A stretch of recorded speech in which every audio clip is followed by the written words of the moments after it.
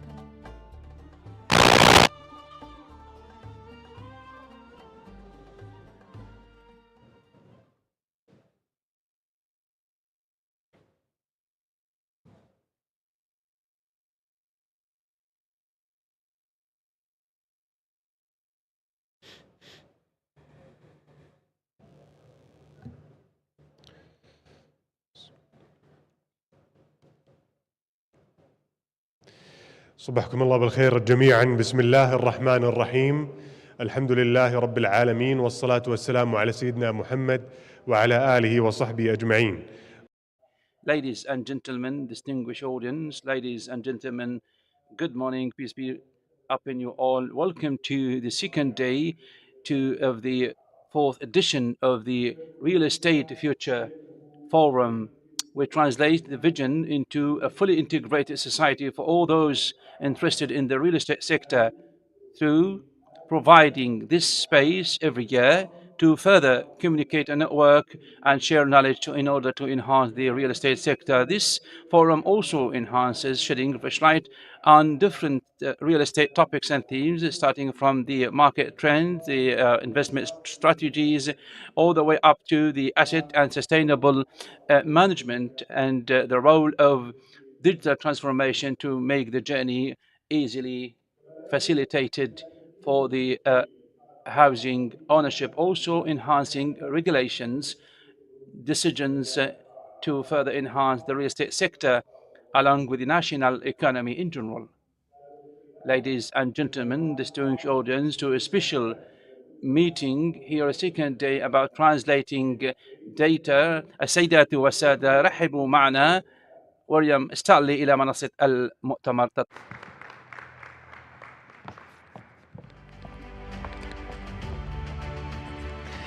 Marhaba, welcome to day 2 of the RFF 2025. How are you all feeling this morning? Good? Ready for some incredible insights from a world-renowned medical scientist? Yes, I think it's going to be an absolutely fascinating session this morning, and it's my absolute honor and delight to welcome her onto stage. So our next guest, she's a pioneering physician. She's a brain scientist. She's also an entrepreneur, and she's absolutely driving innovation at that intersection of neuroscience and technology. She's the founder of an AI company that's revolutionizing the construction industry, and that's really shaping the future of how we connect spaces to cognition.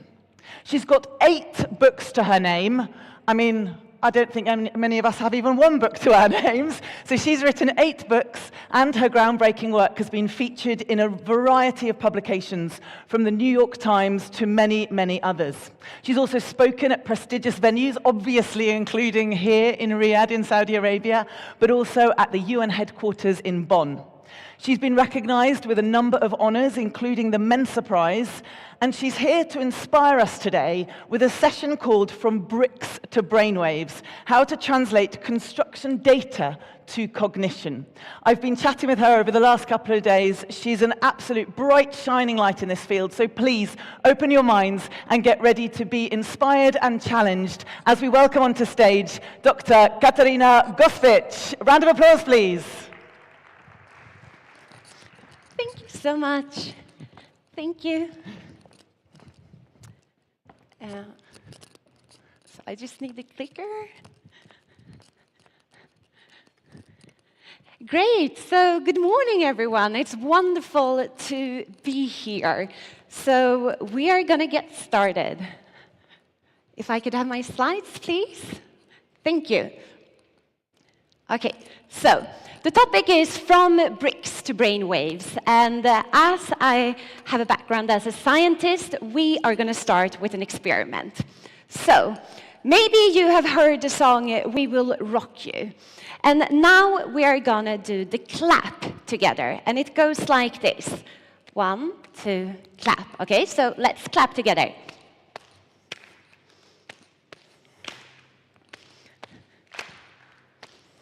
Okay, wonderful, guys. Thank you. You're doing great. So what I want to teach you with this experiment are 2 things. So first of all, speaking of brain waves, when we clap together like this, our brains get in sync. They get into the same frequency. And when they are in sync, it actually increases our ability for collaboration and thus our chance of survival. The second thing I want to teach you is that everything radiates data. So when you're just sitting here, you're radiating data. When you're clapping, you're radiating data. And everything in this room radiates data, like bricks, like the walls, like the lamps, and all of that.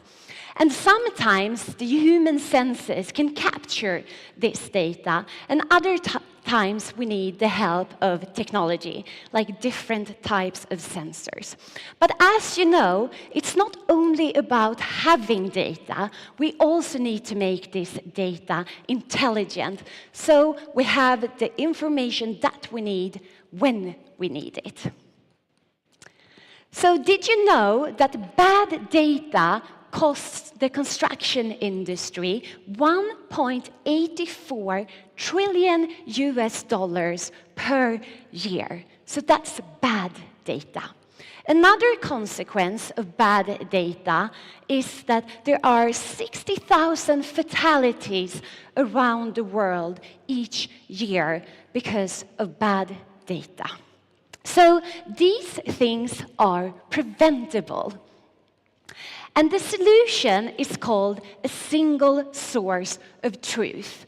So if we structure data and create a bucket where everyone can look in, so we share this common view of things. And if we have this information in a standardized way, in an unbroken way, and in a digitalized way throughout the whole life cycle of the built environment, we can really solve the problem of bad data. And this is the backbone when we create intelligence, when we turn this type of data to cognition, kind of creating a brain for the construction industry. So in my company, we have a solution called Samporten, and it's an AI SaaS solution that I view a bit as a digital seatbelt for humans, for buildings. So let's take a look at how it works. So I'm going to show you a movie. And what you will see here is that we work within two areas creating tailor-made AI solutions. So one area is coordination, and the other area is information management. So I'm sure that lots of you are using ChatGPT. And when you ask a question to ChatGPT, let's say, oh, we shouldn't play the movie yet, so stop that. Okay. So when we are using sorry, can you stop the movie?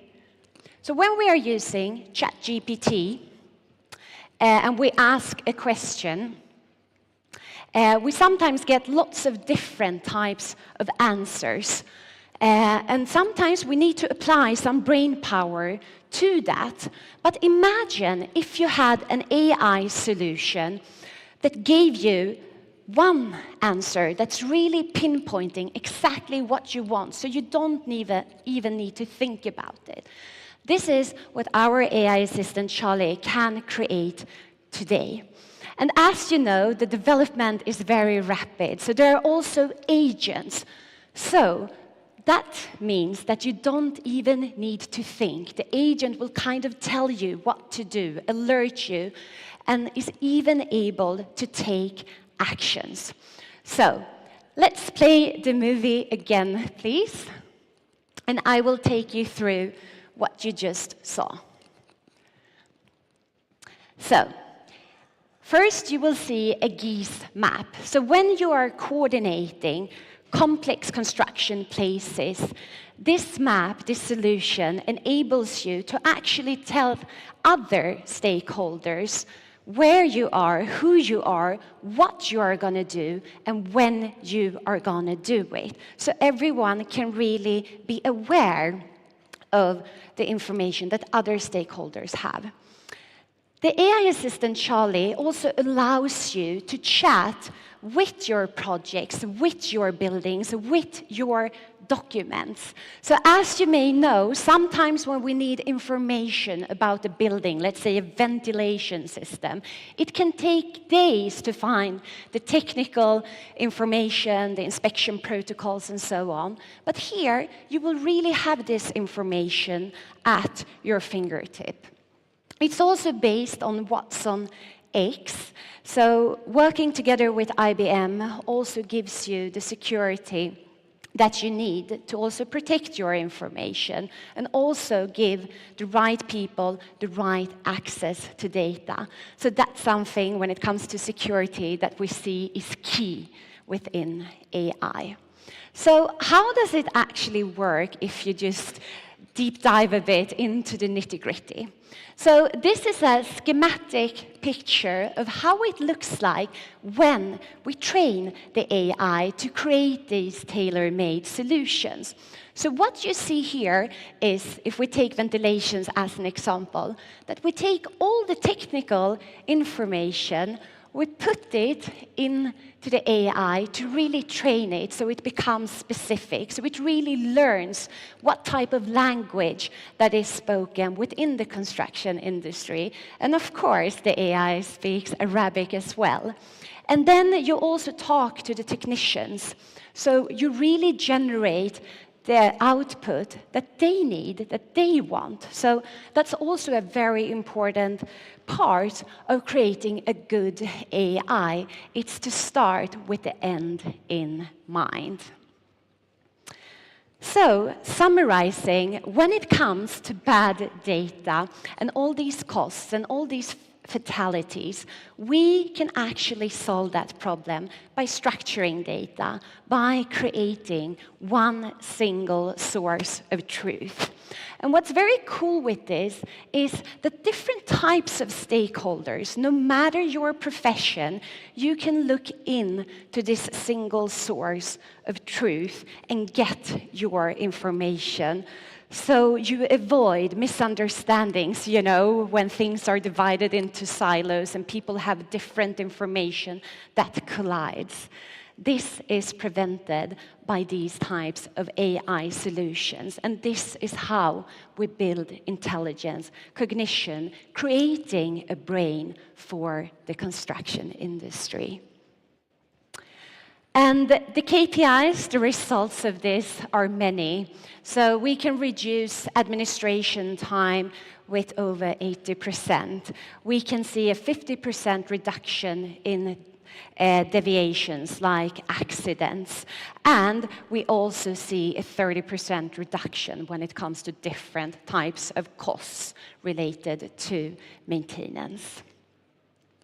So if we want to create a wonderful future for humanity, turning dreams into reality, how do we actually do that? Before I answer that question, we are going to do an experiment together again. So this time, I would like for you to take your finger like this, and then you try to pull it down as fast as you can. Okay, wonderful, guys. You're really good at this. Great.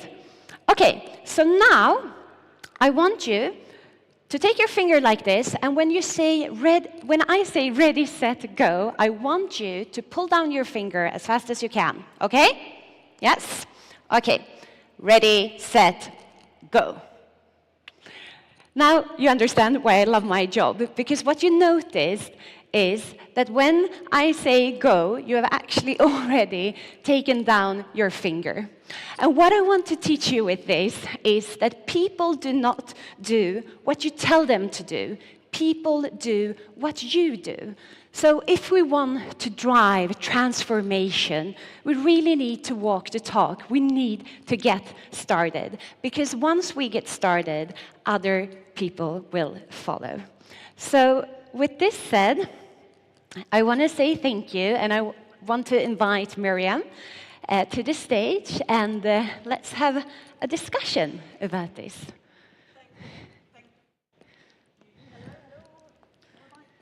Hi.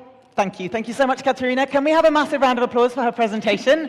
Thank you again after our conversation. Let's stay standing. I think it's nice to get some energy in the room if that works for you. Wonderful. So, absolutely fascinating insights. Thank you. But I wanted to start by asking you a question, because this conference is all about the future of humanity. Yes. And here we are talking about AI and robots and virtual assistants. Yeah. So you're a brain scientist, you love people and you love our actual brains. Yes.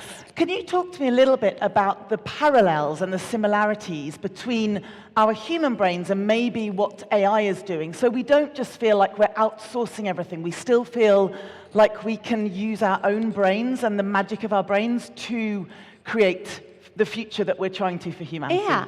So the most important part right now when it comes to create a good AI is to actually steal the information from all these bright brains out there. So when we do the training, we really need experts to tell us what's right and what's wrong and what type of answers do we want or not.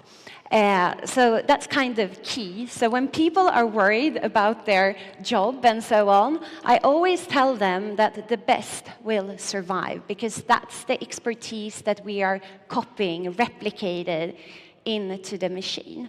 But then there is also another parallel of the AI that we are creating, and that is that when we make decisions, put in simple terms, we have the reptile brain, that's very fast, And then we have the frontal lobe, the smartest part of the brain, that's a bit slower.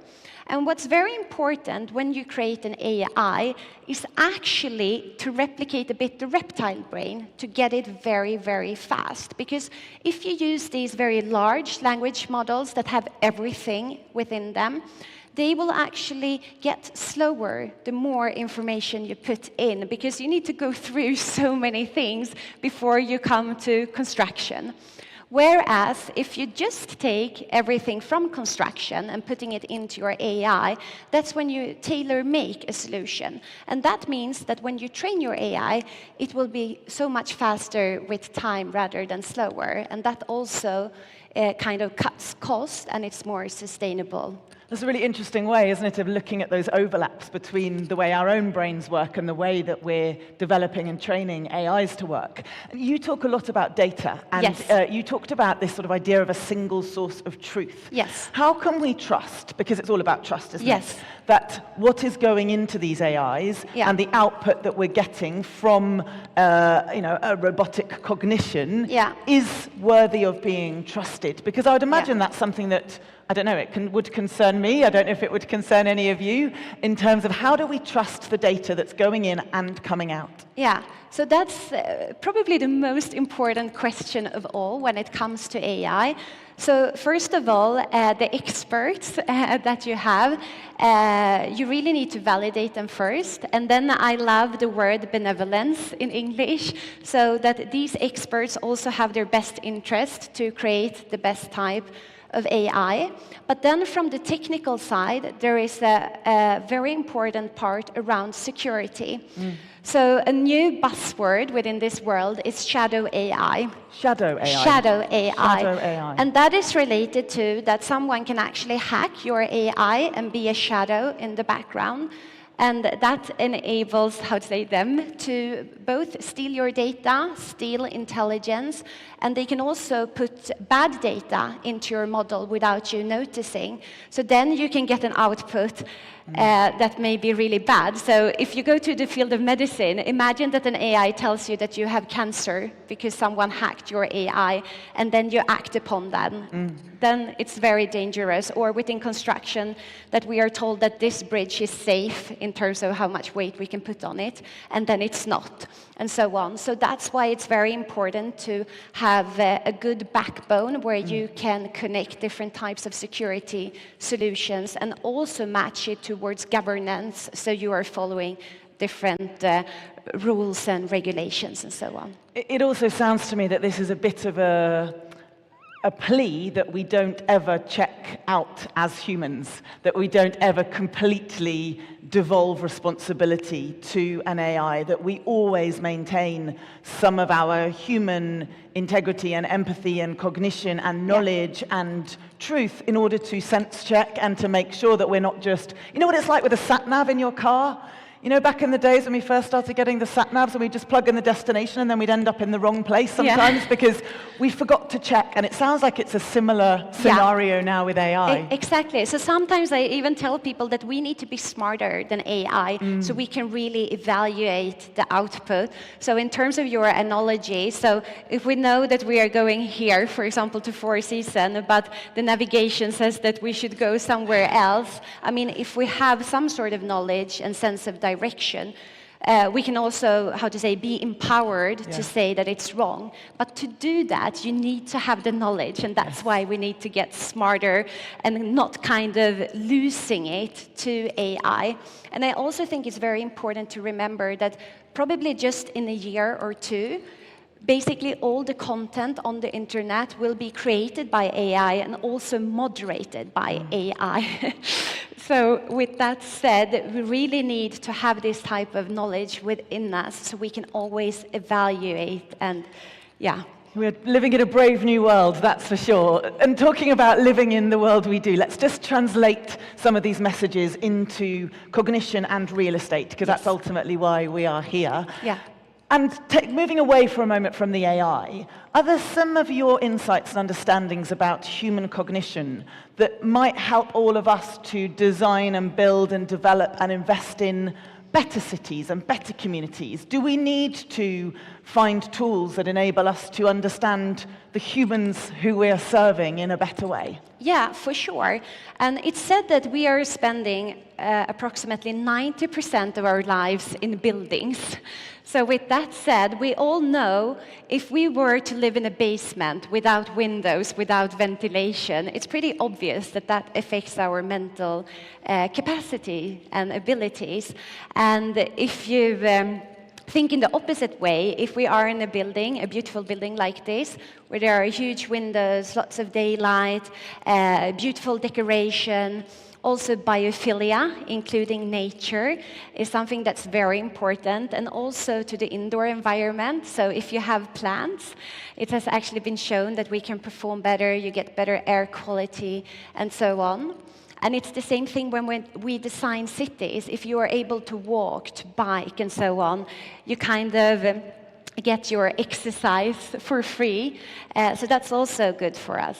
Is there a way that those of us in the room today can access that information and those insights? Because I don't know about you, but I'm not a brain scientist. Anyone here a brain scientist? But it's obviously really important that we have these sort of human-centric designs, this human centricity in all of these developments and all of the way that we're planning. Where can we go? Where can we find that? How can we open our minds a bit more to understand the needs of the communities and the people we're serving? Yeah, so I would say there is lots of information in terms of books and TED Talks and so on the internet, but also in the medical literature, there are lots of studies around this. But then I think it's all about combining different people with different types of knowledge, because it's kind of when we merge different types of expertise that we can create a greater whole.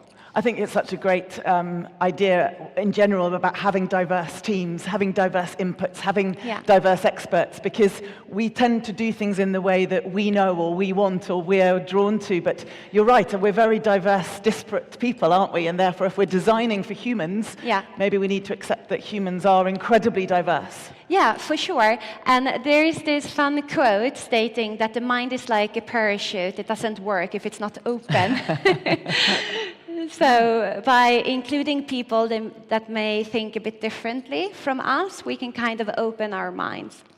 So let's talk a bit about how all of these insights to do with brain science and AI and the future of design, how all of these things are really revolutionizing construction and real estate, and maybe even industries beyond real estate, because we all live and work out there in the wider world. But where do you see the next big revolutions coming with these marrying pieces around data, AI, cognition, brain science? Yeah, so the way I see it is, if you take Riyadh and Saudi as an example, if you build this type of intelligence, if you really learn from every screw and bolt that you put into every building that you're building right now, from every ventilation system, from every escalator and so on, if you put all that information together in a single bucket, rather than it being spread out in different brains and so on, then you can really create this super intelligence, and that will really make you the smartest kid in the class. And we all want to be the smartest kid in the class. Exactly.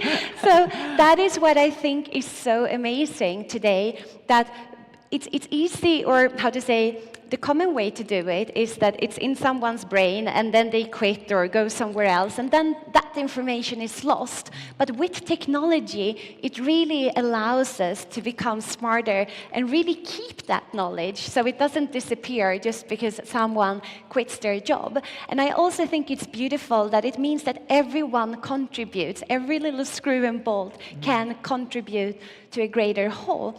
And it also teaches us how to say the perfect construction recipes, what's sustainable, what ventilation system should we use, or if we are in this type of environment, how do we optimize the indoor environment, for example. So there is so much learnings from that, rather than reinventing the wheel every time we make a new building. So I kind of love the concept of this collective mind. Do you have any specific kind of examples you can share with us or paint a picture of environments or buildings or cities or projects that have really taken this idea of understanding human cognition, taking data, using it in a better way, and creating an outcome with it. Is there anything you can share with us where you've seen it done really, really well?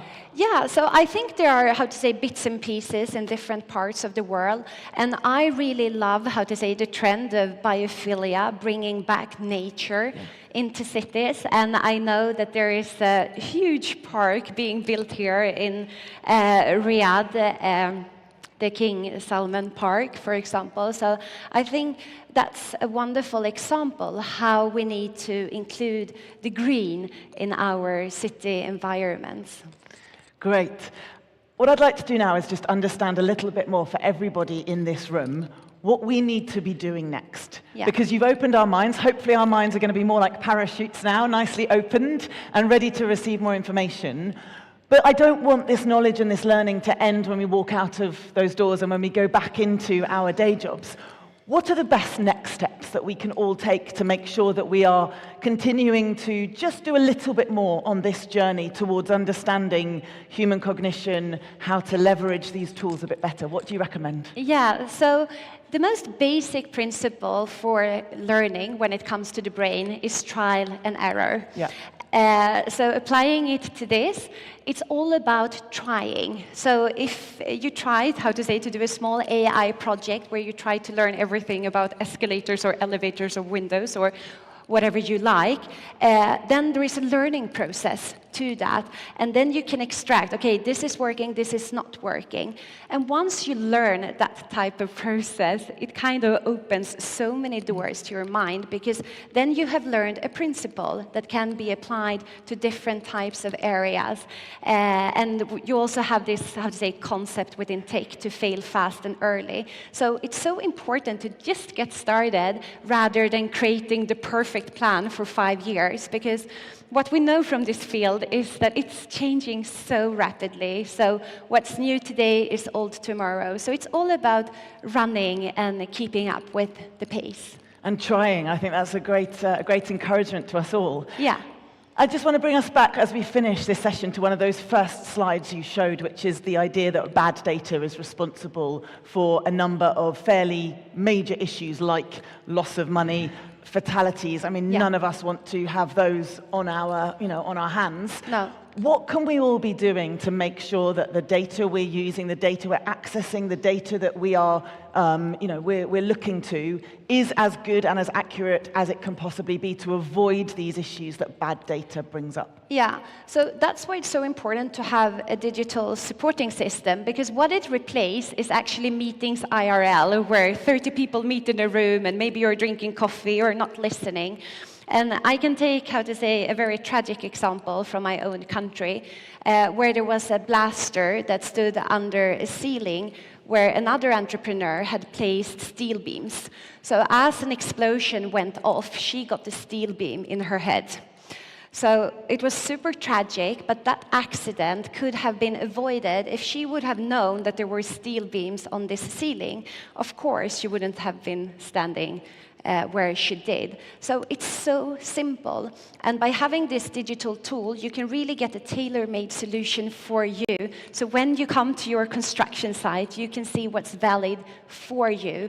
And you can ask questions, and then you can also secure the job that you do. So when it comes to bad accidents, it's seen that it's the most new ones at work because they don't know better. And then it's the elderly that have been there forever because they know everything and they take shortcuts. But with the digital system, we can kind of create checklists like they have in the aviation industry, where you check things before an explosion goes off, for example. So that becomes a way to secure and really consider health and safety when it comes to working environment.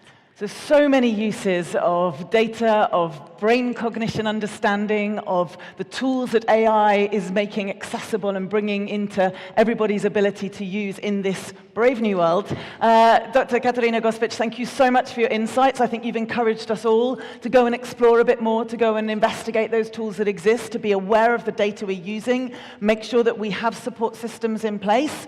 Would you like to just say one final thing in closing to the audience? Yeah, let's get started. Get started. Yes. Fantastic. Please join me in thanking Dr. Katarina Gosvec. Thank you so much. Thank you. And I'd like now to hand back to Abdullah Abu Al-Noor to welcome us to the rest of today's sessions. Thank you so much for your attention. Thanks Miriam. Thanks Dr. Katarina. السادة والسيدات إلى جلسة حوارية محورها حول منطقة عسير. Region. It is a leading international destination. His Excellency Engineer Hashim Ad-Dabbagh, the CEO of Aseer Region Development Authority, moderated by Abdul Majid Al-Anizi. Please, the floor is yours, Your Excellency.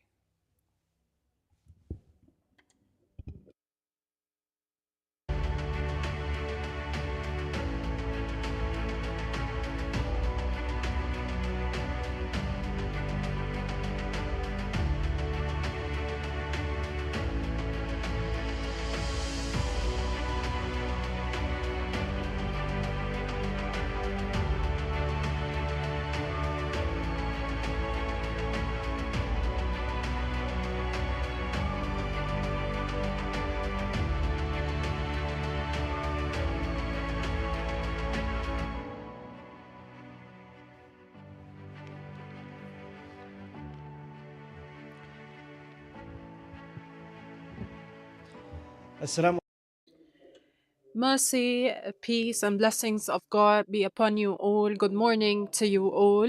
Another day, a second day of the Real Estate Forum, Future of Real Estate. Welcome to this forum, and today to take advantage of all the opportunities of the regions and also to support the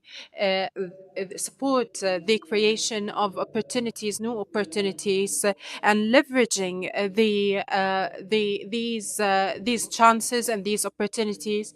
We have a momentum, economic momentum that is needed as well. So what we have in line with the Vision 2030 is diversification of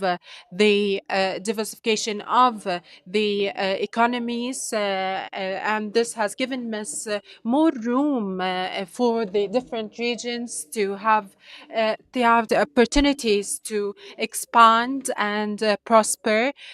So today we have an example as the Aseer region, the Development Authority for Aseer region has launched a strategy that is a roadmap for development in the region. With us is the Chief Executive Officer of the Aseer Development Authority. Welcome, Engineer Ad-Dabbagh. Before starting, we want to leave you with this video, a salute to all of you in the Aseer region, from the Aseer region.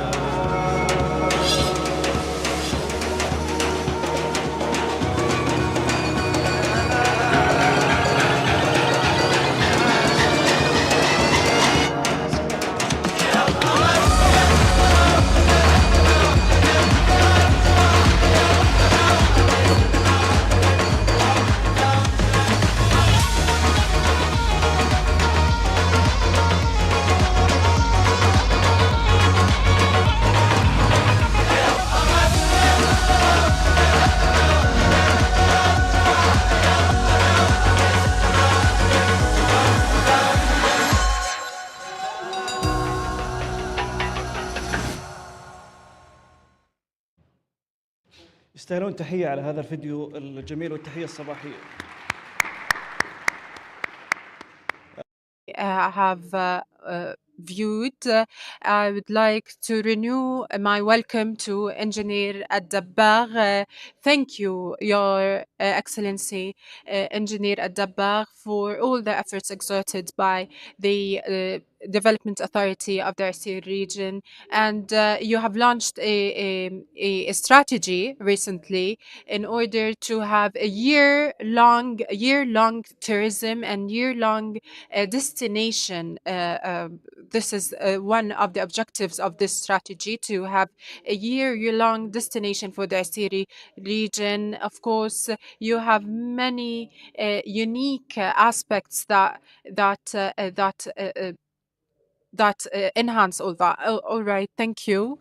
And we are happy and delighted to be part of the Real Estate Future Forum, of course, with the presence of many of the leaders. And I agree with you, of course, the Asiri region has always been a destination for many tourists, and even before the vision. Of course, the strategy was launched and established on a basis, a really strong basis, which is the environment. Of course, the environment, and this is what you have seen during the video. Of course, we have a great weather and also the climate in the Assyri region. Second is the culture.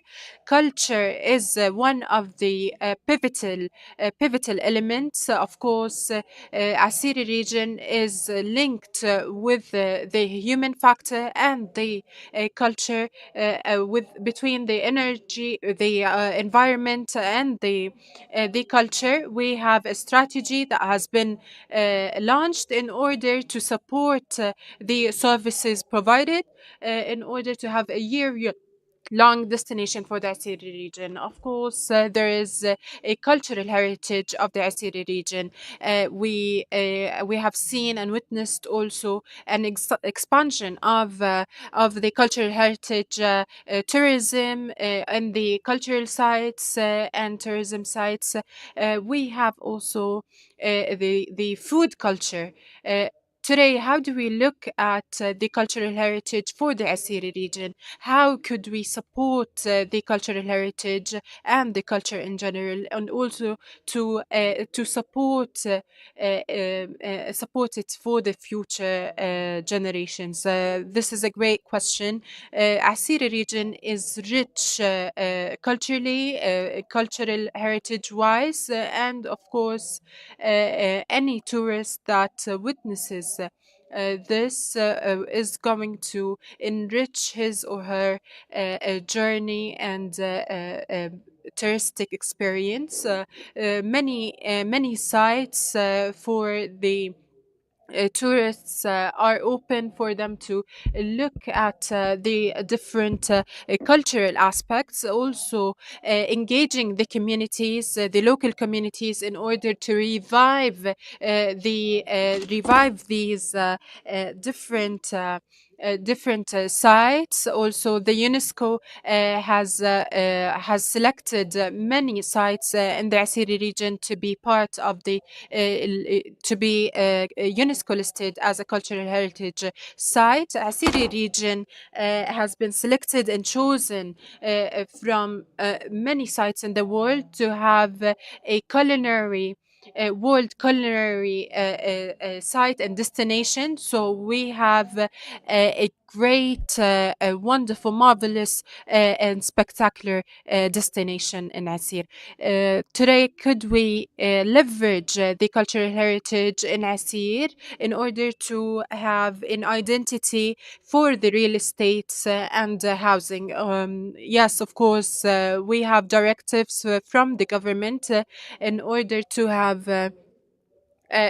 to have real estates, not just for the 13 regions, but also having a print and identity of the cultural heritage, having the different cottages. We have cottages in the Assyri region more than any other region. This is because of its own cultural heritage, identity, and also the climate that differs from one region to another. And at the Assyri Authority, Development Authority, we work with all the contracting authorities and stakeholders in order to make sure they are in line with and are in synergy and harmony with all the directives related to the cultural heritage and maintaining and preserving the cultural heritage, having a also a visual aspect that is also cultural heritage savvy. All right. Another question is related to Aseer, looking from a different perspective for the tourism and also development of the region in order to attract also investments. We have witnessed that there are many investments that are struggling in Aseer. So how could you how would you say you were able to attract these investments and also revive investments related to tourism? Of course, the hindrance of investment so was in the past. Today, I assure you that Asir region is one of the regions that is excellent in attracting investments and also activating them effectively. We have many factors that come into play. One, is the committee related to investments and also business development committee. We have a committee related to business women and men in the Asiri region. They work with you in order to hinder any obstacles in your way in order to serve you in order to remove any obstacles in your way.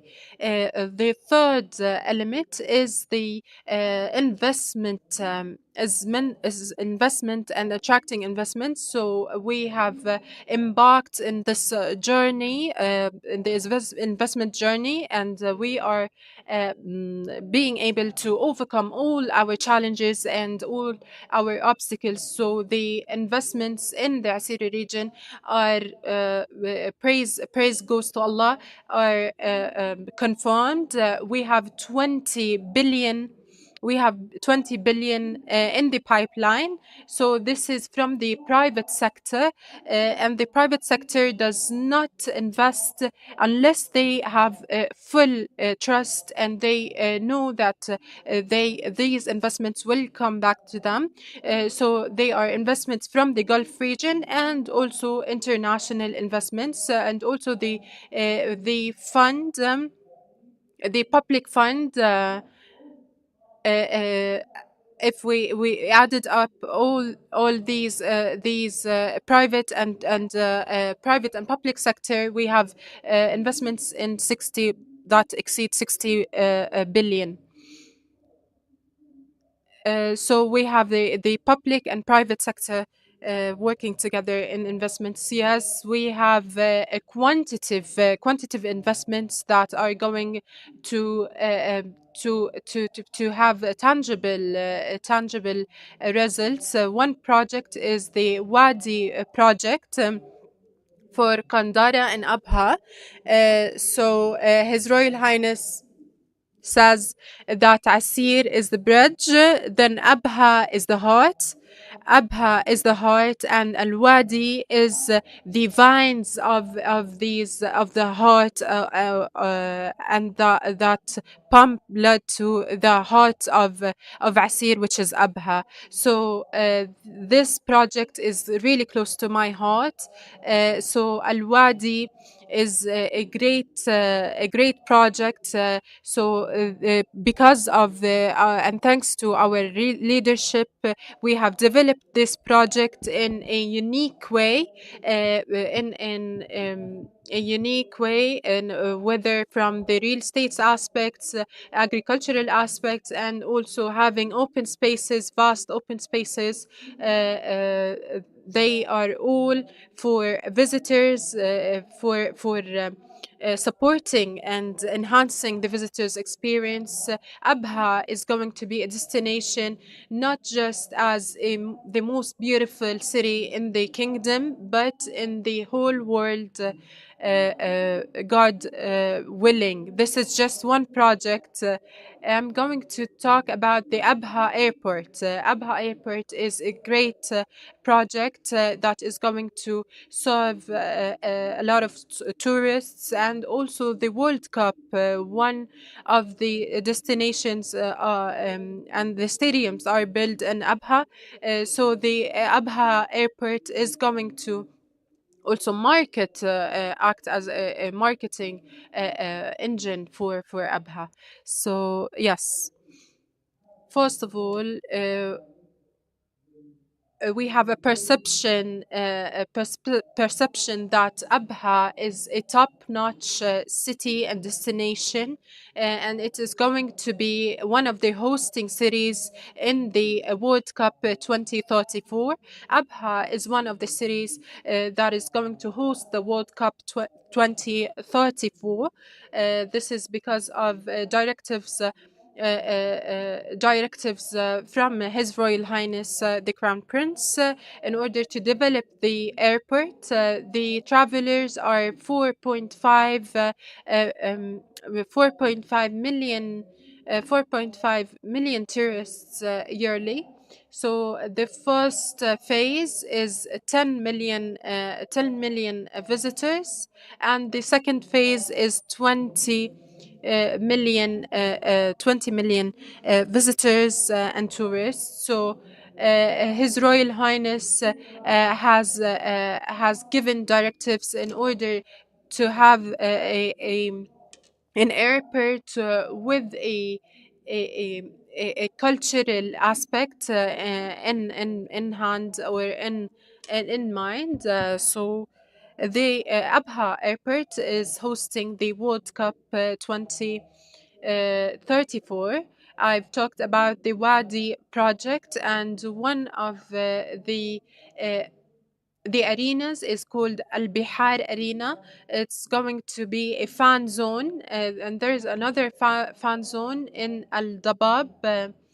So it is a panoramic, also a panoramic view, and these two destinations are going to be linked by bridges. So Abha is going to be a different, unique destination. It has a great climate that attracts tourists in order to enjoy the experience. All right. You have one also. I would like to one as a leading project. I would like to congratulate you on that. How could you invest with the capabilities and qualifications, the human capital? How do you invest in the human capital and attract the human capital? All right, this is a great question. I would like to remind you that the strategy is built on three main aspects. The first is the human capital, the land, and under the human capital, we have many different departments that work hard and tirelessly in order to achieve the different objectives and goals. This is the first.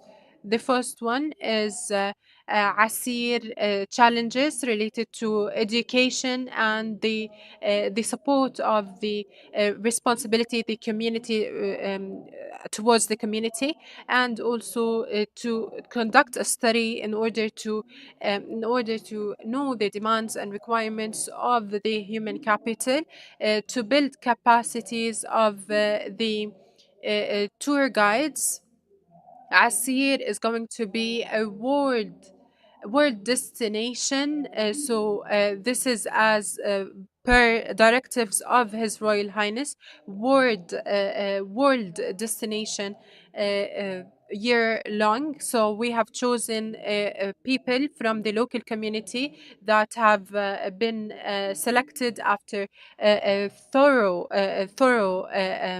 selections. We have trained them in the kingdom at a very high level, and we have chosen 16 qualified humans or human capitals or people from the community in order to enrich the experience. They have also they've had also study visits in Turkey, in Morocco, and different countries around the world in order to take that experience and translate it to Aseer. So this is just an example, one example that I could mention from many projects. So I might conclude with one last project that is close to my heart also, which is the women empowerment in Aseer. This project, I personally I moved to the Aseer region in the past 3 years. I've seen an enthusiasm that is really tangible, and also from the women of the Assyri region. It warms my heart to know that the women work hard and tirelessly in order to give back to their communities. And today we are going to launch and this project as well. Is there a role for universities in Asir in order to be in line with the different requirements of the Asiri region? Of course, the university and academic community has a role to play in the next stages and phases. How do you communicate with the academic community? This is a great question, an excellent question. The Prince Turkey, the Prince of Asir, has a philosophy in order to have a communication that is continuous and with the private sector, public sector, and the local community. So this is based on this philosophy from His Royal Highness the Prince Turkey. We have started the alignment works and efforts with the universities. The King Khalid University. King Khalid University is the first university in the kingdom in order to work in harmony with the different projects. So we have fruitful collaboration with the King Khalid University, and as well with the Bisha University, and also the Education Ministry. And you've mentioned something related to the strategy. It is built on three aspects. It's the human capital, the environment, and the economical aspects. So we have a budget for 50 billion 50 billion Saudi riyals to support the strategy. We're talking about figures. What kind of figures you could mention related to the economical aspect? I think the main goal and objective based on this strategy is to have a world a year-long destination worldwide. So this is the Ministry of Tourism is an umbrella for all the tourists from all over the world. So this is important to be able to communicate with them and collaborate with them continuously. We have statistic information and data to attract a million visitors and tourists by 2024. but the figures and numbers are 9.1 visitors, a million visitors. So I'm predicting that most probably we are going to update this objective to exceed 9.1 million visitors and tourists. We have updated the objective from 100 million to 150 million visitors for the kingdom, and the same applies to Aseer. I would like to conclude with the one main point related to the figures and numbers related to the 2030. You have exceeded the numbers and figures beforehand. So related to the hotels and building hotels, we're not keeping those numbers to ourselves, but because of the leadership and the support that we have, they have provided us with. We were able to exceed all the expectations. I could predict that because of the momentum that we are witnessing, that the objectives are going to be updated to be more and increase. Related to hotel capacities and hotel rooms, we have units in the Aseer region. It's 8,000 units, 8,000 units in the hotels. So we are going to increase that number to 16,000, which is the double. And we are working tirelessly now between the investment committee and with our different colleagues in the private sector, like Suda company, in order to make sure that we have hotels that are up to the level. And when we are talking to top-notch hotels, we are talking about the visitor's experience.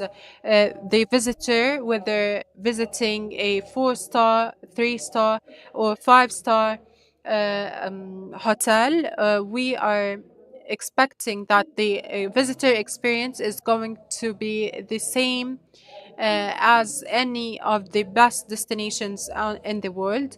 Also having 5-star hotels that are top notch, that are we have different trademarks that we have signed with that they are the top of the top, and we have the climate, we have the culture, we have the trademarks that we have signed with. We don't have anything left. I think we also going to put the cherry on top with the airport, the Abha airport that is going to be launched. Thank you, CEO of Aseer Region Development Authority. And thank you, dear guests, for joining us during this discussion. Thank you.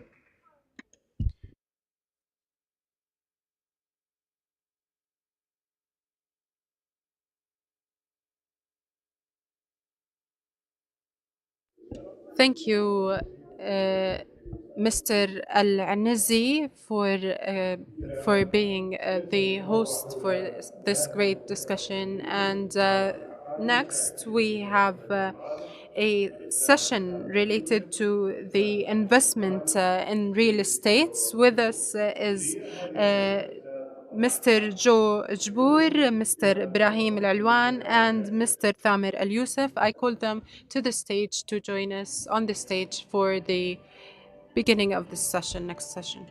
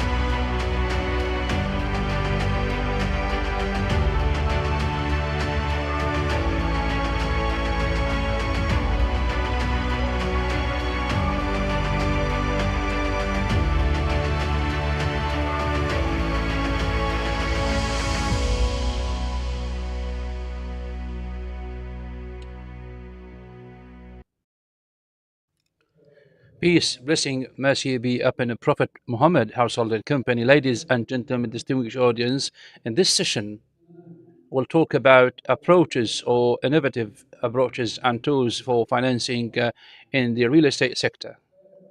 Well, everyone is aware of the fact that not because I was a backing official in the past, the Kingdom of Aseer played such a great role in financing big real estate project, whether individual level or at the level of the real estate project level. I'll give you some figures and numbers quickly to better understand the volume of the financing projects. The real estate grew from 2019 to 79 billion, all the way up to more than 800 billions, whether at the level of the individuals or real estate project sector. But again, what we need is that we need further innovative tools and approaches for financing, new approaches for financing that go in line with the volume of the real estate projects, be it in the existing ones or implemented or upcoming projects. Knight Frank reports that over the 8 years, the volume of projects, the giga projects in the Kingdom of Saudi Arabia, more than $1.3 trillion American dollars, at about 4% in terms of the growth rate, and also other entities also talked and report about this relating to the real estate consultation. And in the future, of course, and the immediate future, more and more real estate projects with the completion of Neom, Trojena, The Line, Gadia, and the new Murabba, name it, you name it, in addition to the traditional financing methods and tools. Of course, we have more than 230 in terms of the fintech companies. And these 230 fintech companies, are they sufficient?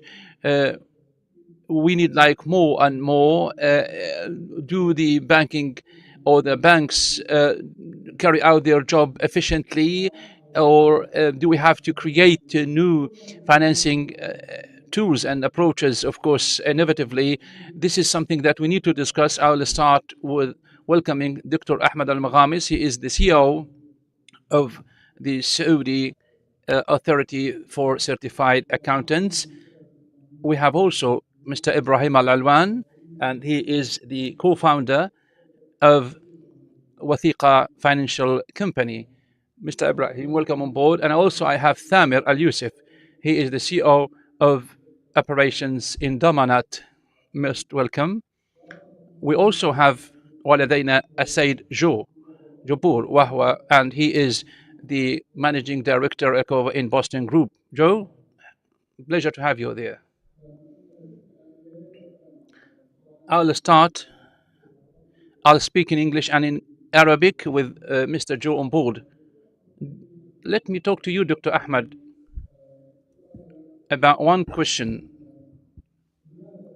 What is it the authorities doing in terms of the efforts in order to enhance and develop certified accountants and the approaches, and also its economic impact on this? First, please, peace, blessing, mercy be upon you all. First, thank you so much for organizing this great forum, and big thanks go to also all the people participating here in this forum.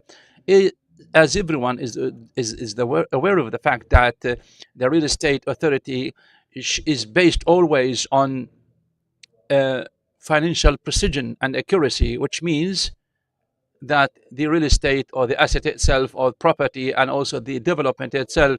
So the role of the authority of the certified accountants can be threefold. The first of which is that to develop standards for accounting standards and regulations, which are the basic when it comes to the financial statements for entities across all types and typologies, including, of course, the real estate entities and the other consideration. Also, training and rehabilitating the certified accountants to audit such kind of financial statements based on the accounting standards. The third role is to train accountants, those who work, of course, across all the entities, regardless of the typologies, regardless of the levels of such kind of entities. And this, of course, requires what is known as, or what is referred to in the real estate entities, financial accuracy and precision is the most important pillars and principles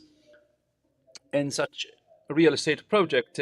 Real estate projects can be divided or are divided into different parts or different different typologies, the most important of which is the financial precision and accuracy, given the huge amount of money being spent on creating such projects. Again, many people who invested their money do expect a lot of returns coming, of course, from such kind of investment, which may be not, of course, good unless otherwise we have well certified and highly certified accountants working on editing such kind of financial statements. The authority over 30 years has really made great efforts in terms of training and rehabilitating, qualifying also accountants to be highly qualified. We feel proud that we have more than 1,100 certified accountants and more than 2,000 certified accountants, professional with the professional certificates in taxation and other accounting services. And we have also achieved so many successes, really, in terms of how the authority can be the only translator when it comes to the standards of auditing, standards of accounting. And we feel proud here in the Kingdom of Serbia to be that auditing and accounting is the number one across the Arab region. Dr. Ahmed, in addition to what you're doing in terms of your role and responsibility, what about the governance of this sector? Did it get engaged in this? Well, honestly speaking of the accounting, the standards are or apply to all the commercial businesses, regardless of the typology of business they are engaged in. The real estate entities, we focus in the real estate entities, we focus on the contributions and the projects. Real estate projects, there are standards relating to, for example, investment, particularly in the real estate investment or investments, and also investments in assets or assets investments. So they do play such a great role in the real estate development. Again, accounting and auditing get engaged in the projects all related to providing specialized training workshops and courses relating to the real estate development, and such as the union of the real estate asset and property owners. So it is always to encourage the activities of such real estate projects. So auditing and accounting are not limited to providing services to the real estate sector, but across all the activities, all the services. But given the importance of this and how much money is being given or spent, so it is very important also to focus on the investors or the real estate investors and owners with the regulations in place, financial regulations in place, and standard and financial standards in place. Many of us, of course, either used to be like a contributor to real estate projects, or there were problems relating to investments in real estate. And this is not something known as contributions to real estate. And I was a member of the real estate committee, real estate contribution committee, and we found one of the most important points that were a reason that accounts and justify accounts for the failure of the contributor is the lack of the standards, financial standards, and financial considerations that can, of course, help them to get their own revenues. And this was successfully solved, and with the regulations coming into place, such as the real estate contribution law and also the law of the on-map sale regulations or law. As for guarantees, and speaking of guarantees, your company has made a great job, great efforts. You remember well the low income to find like good financial solutions to enable them to own a housing unit, or and it is expected by 2030 to make it all the way up to 70%. Could you speak more about it? First, I would like to express my appreciation and gratitude to everyone. A good idea about Damanat program, as you've said, the company started in 2017 in one of the housing programs in 2023. So far, it is owned by the real estate fund, more than 150,000 beneficiaries. We focus on certain segments in order to enable them to have good financing to build their own housing units. As you've said, we look into this, of course, into the ecosystem as fully integrated,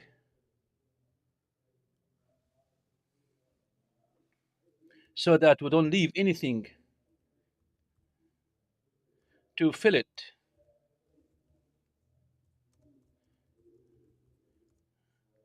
So we started with the citizens, and so that we help them to take loans.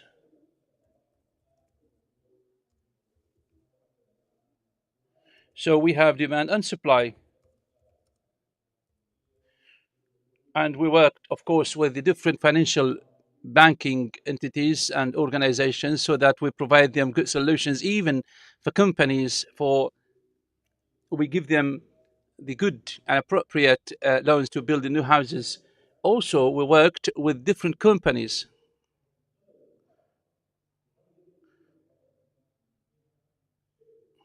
and also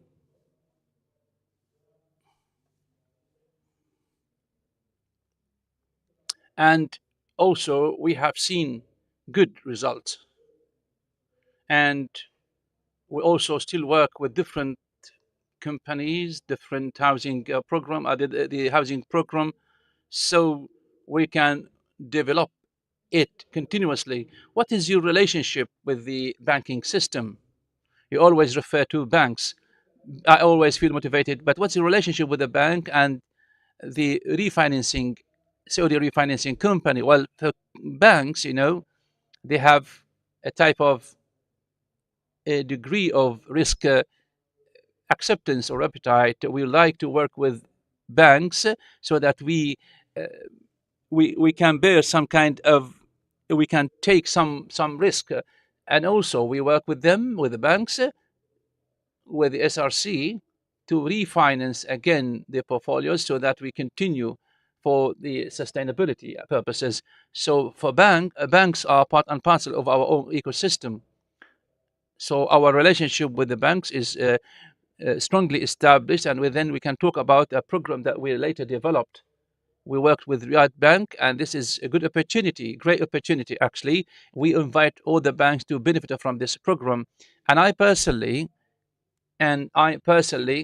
see that this program can do a great job to give them like financing. I mean, to give the developing companies financing so that we can have like higher levels of productivity.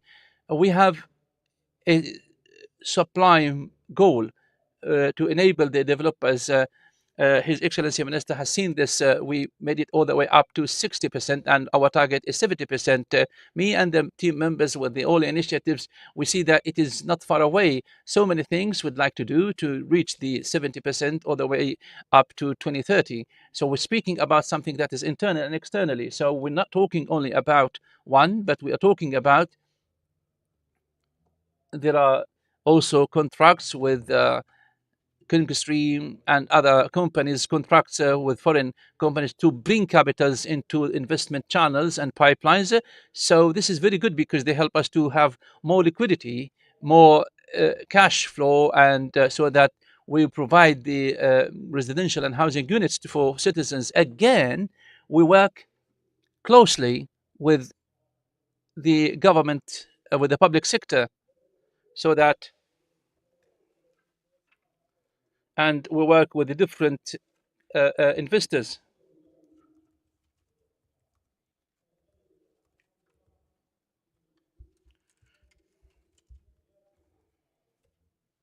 So great.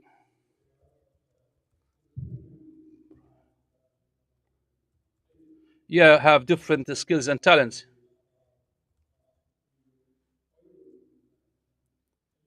Today, how do you talk about a certified accountant? Speaking of the budget, can so the question is, if we look into the general budget for, in terms of the diagnosis of the companies, in terms of the financial status and the investment status in the real estate sector first, back to back in history, first the financial precision and accuracy and the guarantees are all very important. This is a snapshot of bigger problem.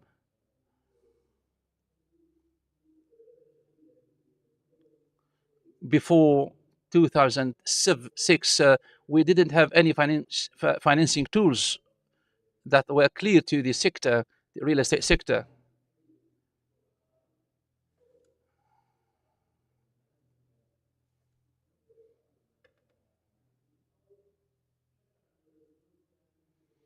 But with like personal guarantee, one of the reasons at that time that we didn't have any kind of precision tools, but later, of course,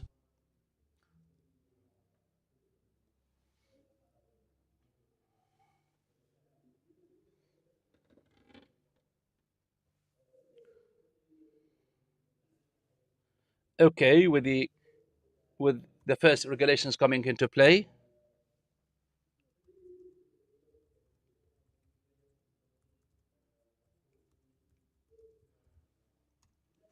So ever since that time, we have seen a lot of development in in the financing and investment sector. All the purpose is to make it like highly accurate, highly precise. Any new products should be well detailed, accurate, and precise.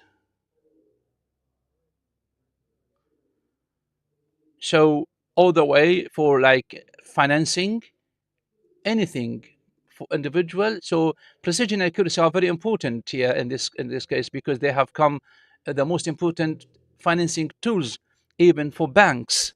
Banks today seen this, and they can be like they are highly organized by the capital, so the capital market authority, and also been well organized for the real estate sector. And then we had the what is known as the sale on the map, and this of course created a quantum leap in terms of financing projects. And this is one of the most important basics, actually, most important basic tools, reducing cost. And later we have what is known as, with technologies coming into play, mass financing, and also the platforms make it possible for investors to get engaged in micro investments. These all help actually to have higher and higher.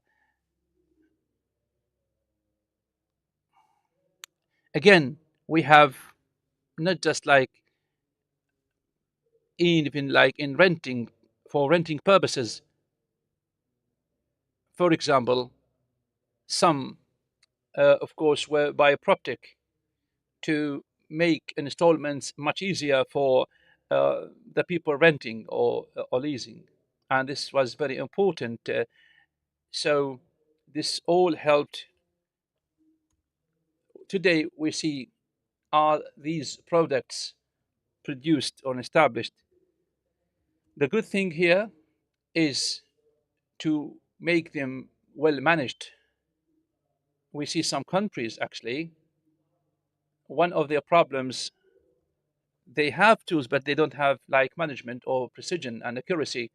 That is why banks feel very much easy in terms of injecting cash flow and money. And it was one of the most difficult ones actually the real estate sector is now well linked and connected, and the bank portfolios in the real estate sector is highly motivated, and we need to develop new good tools as well for investments and activation. You talked about it, and do you assess in terms of the awareness of developers or the end users to what's going on in terms of the increasingly growing steps? We didn't have the sale on the map, for example. Now we have it. We didn't have it in the past. The other regulations coming into play as well. The question is, how do you assess the awareness and regulations, whether at the level of developers or at the level of the end users or the buildings? While all the regulations come into play or in place, need to better understand the products. I remember the real estate funds, once they came into play in 2006, it took about 5 years for investors, for developers, for landowners, banks to better understand this kind of new system and law and accept it and deal with it or with them most appropriately. And we had like some problems in terms of real estate funds launch, but once the parties associated with this product have understood, for example, how it is, then we started like hearing about new funds coming into play, because all the parties related are understanding this. We have heard of the small developers, the bank itself is feeling very much easier for the performance and so on. Equally important, the sale on the map. First, we had some problems in terms of how this method was to be applied or to apply. I still remember one of the products, and we always research how it should be adopted or should be applied. We used to calculate only less than 50% of the project to be financed on the map, on the sale of the map, because no trust was on the buyers, and also people felt afraid of this, and also how to manage risk. So we have become of the strong developers.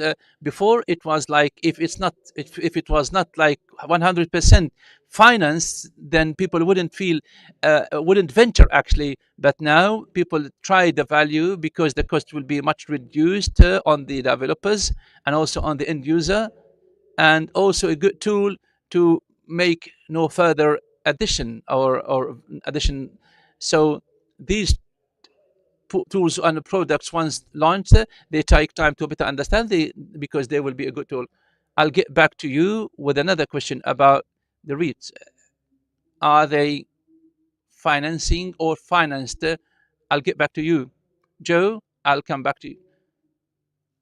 قلت جو عندما قلنا في المقدمة في التقرير السابق أن المشاريع العملاقة في المملكة العربية السعودية كانت منذ طبعا 6 أو 7 أو 8 سنوات وصلت إلى نمو كبير جدا، وصلت إلى 4%. السؤال هو كيف ترى من منظورك هذا النمو المتسارع في بوستن كونسلتنج جروب اليوم مقارنة باليوم؟ الأدوات المالية والتمويلية عفوا، هل نحتاج المزيد؟ ما هي الخطوات التالية؟ تفضل. شكرا السيد طلعت، وشكرا لهديتكم الكريمة، شكرا لكل المنظمين هنا. حقيقة كما تفضل زميلي، الفرص الاستثمارية في المملكة العربية السعودية mega projects is around between 1 to 1.5 trillion dollars. And I'm glad to hear from all the panelists that a lot of effort has been put in place to facilitate much more the private capital participation in this in this big opportunity. And what we see is there is much advancement in the private capital participation through the real estate funds that have been recently announced by some of the mega projects, but also through some off-plan sales. But from our point of view, we believe that we are still at the cusp of a big change and a big opportunity yet to come, driven mainly by realization of demand in the increase of population and urbanization inside the major cities. This will significantly boost the demand and will facilitate the way to mega projects to start offloading some of their investment packages into the market. Now, if you ask me in what form that will be offered, what we see is if you are an investor in the market, there are multiple avenues for you to participate in this real estate boom. If you are an individual, definitely there's opportunities in participating in the off-plan sales, which is now much more facilitated through the new regulations from WAFI. But also, real estate investors will have the opportunity to go to invest in these projects through real estate development funds.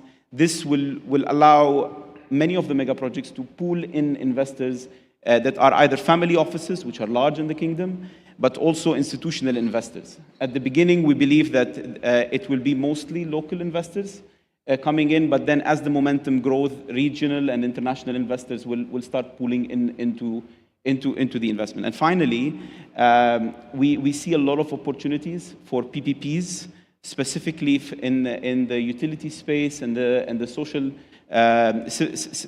and civil infrastructure, facilitated through government offtakes and special regulations around them.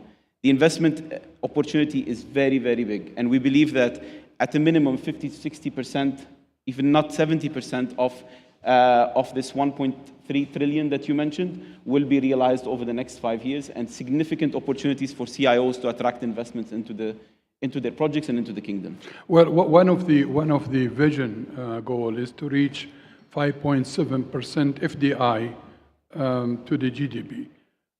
Do you see pulling or attracting foreign investment in the real estate in the kingdom?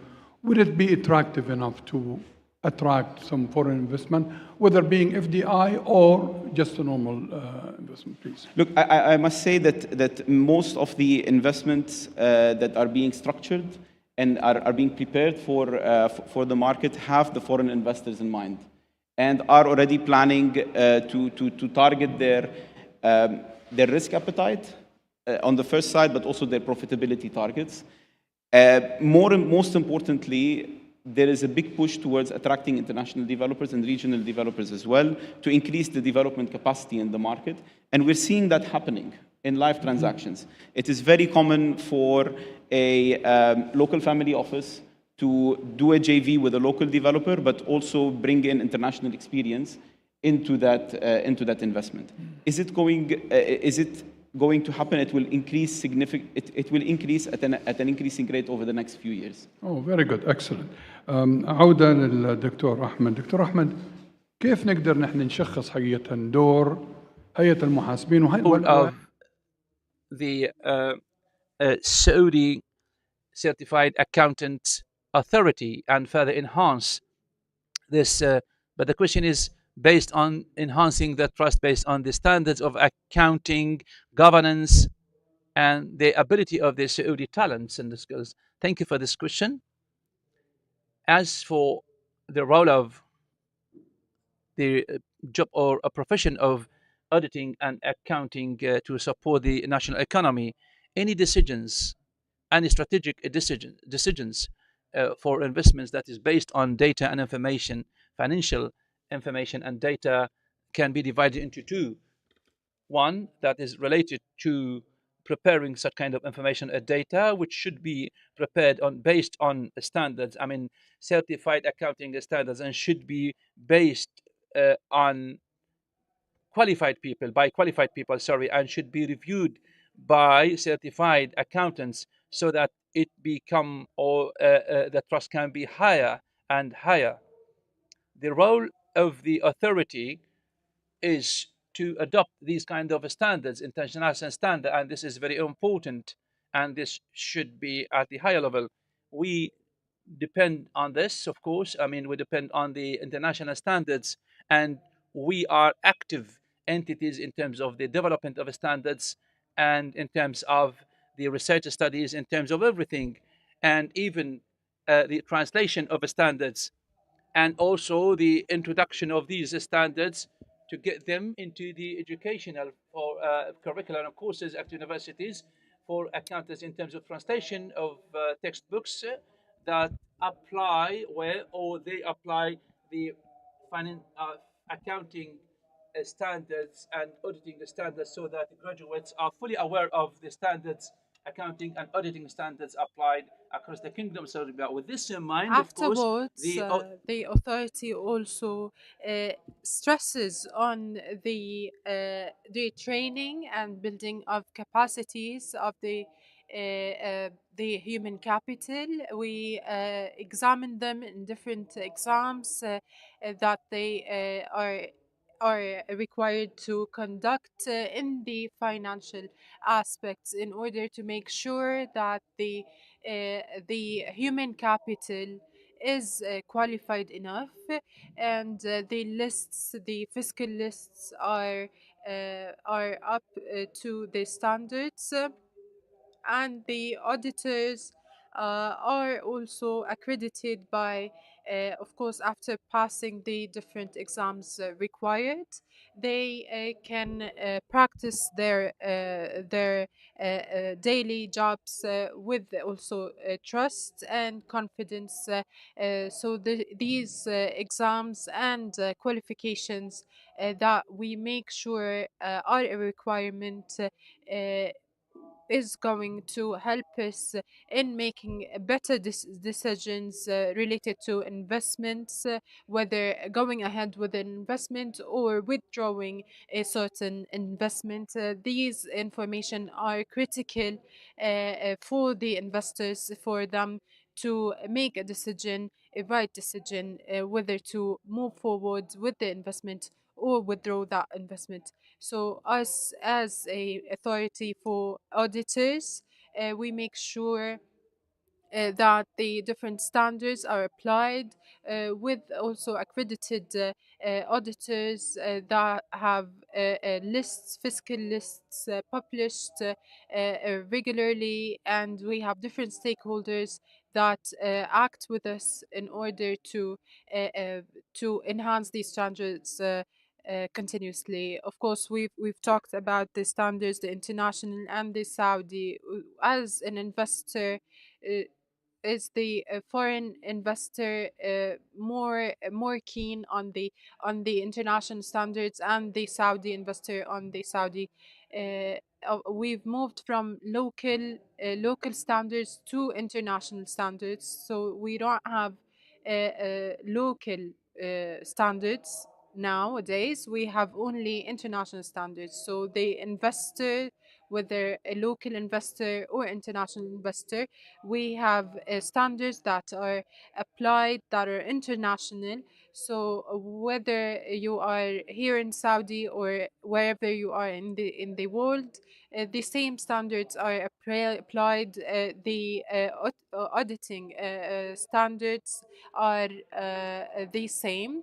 Also, the auditing and revision of fiscal lists are based on the different standards, the international standards that are from the different stakeholders that work with us internationally.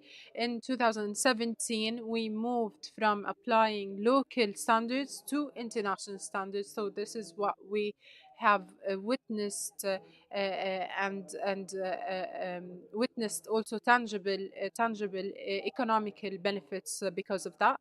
And we could compare between the results wherever these standards are applied. Of course, we've talked about landscape, the development of landscape and the tools. Um, are there guarantees for products that are innovative related to coping with this accelerated manner of development? We have two different aspects, the developers and the investments. We are a link between all these aspects and elements. We give support to the investor and also the funding entities that look at decreasing and mitigating risks and assessing them. So we are a link between the investor, the funding entity, and we work with all these three pillars We work continuously with banks. We don't engage directly with developers or investors, but through banks. Also, we mitigate the risks and guarantee the continuity, or guarantee also, or ensure that the real estate is at prices that are handy, or at adequate pricing. So we are an enabler for all these three pillars for the citizen. Of course, we have a large category of citizens that sometimes funding entities or banks don't have the enough risk appetite to give them those funds. So what we do is enable them, give them guarantees to these entities or the banks in order to provide that fund to that citizen. Also, one of our objectives is, of course, as I said, the appetite for the banks, the risk appetite I'm talking about, is not up to the stage that they could take that risk and give the citizen the funds. So today, uh, we have we have an increased appetite for risk taking, and this is from the investments aspect, and we guarantee the continuity of the bank by mitigating risks and being an integral part of that risk taking, or acting as a barrier for that risk. Also, I have an example with Riyadh Bank. Why Riyadh Bank in particular? Of course, this is an opportunity that is that could be accessed by any bank, but the product. If you could give us a brief about that product. This product is focused on the developers. Uh, so we give funds that are uh, adequate for developers in the first stages, or entrepreneurs. So what we do is work together with the bank to mitigate the risk. We know what are the demands in front of us. So we make sure that the supply is enough to meet the demands, and have the balance between the demands and the supply. So Riyadh Bank is one of the banks that agreed to give funds. We give them guarantees one way or another. So yes, it's kafala for SMEs, or small and medium enterprises. This is for the kafala project. Us, we work with banks. So the other banks are also, they could also have the same opportunity. Yes, of course, this is what we are seeing now, and we're talking about banks like Al Rajhi Bank and Al Ahli Bank, huge big banks such as Al Ahli and Al Rajhi. And we have also a rule in order to increase the marketing and stress on the marketing aspects. So yeah, I see it as a huge opportunity. Back to speaking about funds, more than 251 real estate funds, including retail real estate funds, and also have more than 1.7 million investors. But again, in general, the real estate funds are going to other strip like or whatever. The question is, do we have really real estate funds that go in depth to finance like real estate developers? Thank you for this question. Well, today the rate in terms of the real estate funds based on the structure and the purpose is to provide a good investment tool for profit making funds. So there are assets and there is a fixed profit. So the risks are, relatively speaking, medium or average. So they are made available for all investors across all sectors, across all segments. And because the risks are medium and the governance is good, with this in mind, it provides returns revenue. Sorry. Speaking of financing mega projects, we have a big number of. Yesterday, we heard from several funds, real estate funds, like signing agreements, which is one of them is Wathiq financing companies to finance a bigger project from scratch, like a piece of land on which a project is to be built. So no, I'm speaking here about special funds, so private funds. So the real estate developer agrees with the financial company, of course, where they invite like investors to invest in this fund.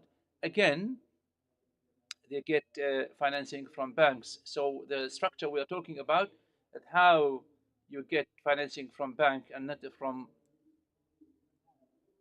banks and also from investors based on the structure of the real estate funds.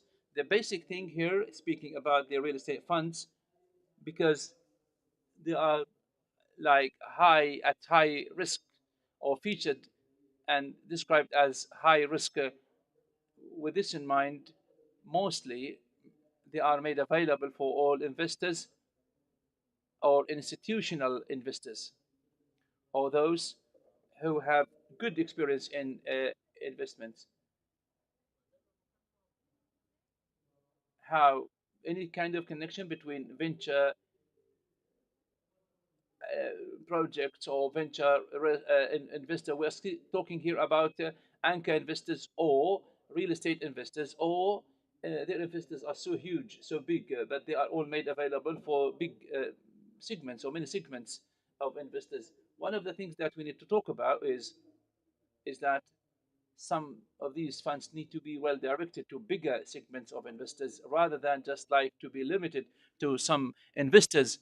So it should be all, should be all to the many investors, and how we can deal with so many investors for like real estate investment and development with more segments of investors. One of the challenge is technology, because if you want to deal with so many investors without technology, you cannot do, or it is very difficult. Not you cannot. We have seen so many challenges. You can like deal with 20 investors all the way up to 100 investors much better when once technology comes into play.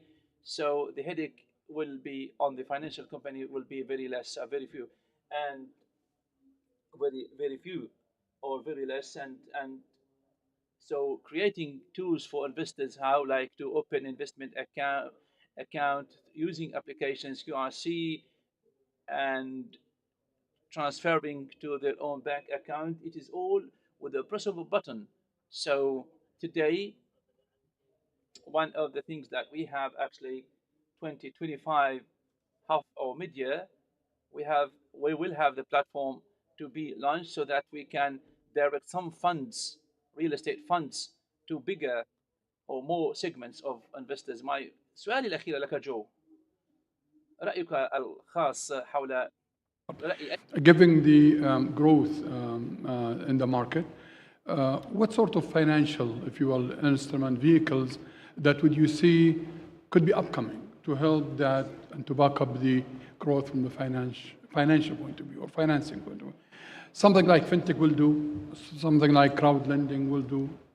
Ideas, please. Look, I think many of those instruments have been covered. I think the main segue for many of the investments will be definitely the real estate development funds that we have all been discussing on the board, but also more importantly, government offtakes and debt raised on the back of government offtakes. Definitely, there will be a lot of room to expand the coverage of the investors through multiple ways. But what really is important is to give the Saudi investor what they are familiar with. And that would really allow much more money to start moving into the investment. And the Saudi investor is familiar with the off-plan sales, is familiar with the investment funds, and that would allow much more money to come into the system faster.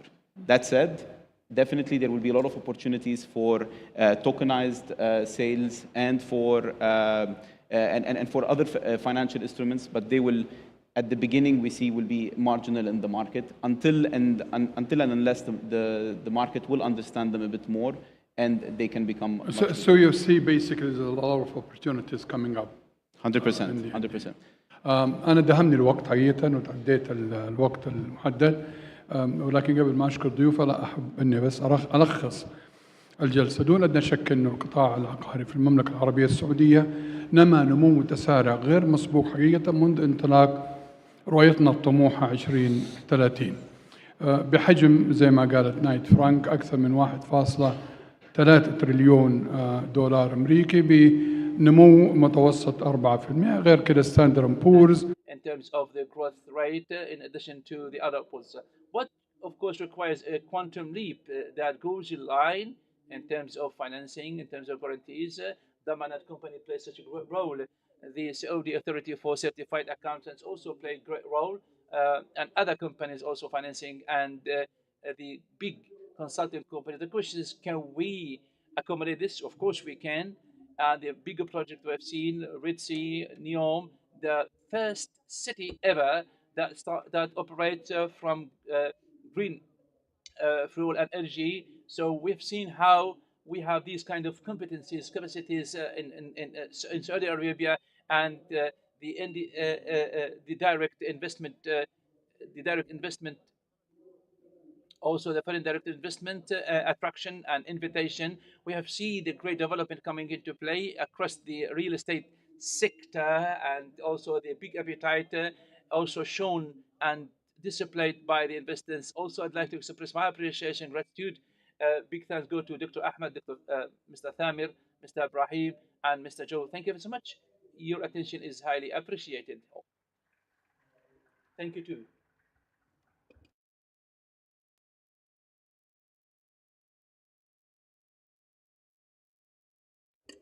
Thank you, Mr. Hafid, for the excellent moderation of this session. Ladies and gentlemen, the program and agenda continue for the second day of the Real Estate Future Forum.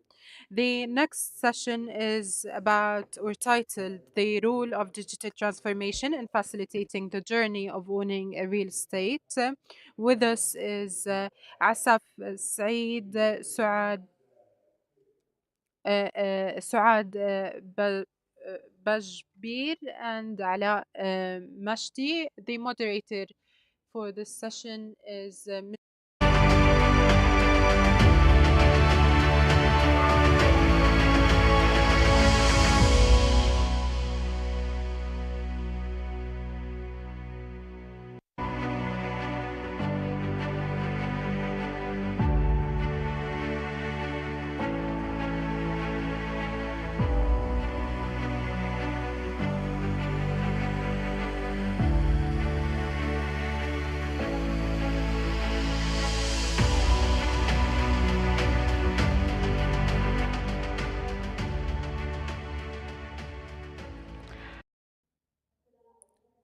God's peace and mercy be upon you all, ladies and gentlemen. I am delighted to welcome you to this session that is going to shed light on the digital transformation's role in facilitating the ownership of a home. Of course, this is a great argument that touches each and every citizen and citizen in the Kingdom of Saudi Arabia.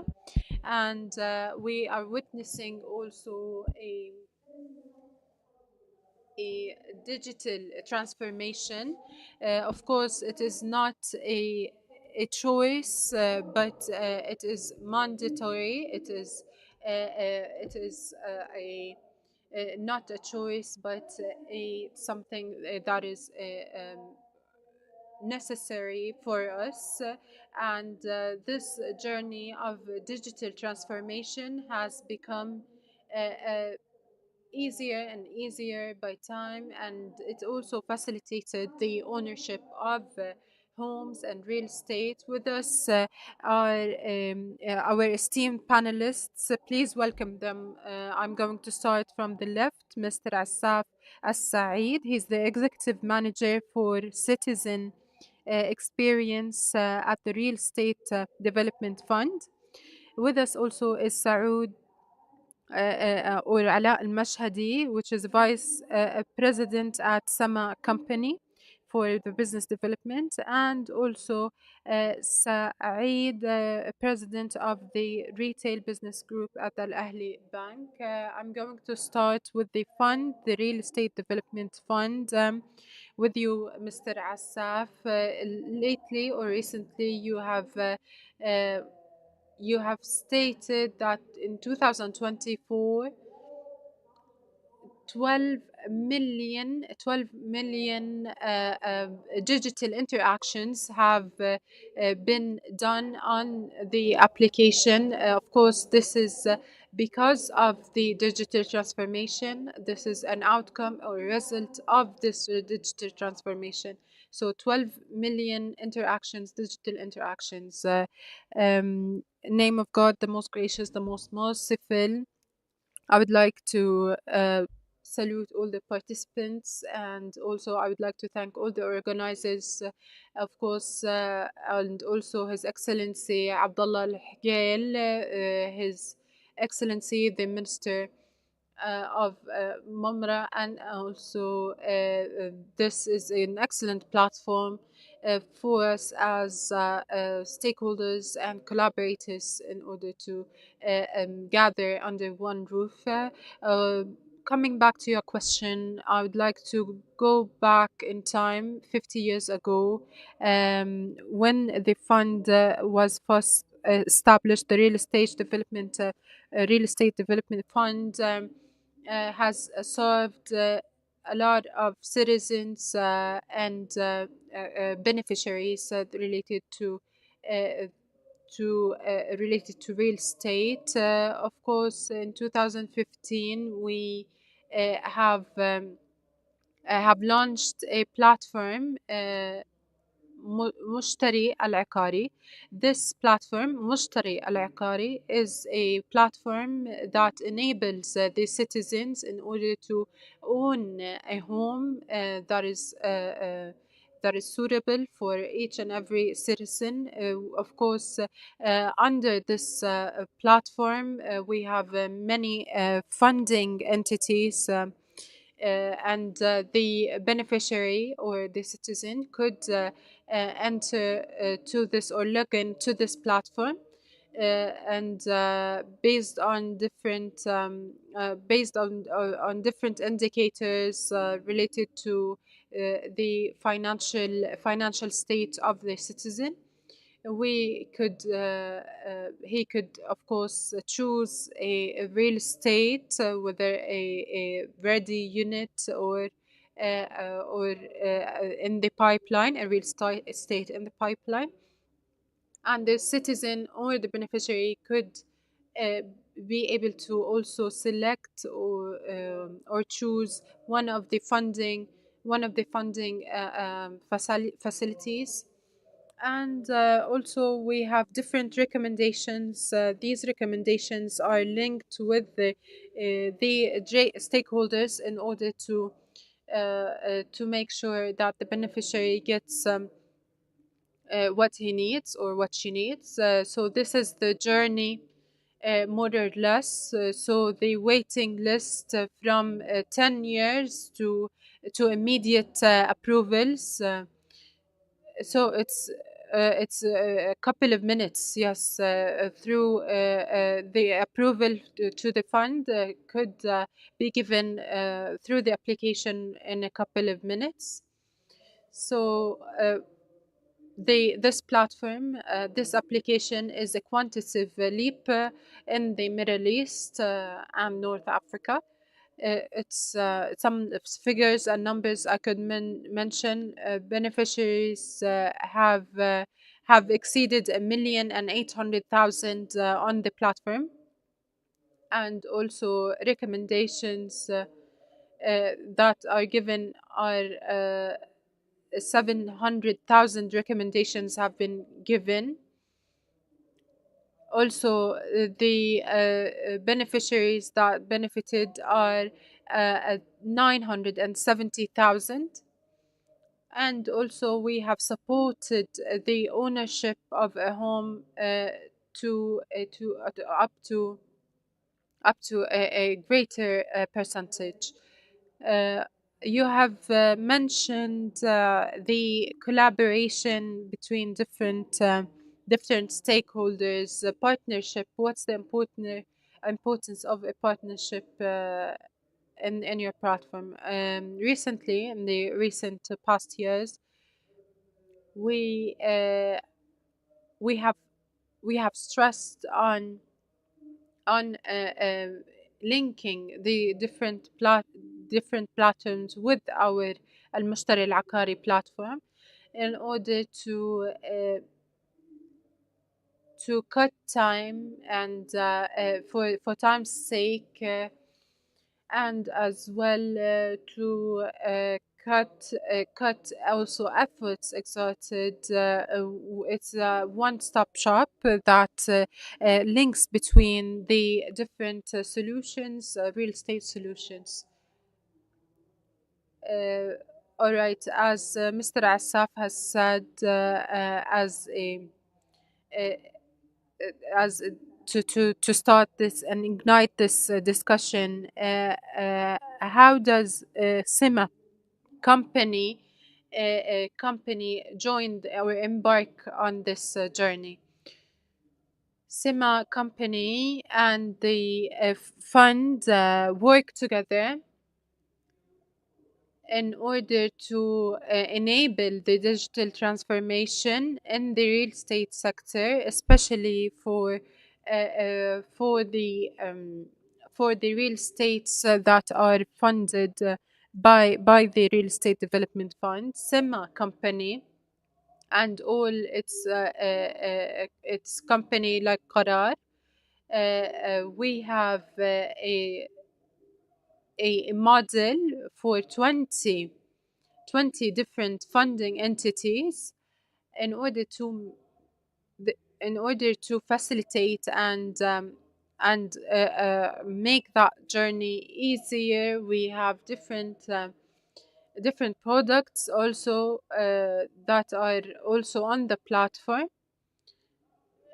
When we take these 20 different funding entities, we have 800 analysis that are analyzed at each application. When you apply through this platform, it's as though you have applied to the whole market without moving anywhere or from the comfort of your home. You could get recommendation with a really high quality results through the 4 years. We have 150 applications through the real estate development fund. 150 from the real estate development fund that have come to us through the application of Mushtari from the Real Estate Development Fund. So we're talking about many decisions that have been made through linking our platform with the platform of the Real Estate Development Fund. As an individual, I don't need to move or look a lot or waste my time looking, because everything could be able to be done and executed from the comfort of my home through a push of a button. And we are going to talk about the challenges later, and also the future of this collaboration and partnership between us and the Real Estate Development Fund. All right. Uh, Mr. Said, we are witnessing also an increase in the interest and also an increase in the demand of real estate.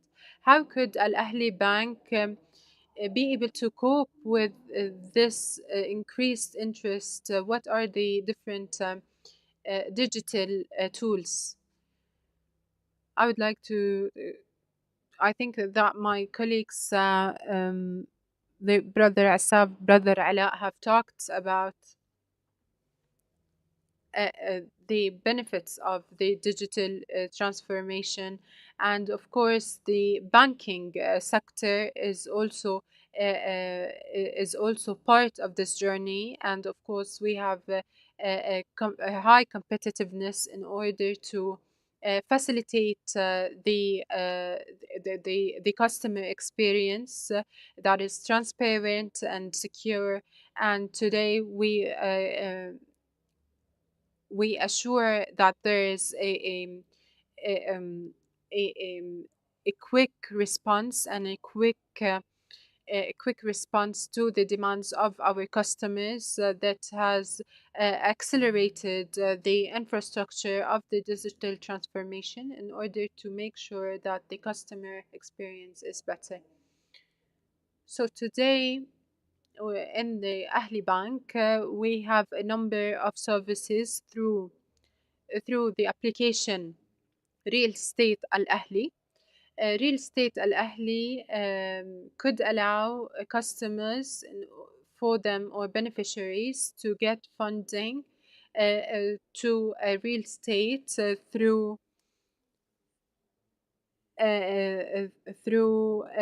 the application with a push of a button, and also decrease the interest. So the bank in the ecosystem or in the real estate ownership, the bank always invests in the real estate's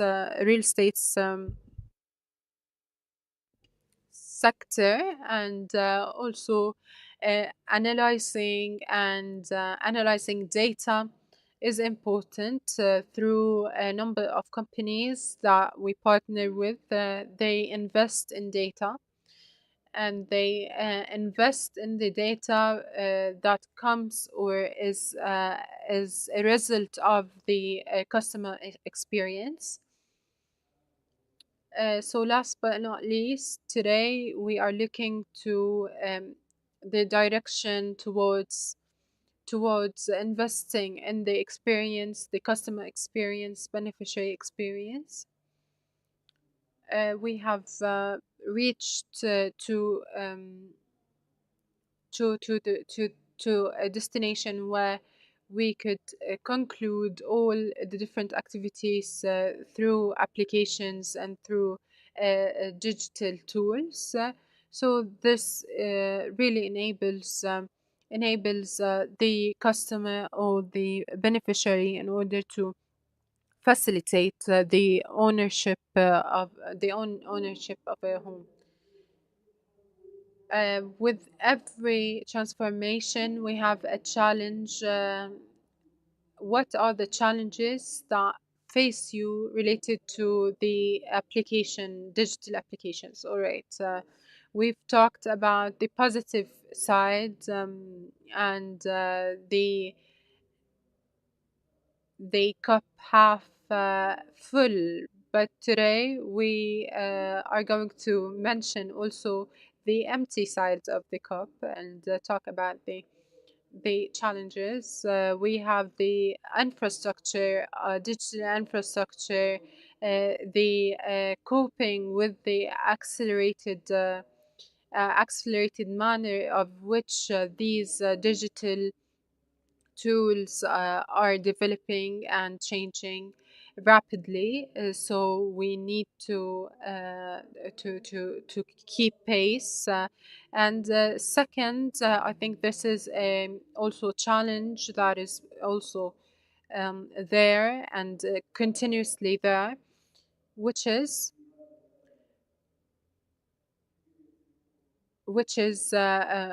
of course, as I said, the ever-changing sector. The investments are also a challenge. We have invested in human capital. We have invested in also overcoming the challenges by developing the products that could enhance the customer experience.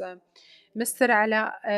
Asaf has mentioned the infrastructure, digital infrastructure, and the development. What are the challenges from your side, from SEMA company, from SEMA's perspective? I think the challenges today that the SEMA company face are big because based on the numbers and figures that I've mentioned, we have a big data that is being analyzed, and we have 300 data, three, 300 points to be analyzed. So quality of the data is important, and making sure that the source of these data is verified. Analyzing the data is important. So these all are challenges, but with each challenge there is an opportunity, and we have an opportunity that is in front of us. We have ups and downs, but in general, it is a successful project. What are the opportunities?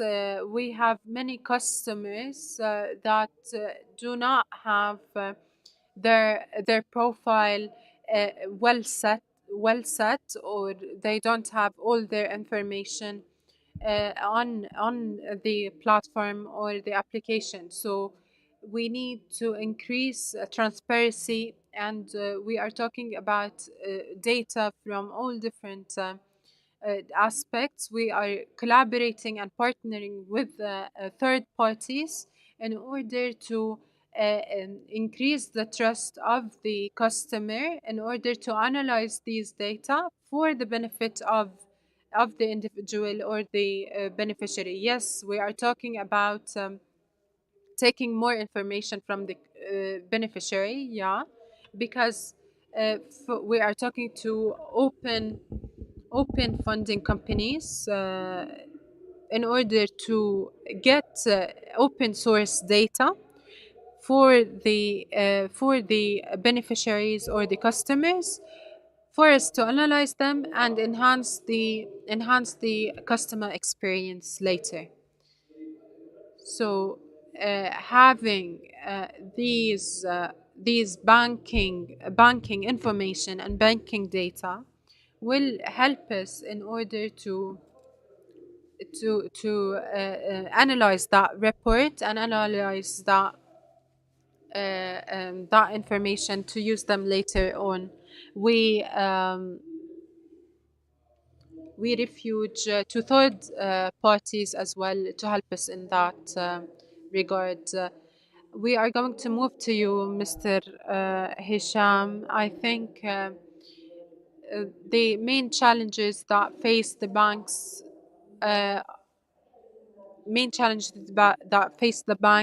could be overcome by the digital transformation and the artificial intelligence also as a tool in order to analyze information and data.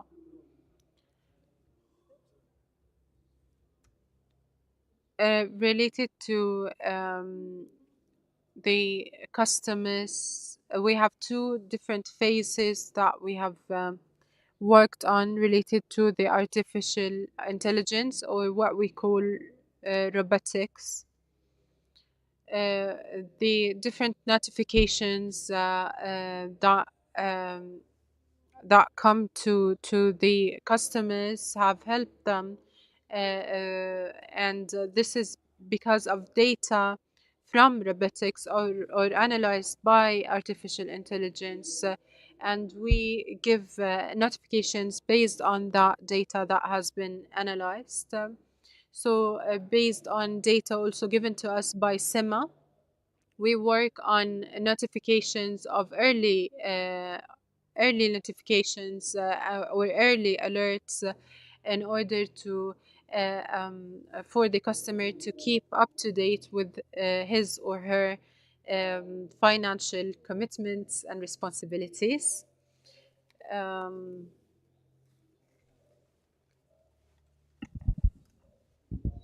And then all the financial obligations shall be always audited.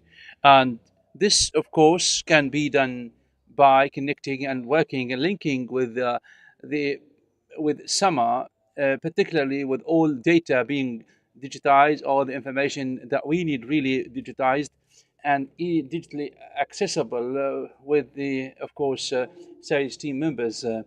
Today, the equivalence to digital transformation is also the holistic adoption of all the data provided by the providers such as SAMA or SIMA and others, and also there's always a kind of close cooperation coordination with the real estate fund based on the information and the data that we really need in order to complete or complement, particularly when it comes to like scheduling or so. Today,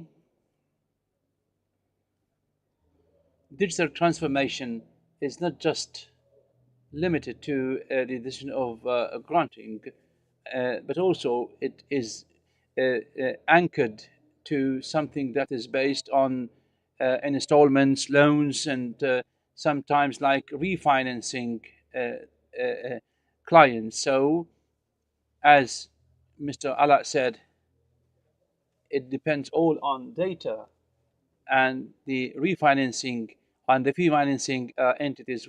Thank you.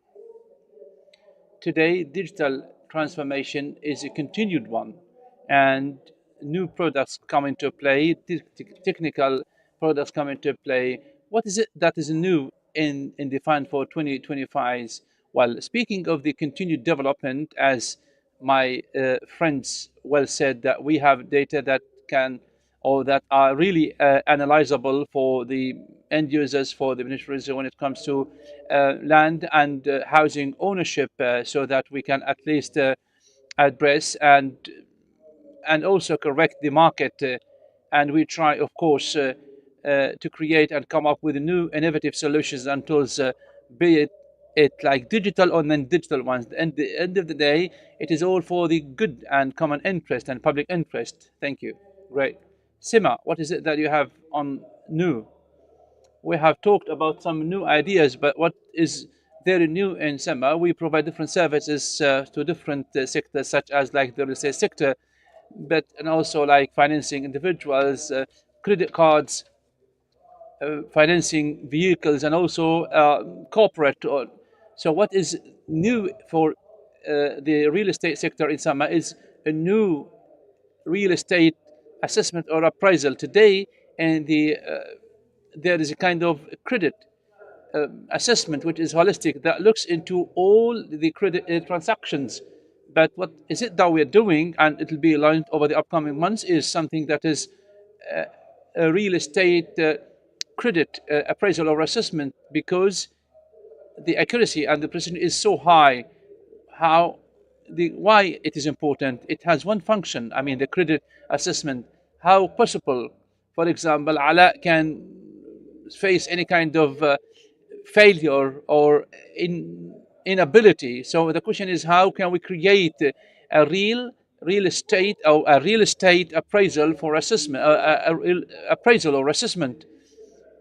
Speaking why? Well, we are now connecting and talking to entities working on AI for specific tools or applications to get like more credit information and data. We're speaking also about creating a new department or management for research and development. And one more thing is conducting a research study about the feasibility study about the real estate fund to invest in emerging companies that will play in the financial sector and ecosystem. Al Ahli, what is it that you have anew? We always seek to provide products, services that are diverse actually for the Al Ahli Bank clients. But we have a special focus in 2025 on benefiting from the data available, all relating to the clients and customers' salaries. I mean, and also when it comes to the digital signature to enhance the customer experience will benefit from this, of course. Much easier for the client, of course, and it'll be different in terms of the handwritten or the hand signature. These are all to be provided that will seek to launch over in 2025. Thank you so much, our guest speakers, Mr. Asaf and Ala, and thanks as well, and Hisham Sanani, and big thanks go also to you for your attention. Thank you so much for your attention. I really appreciate it.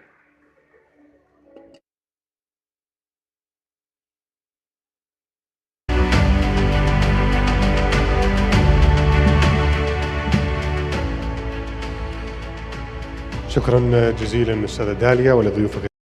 Mrs. Dalia and the guest speakers in this panel discussion.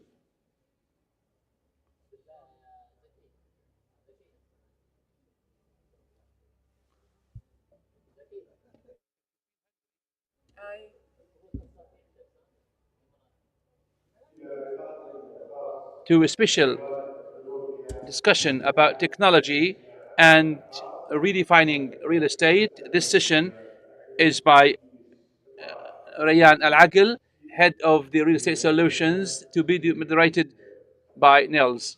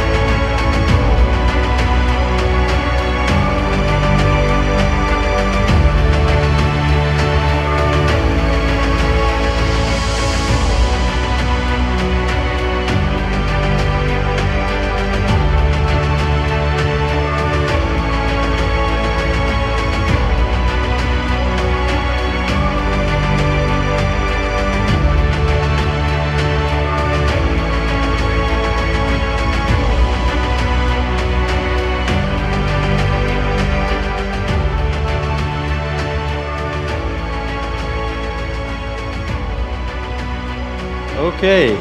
Assalamu alaikum and good morning to أسعد الله صباحكم بكل خير. حياكم الله. أهلا وسهلا بكم. Stein. I'm a partner at BCGX. We are the tech build and design unit of Boston Consulting Group. And I want to thank you for joining us for this fireside discussion on emerging technologies and how they will redefine the real estate industry. I'm honored to be joined on stage by Engineer Rayhan Al-Aqal, CEO of NHC Innovation. Thank you very much for joining me, Rayhan. And let us maybe start right there. Hot off the press with an announcement just yesterday on the formation of NHC Innovation. Congratulations. Thank you so much. Perhaps you can share with us just by way of introduction, what is the mandate, what is the vision, and what is it that you aim to achieve with NHC Innovation? Thank you so much. The journey started like a while ago, 7 years ago, along with the initiative that came from housing program to add the digital as a game changer to the industry. And we started with the digital part of the real estate, where we start automating the process that day. And then till we reached to the digitalization and automation.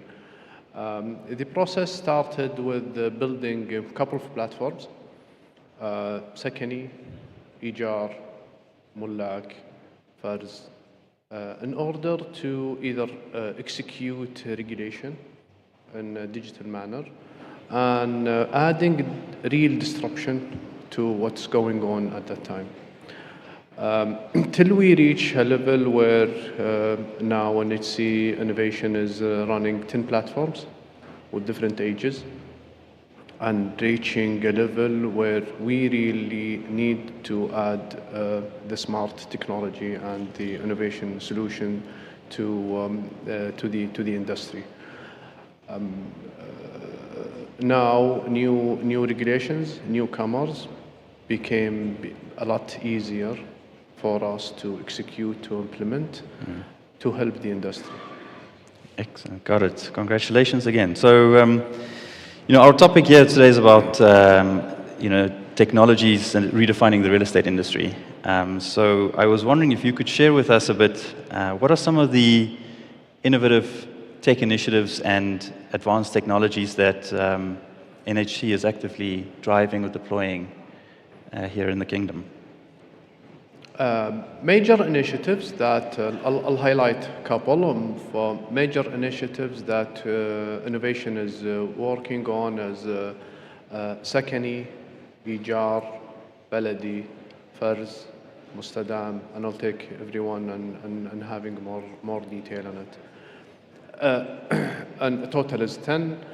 In Sakani, we are approaching the supply demand, the needs for applicants in the real estate in terms of having these units, availability, status, prices, facilitation of these units.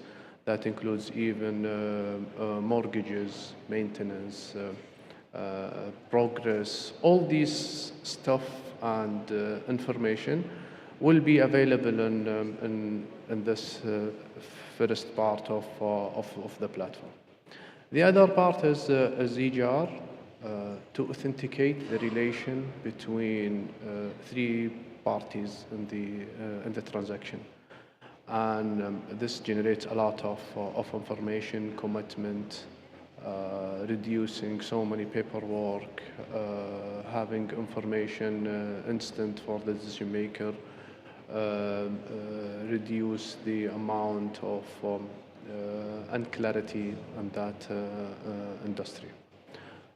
And the other platforms that is becoming supportive to the regulation, Baladi, for example, where all urban requests, transactions, actions is happening in. White lands, where all the empty spaces available, and taxation for the white lands, progress of FARs do the same, where subdivision for every property that needs to be applied. All these platforms generating tremendous amount of data. And having them connected together to capitalize on the GIS, AI, digital twin, simulation, forecasts, all these different specialities, different type of information could be captured together, manipulated to help the decision support, either for planning, auditing, forecasting, fixing an issue. Having them together is not an easy task. Yeah. Everyone having their own centric and way of treating the data and interest in every single data. How can we work on having single source of truth, capturing all the information to help the decision maker to capitalize on this data? Absolutely. I mean, I think you are touching on, there are so many technologies we can speak about and how they drive, value creation and impact in the real estate industry. And I think you're touching on the first one of three, perhaps, that if time permitting, I'd like to deep dive a bit on, right?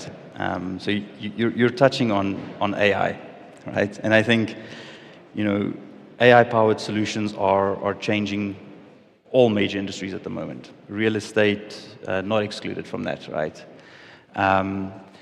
Could you maybe share with us some examples, some specific things that you're seeing how AI is being used in real estate, whether at NHC or elsewhere, and whether functions are being transformed? What are you seeing? Well, let's talk about and taking one subject, which is the focus of NHC and overall, and how innovation is supporting the real estate. And maybe if we touch upon the sales, for example, where we have all these platforms that is mentioned, and how we work on it to enhance the supply chain demand or the sales.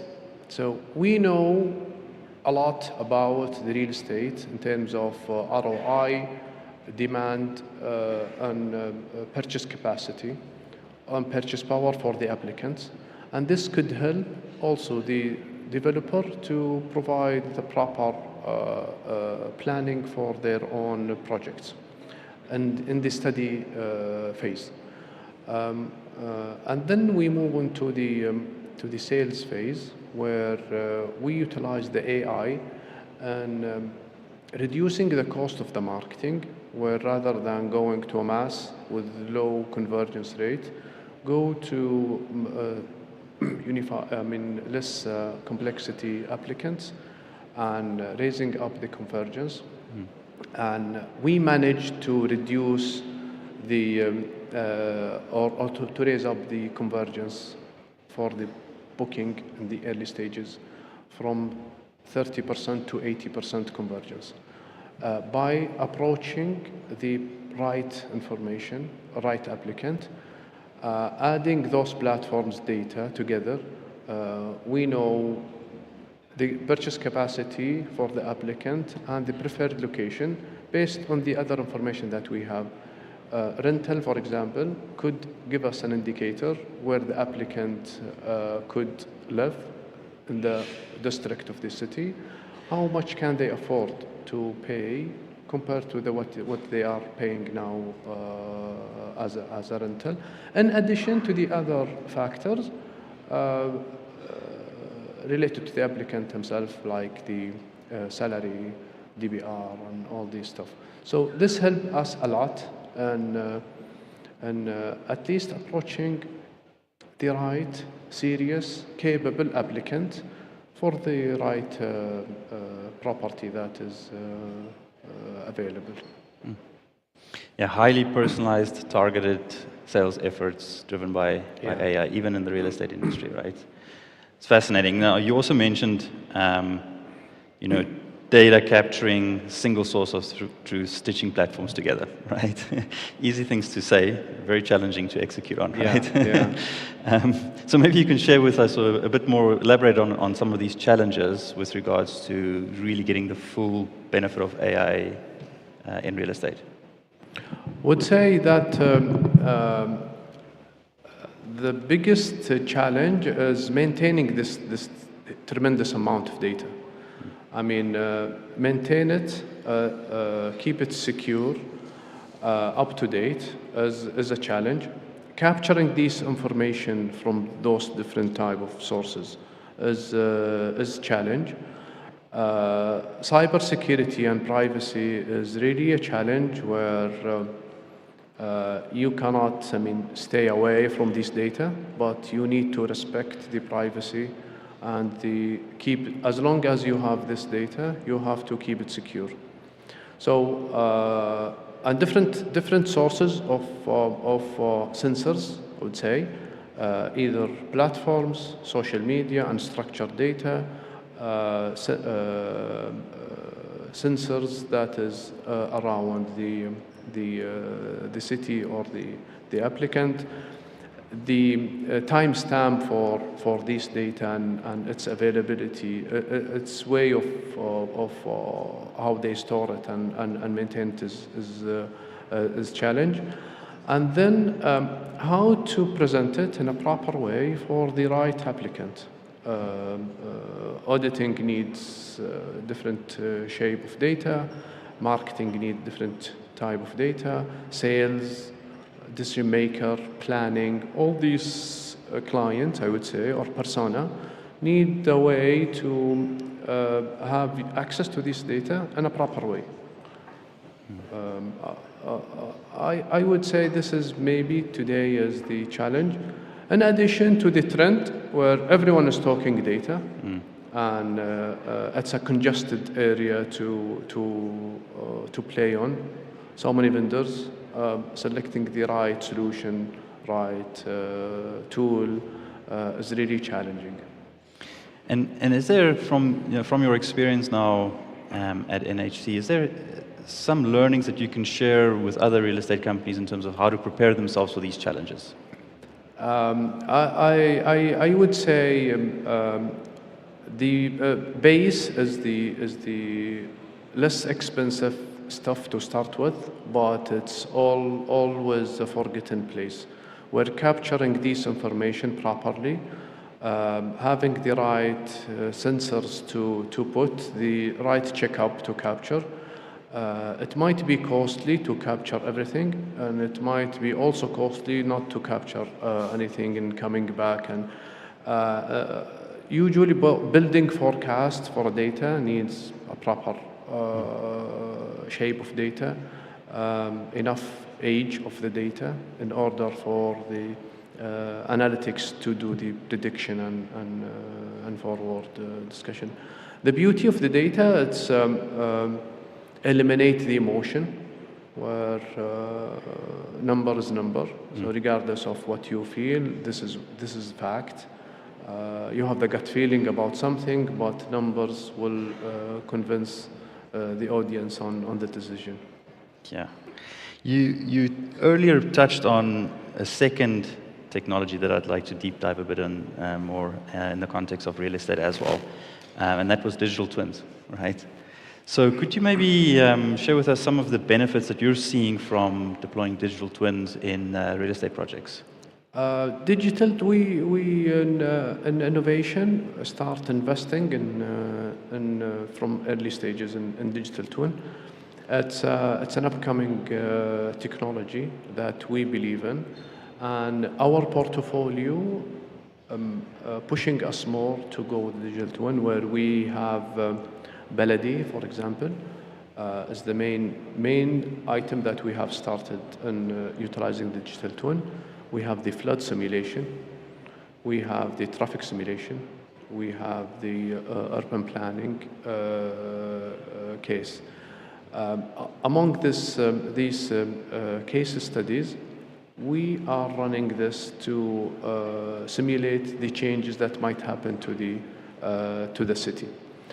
And based on the portfolio that we have related to Ijar and Sakani, we believe that we will be able also to have this product sustainable financially and sustainable in terms of use cases. The more we add as use cases, we can put the rental, can put the off-plan simulation related to digital twin is the right tool for us, at least, to simulate what might happen. What might happen if I go with the off-plan, designing this project in that, based on the urban planning study, what is the impact on rental, what's the impact on traffic, what's the impact on flood. All these stuff could be added and to the digital twin, simulate it, tweak it, and come out with the proper outcome. We have, in the first phase, planned this with the 4 main cities in the kingdom, with the 3 case studies that is going to be applied, and start building the business cases on top of these cases. I mean, they can be quite costly technologies to deploy at first, right? So is there anything you can share with us how, developers may overcome some of the barriers to digital twin adoption and justifying the ROI? I mean, you shared some clear benefits, but yeah. Investment in the early stages, I'll take it 2 parts, where investment in the physical infrastructure, where during the designs and it's proper to have it at least tech enabled. It doesn't have to be installed, but at least ready to adapt these, because no one knows what will happen in the home appliances in the coming 10 years. But at least we know the infrastructure that is needed to be available in order to integrate. So having this in the early stages, in the design stage, and the infrastructure stage of the real estate will help reducing cost in the future. The second part is capturing the data properly from the early stages in terms of applicants' needs, changes that is going to be applied during the construction, facilitating the progress of the construction needs to be captured in order to avoid any delay or mistakes or injuries down the road with the real estate developer. It's usually a stopper for the developer, because they are looking to the investment part of it, where they need whatever they add, it will increase the price, but not to harm the product with the zero infrastructure readiness. Yeah. You touched on a third interesting technology that I'd like to deep dive a bit deeper with you, and that was, earlier you mentioned sensors, right? So specifically IoT and other sort of smart building or smart city technologies, right? And maybe you can share a bit with us some of the innovative things you're doing with regards to IoT or sensors and smart building, smart urban technologies, and how those can be incorporated in sort of planning real estate projects. And IoT, it's attached to what we are doing in Mustadam, where we are looking for saving energy and green building. IoT is the fastest stuff for us to fulfill the Mustadam requirements related to the green, where you may control the energy usage, lighting, air conditioning, irrigation, and IoT will help also in the preventive maintenance, serving the large suburban that we are developing in NHC.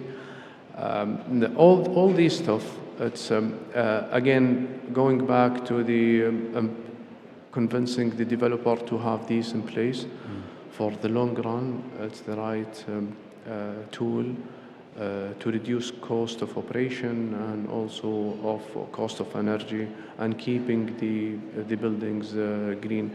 Maintaining the green stuff is expensive and always a hard decision for the developer to take from the early designing phases, but it's proven that it has to happen and it's coming. Yeah, I mean, I think there's, you touch on the increasing emphasis of, sustainability and how these technologies can help developers and, property managers even achieve greater, smarter buildings, right? What could be, or what do you see as some of the challenges to keep in mind when implementing, IoT and smart building technologies into developments? One of the challenges is education knowledge for applicants, people, and the real estate operation cost needs to be alerted. Today, people maybe worries about the cost of the purchasing and do not pay high attention, or the information is not available for the operation cost related to that building, either commercial or residential. So having this information will convince even the buyer of knowing how much expected expenses that is attached to the property that they are going to acquire or to buy or rent or whatever. Today, if we have more information to educate those applicants and how much it might be a good, proper property, but it's expensive down the road and with operation, and so cost will be added up with years and becoming maybe not a proper place to go for or to buy. Yeah. We've in the very limited time that we've had now, we've just been able to touch a bit on AI, digital twins, the role of IoT, sensors, smart building technologies. If you had to look to the future, 5 to 10 years from today, with the vision that you have for NHG innovation, what are the technologies that you're most excited about that could have a real impact in real estate in the kingdom? Data as I think in innovation we have a strength in going faster and strength in investing more in data due to the synergy of these platforms, and they are complementing each other, where we would say that in Saudi, it will be rarely to find a real estate transaction that is happening without passing through NHC platforms. The rental, mortgage, subdivision, potential for sales, all these transactions will happen. So data is one. Digital twin is, we have a strength in implementing digital twin, where we do have a mandate on Baladi to simulate so many things for the city, and we have enough information to simulate more than one case, help different industry, either for new construction or existing demolition or renovation exercise. This is where we are planning to go forward with innovation.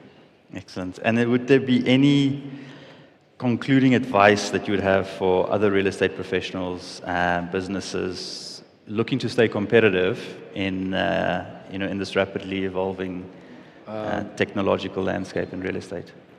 Treating technology as a game changer, as a disruptive, might not be impacting the construction itself in these days, but it is proven that it will interrupt the financial part of the real estate, sales and marketing. So keeping up with the data stored, selecting the right tool. Work in your reputation and managing these data and secure and respecting the privacy for these data needs to be considered too. Excellent. Ryan, that's all we actually have time for today. So thank you very much for joining so me much. and really appreciate Thank it. you. Thank you. Bye. Thank you.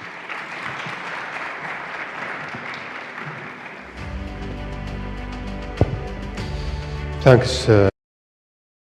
And شكرا يعني مهندس ريان العقل Thank you so رئيس much engineer ريان العقل في الشركة الوطنية للإسكان.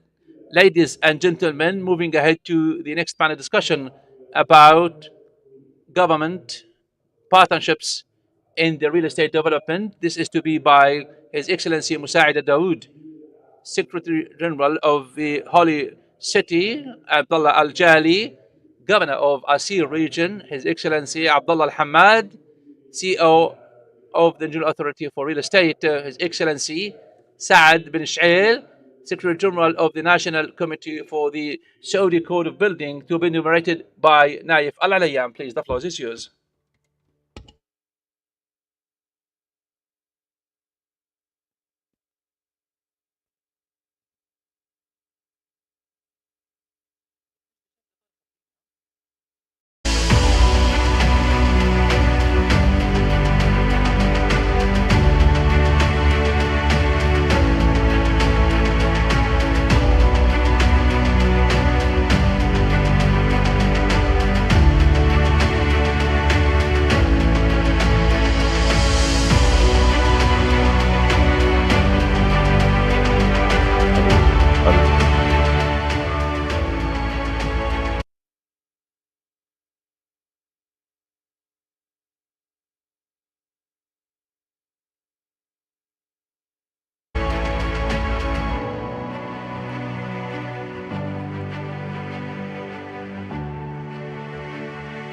السلام عليكم ورحمة الله.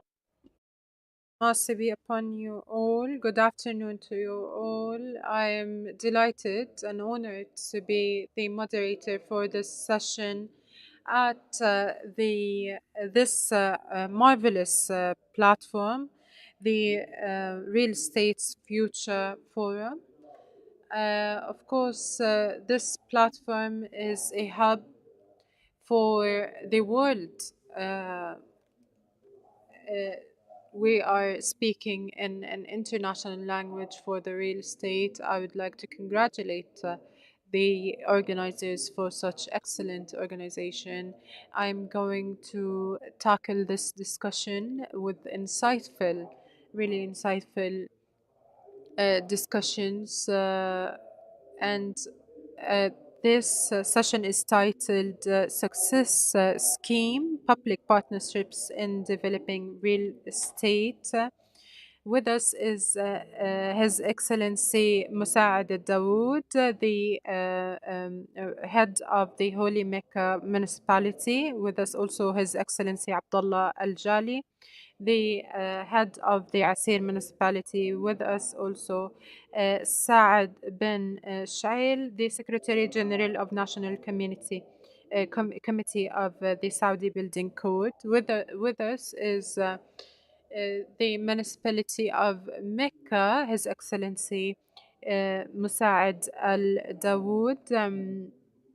I know the quantity of efforts exerted by your side in order to provide all the demands of the masses in Mecca, and also the services at the municipality, and also to raise the quality of services.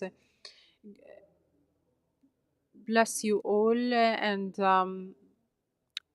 of course, the Mecca municipality works tirelessly in order to provide top-notch services for all the pilgrims during the pilgrimage season.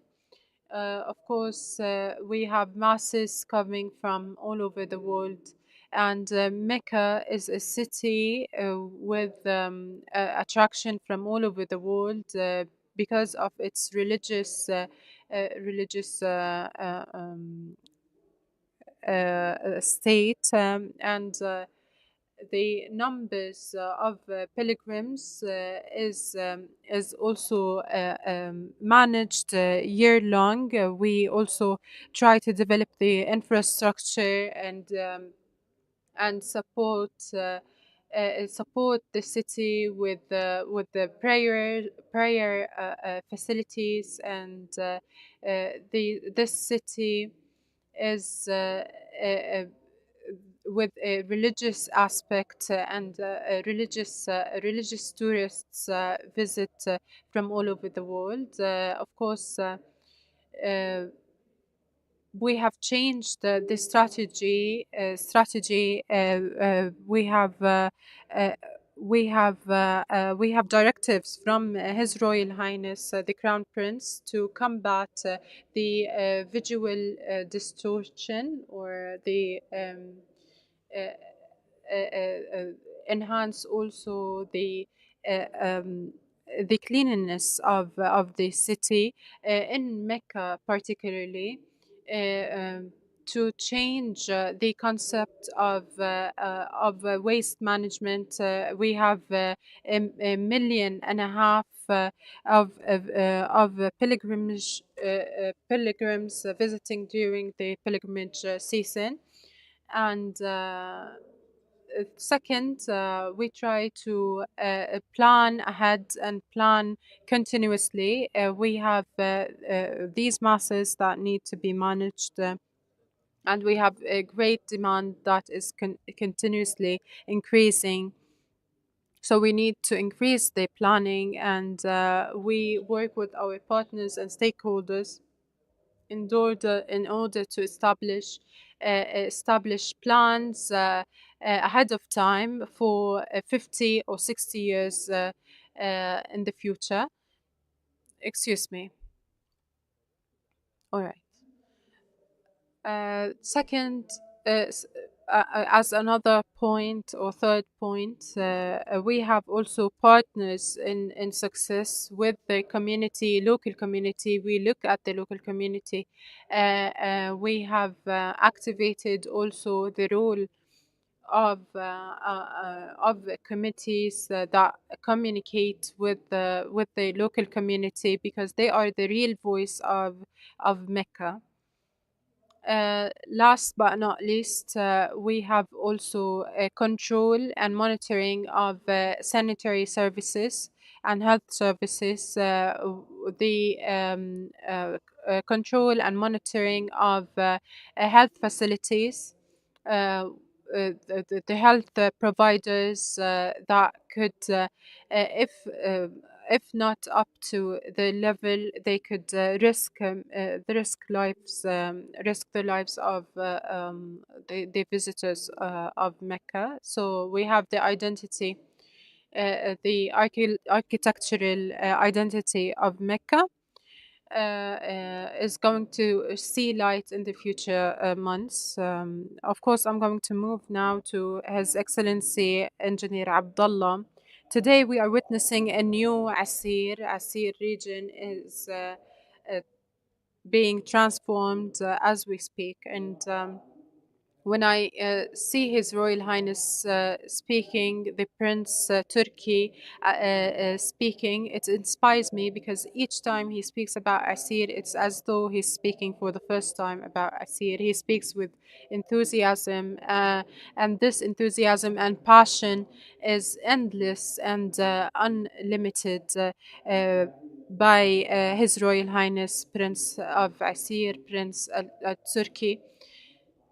So Aseer is a world destination. Aseer as a world destination. Where do you stand today in line of alignment, harmony, and synergy with the public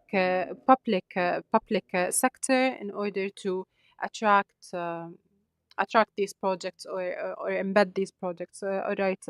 As you said, His Royal Highness Prince Turkey speaks always with utmost passion, and this also gives us an opportunity. This opportunity is reflected through the real estate market. The real estate market includes 90%. All right, 90% of the real estate market is focused in Riyadh, Jeddah, and the big cities.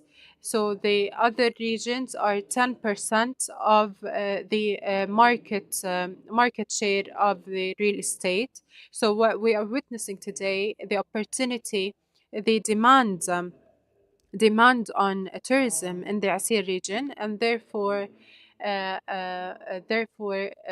stress on the real estate and a stress on because of this huge demand and this future demand must be met, and so in the next couple of years we need to attract investments and the and therefore the demand is increasing day by day, and today we are inviting everyone in order to visit Aseer, whether for its climate, whether for its culture, its land, or the economy in Aseer. Aseer is unique because they have different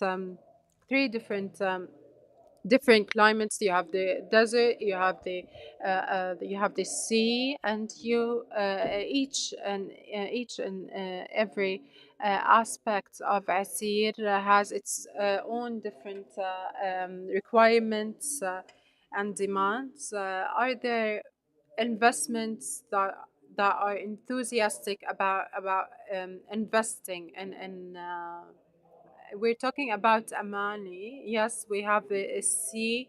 We have also mountains, mountaintops, and we have the desert. So Aseer also we have the culinary culture, and Aseer municipality has a role in the infrastructure. Of course, we focus on the infrastructure because this is our main goal and objective, especially for the real estate sector and industry. I'm talking about Aseer region, and also the municipality is the main enabler for this development of the infrastructure. It gives the approvals and for the investments, the real estate investments, and also the plans, construction plans, and what we do also related to the use of land, the road clustering, and we have reached a long way, and we've been on this journey since the beginning. We are the enabler of investments. So investors, I always hear the same thing. The investor is a partner. It's not, to me, it's not just about partnership. This investor is the main aspect and asset, and therefore we should enable these investors through policies, through raising the transparency. And if we enabled the transparency and enabled the investor, His Excellency the Minister spoke yesterday about the numbers and figures for last year. So we're talking about 600 billion real estate. We're talking about a market that is of trillions of Saudi riyals. So we are talking about 20 different lists that have raised the market to another level and performance-wise. So we have not yet seen the momentum that we are aspiring to see. in the market. So I would like to remind everyone that in 2025 there is a quantitative leap that we are going to witness related to the real estate sector. I'm sorry to take too much of your time, but this is the last point I wanna tackle, which is the objectives of 2025, ambitious objectives of 2025 related to the market size. All right, engineer, I'm going to certainly come back to you with the question about your plans for 2025, but also I want to talk to you, I want to move to Engineer Abdullah at the General Authority for Real Estate.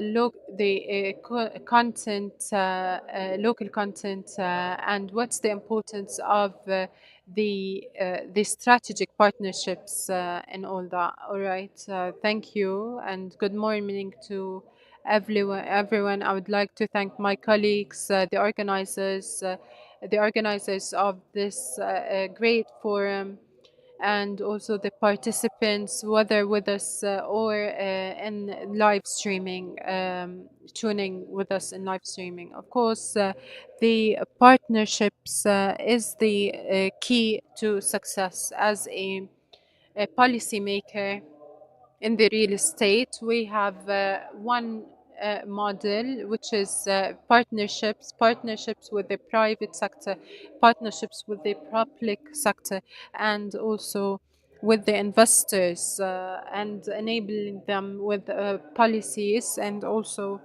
partnering with anyone that intersects with this sector, the real estate sector. We ensure and guarantee that we have benefits that are we're not working in two different paths. We are working in under one roof, under one umbrella. We have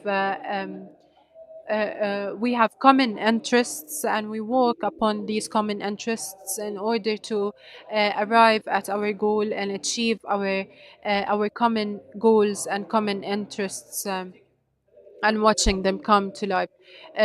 How does this partnership how is it reflected positively on the real estate? I'm going to give you an example.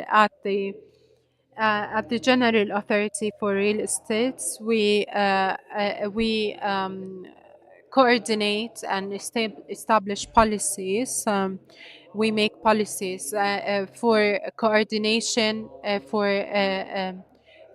supporting transparency. For example, when we register a real estate, we have three different stakeholders: the Mamra, and the municipality of the different municipalities of different regions.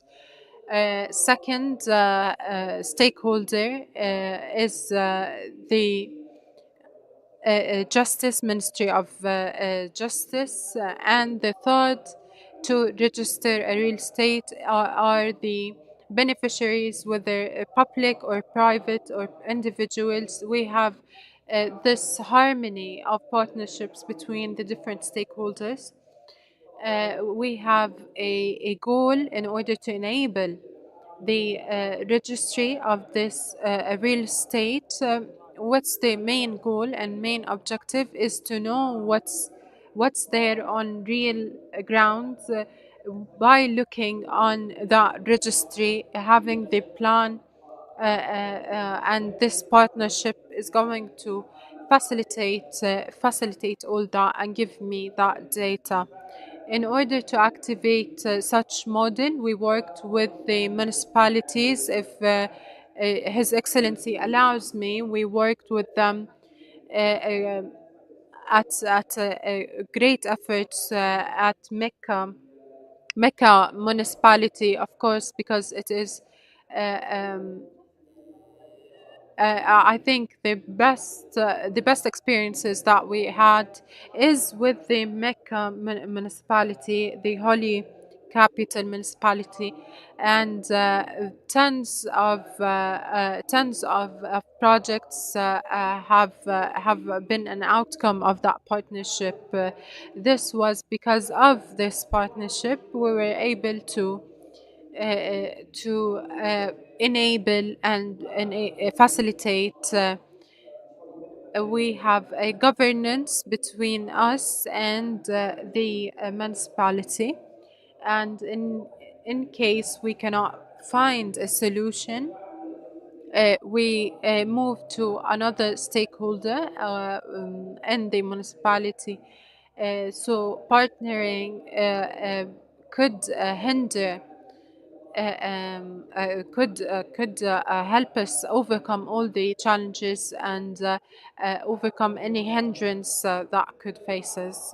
So regarding the private sector, we deal with the non-governmental organizations and the private sector,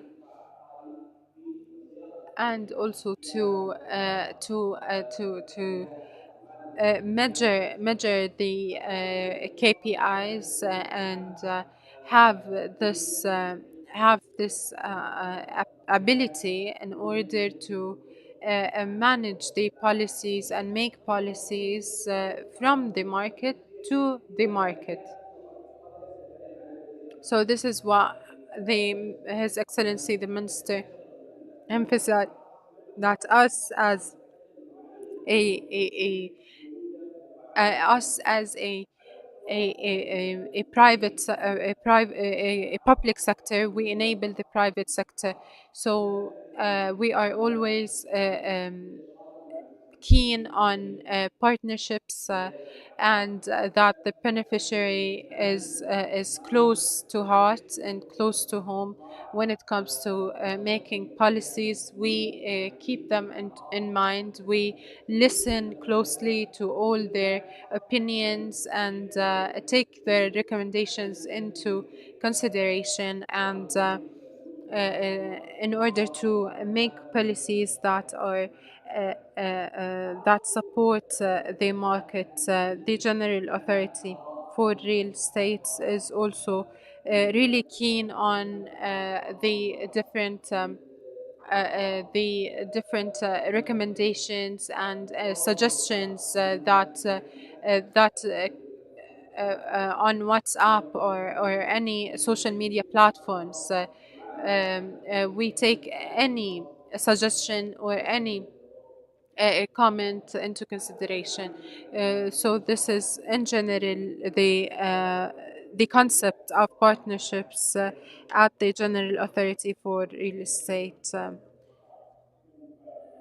The private sector, do they collaborate with you enough? Yes, I think the private sector collaborate with us really well, and I think this forum is a great example and a great proof of that collaboration between the public and private sector. Thank you. Thank you, Engineer Abdullah. Engineer Saad. Engineer Saad, Secretary General of the National Committee of Saudi Building Code. Before digging deep into the Saudi Building Code, is the code enough to give us all the indicators that we need, measurement standards? Thank you. Good afternoon, everyone. And I would like to thank everyone, the organizers, for their excellent organization. I think that we are witnessing a momentum of transformation in the kingdom, whether in innovation or regarding to codes related to building, and this reflects directly on the real estate and the development of the real estates, whether building itself or as a facility or also as an investment in the real estate. Of course, your question is an excellent one, and it needs clarification. Of course, what are the languages that the Saudi Building Code speak, or the codes are usually have a strict language. It's about approved, not approved, within standards, and it is a guideline for construction workers in order to give them instructions and guidelines how to design, how to for architects in order to install and submit a project in alignment with the Saudi Building Code. The standards and the different descriptions come as an accompanying guideline. For example, for the fire fighting, uh, uh, um, for the different materials. The codes are usually explained by different ways that give you the demand and requirements of each facility, and it gives you also description about the different materials, how to deal with certain materials, how to design and whatnot. So the proofs and evidence are more general, but the codes are specially for the experts. We are going to dig deep later on, but I'm going to return back to Engineer Musaad. How could you get to the secret recipe for the partnership? Of course, in Mecca, as I said, first of all, we have a challenge in front of us. We don't have the time or the time in order to work in harmony because of of course the masses that visit Mecca. So we have the different stakeholders that present their plans in order to implement the different projects in Mecca, and this has given us the opportunity to give licenses to implement projects. Each project is with all the different stakeholders. They work together in harmony at the same time in order to raise the quality of life, of course, and decrease the stress on the city. In Mecca, Holy Mecca, we work hand in hand with the different authorities,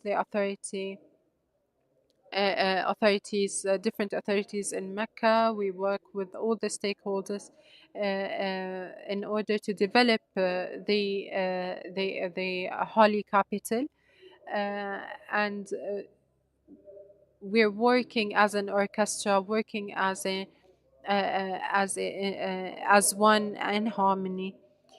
So without that, we won't be able to succeed. And related to the identity and the having also plans for the architectural aspect, we have sometimes plans that in other parts of the world that exceed 200 years. So we pursue a plan that is sustainable.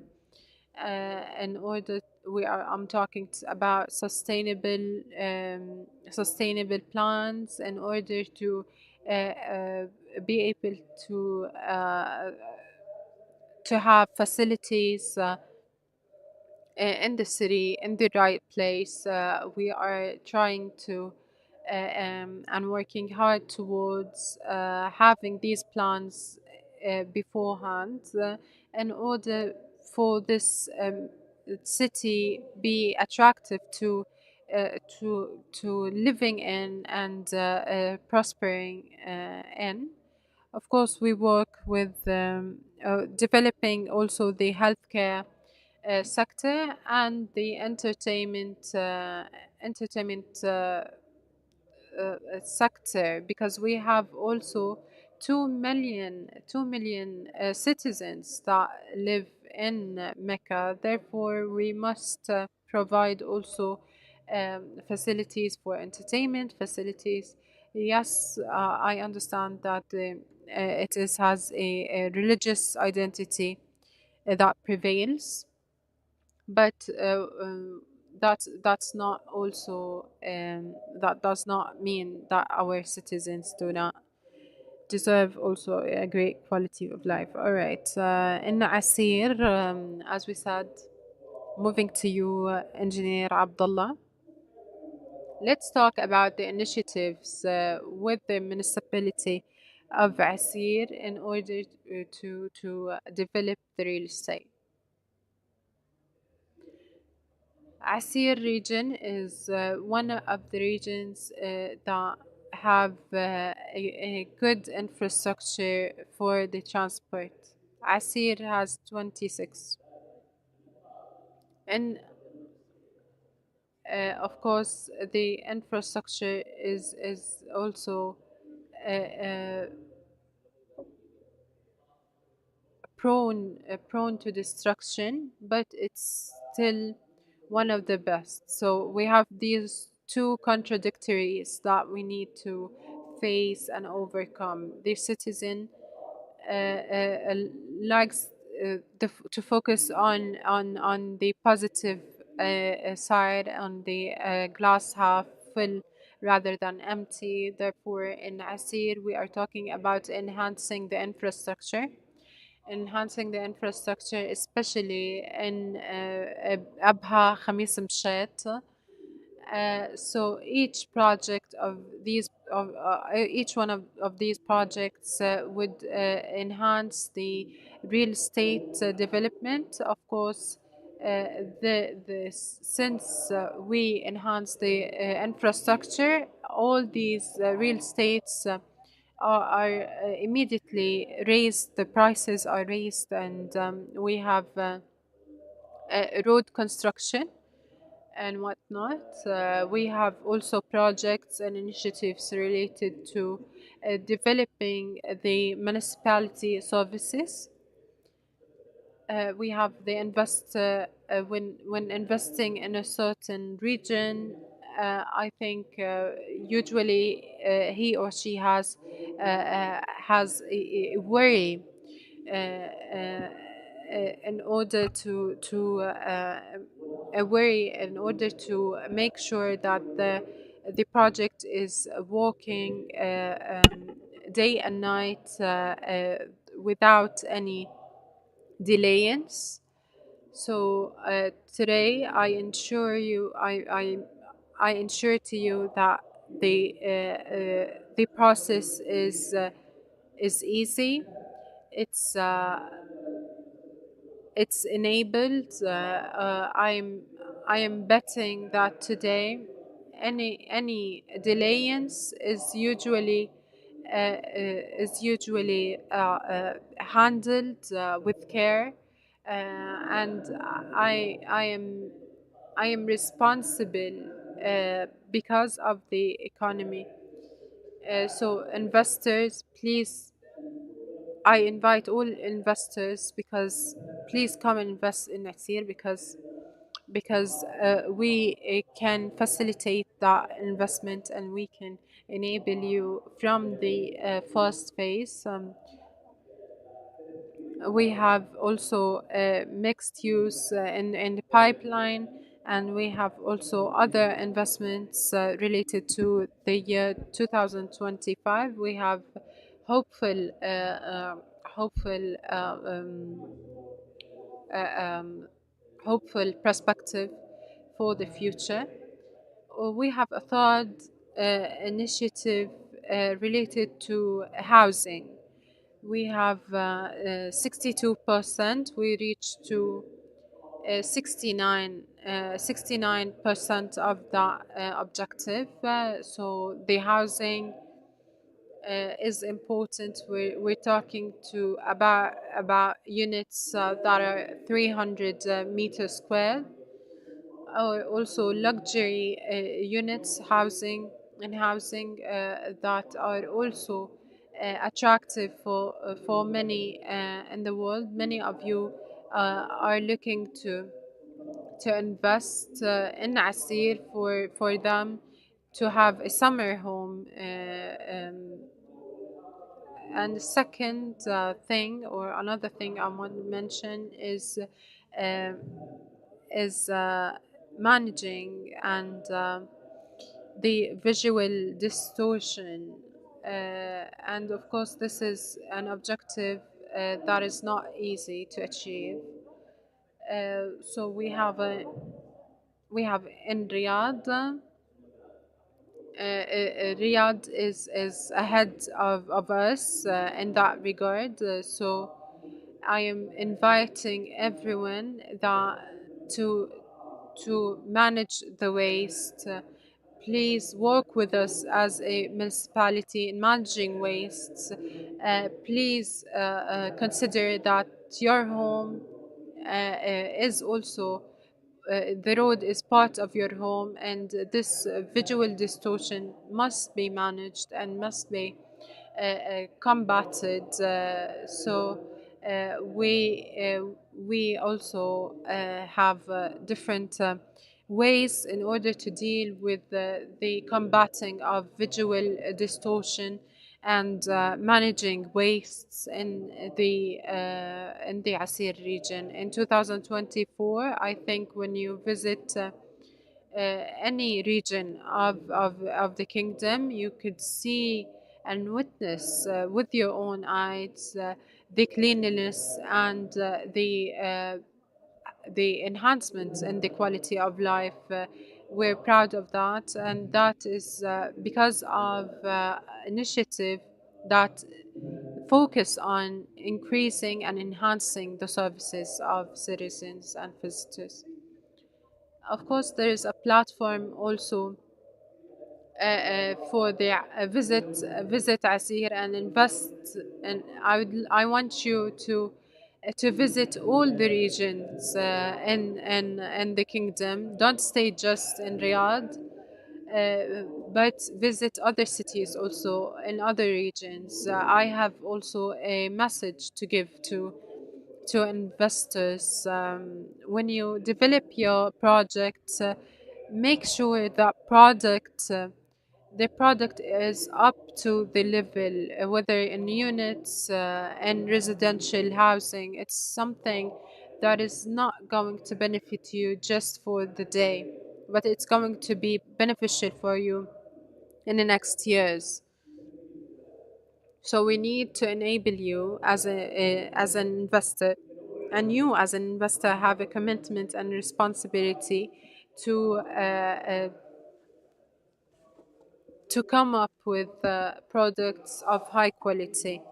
So in the real estates, we have competitive paths and competitive segments. There is also an opportunity for development and diversify your product in order to have quality in the design. Diversify your product depending on the different demands in the different regions. We have demands in Riyadh, in units in Riyadh.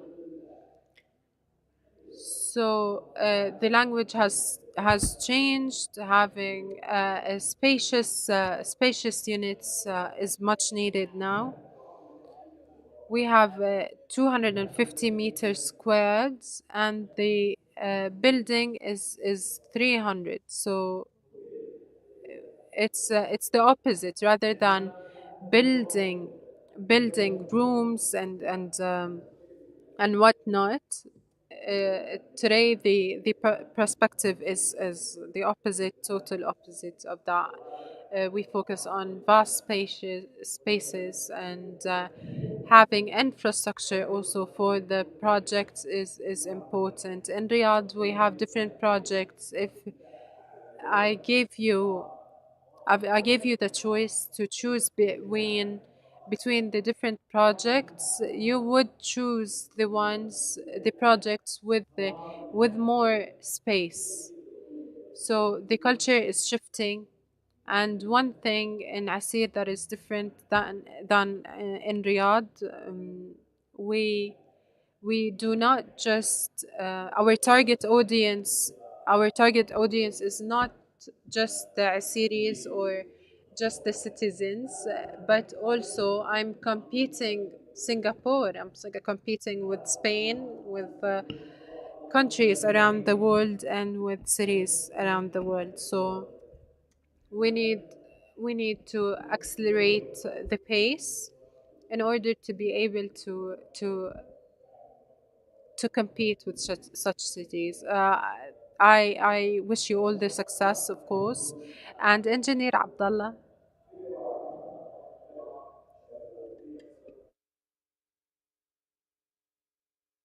All right, Engineer Abdullah, we are talking about model model investments in the real estate and partnerships. Partnerships are big, and we are keen on having a model of partnerships that is effective to an extent. And some of the models that we use that everyone, I think most of you, ladies and gentlemen, have heard about Ijar platform. Ijar platform is highly organized to organize rental services. Ijar platform, we have achieved so far two big one in terms of documenting contracts. 300,000 per month are being documented in Ijar on Ijar platform. It is a model really, and in a more innovative way. While previously, of course, Ijar previously was all to document contracts only. So the role of platform is over once a contract is documented. Last uh, year, 2024, in Ijar platform with our partners in the NHRC, in HC Innovation Company. Congratulations for launching the company. We have developed a Java platform to make it like a good experience journey. How is it like a good user experience and customer experience? So once the contract is ruined, it's not the end of the journey. So it is always there to provide more support. The platform has developed it to make it like a all-inclusive journey, to make it like, for example, the residential unit, to assess it, to manage it, to evaluate it, to pay through the platform. So you pay the down payment either fully or in part, and also the delivery. So you do everything almost there based on this kind of platform, based on governance, and back again to the payment form, all the way up to the contract renewal. So we will do this all. This is all in 2024. More than 45 additional services have been added, have been included in the on the platform, so that he or she will have full experience for continued development. Speaking about payment for housing units, we've seen this over a course of time that 90% of the people renting, they pay they pay the amount of money without documenting the payment based on the definition of platform. Once it's not there, so here it means that he is at risk. He may like use this to push the lessee away because the payment is not documented. So governance of the partnership between the two parties is very important. This is on in terms of the Ijar platform. Speaking of the real estate registration, is very important. It is to maximize, to document the partnerships, or even it is. It means that each and every contract for each and every project offline, I mean on the map, it will have one ID, what means initial deed or an instrument or a bond. On the real estate register, you can resell this residential unit. Well, this is something that we really started, and to like update the information, and this is something that will be a great enabler actually for like more and more. So the different forms and models of partnerships are always innovative and creative, successful at the real estate sector to have innovation and technology as part and parcel and the backbone of everything that we do, because make it, or they all make the journey better, faster, and stronger, enhancing the customer experience. Thank you so much, Engineer Abdullah. Moving ahead to the code of Saudi building. Talk to us about how it helped to enhance, how it enhanced building and construction across the Kingdom of Saudi Arabia. Before the code, let's talk about specifications, the efforts of the SASO, I mean the authority, across three pillars: partnerships with the private sector, engaging the private sector,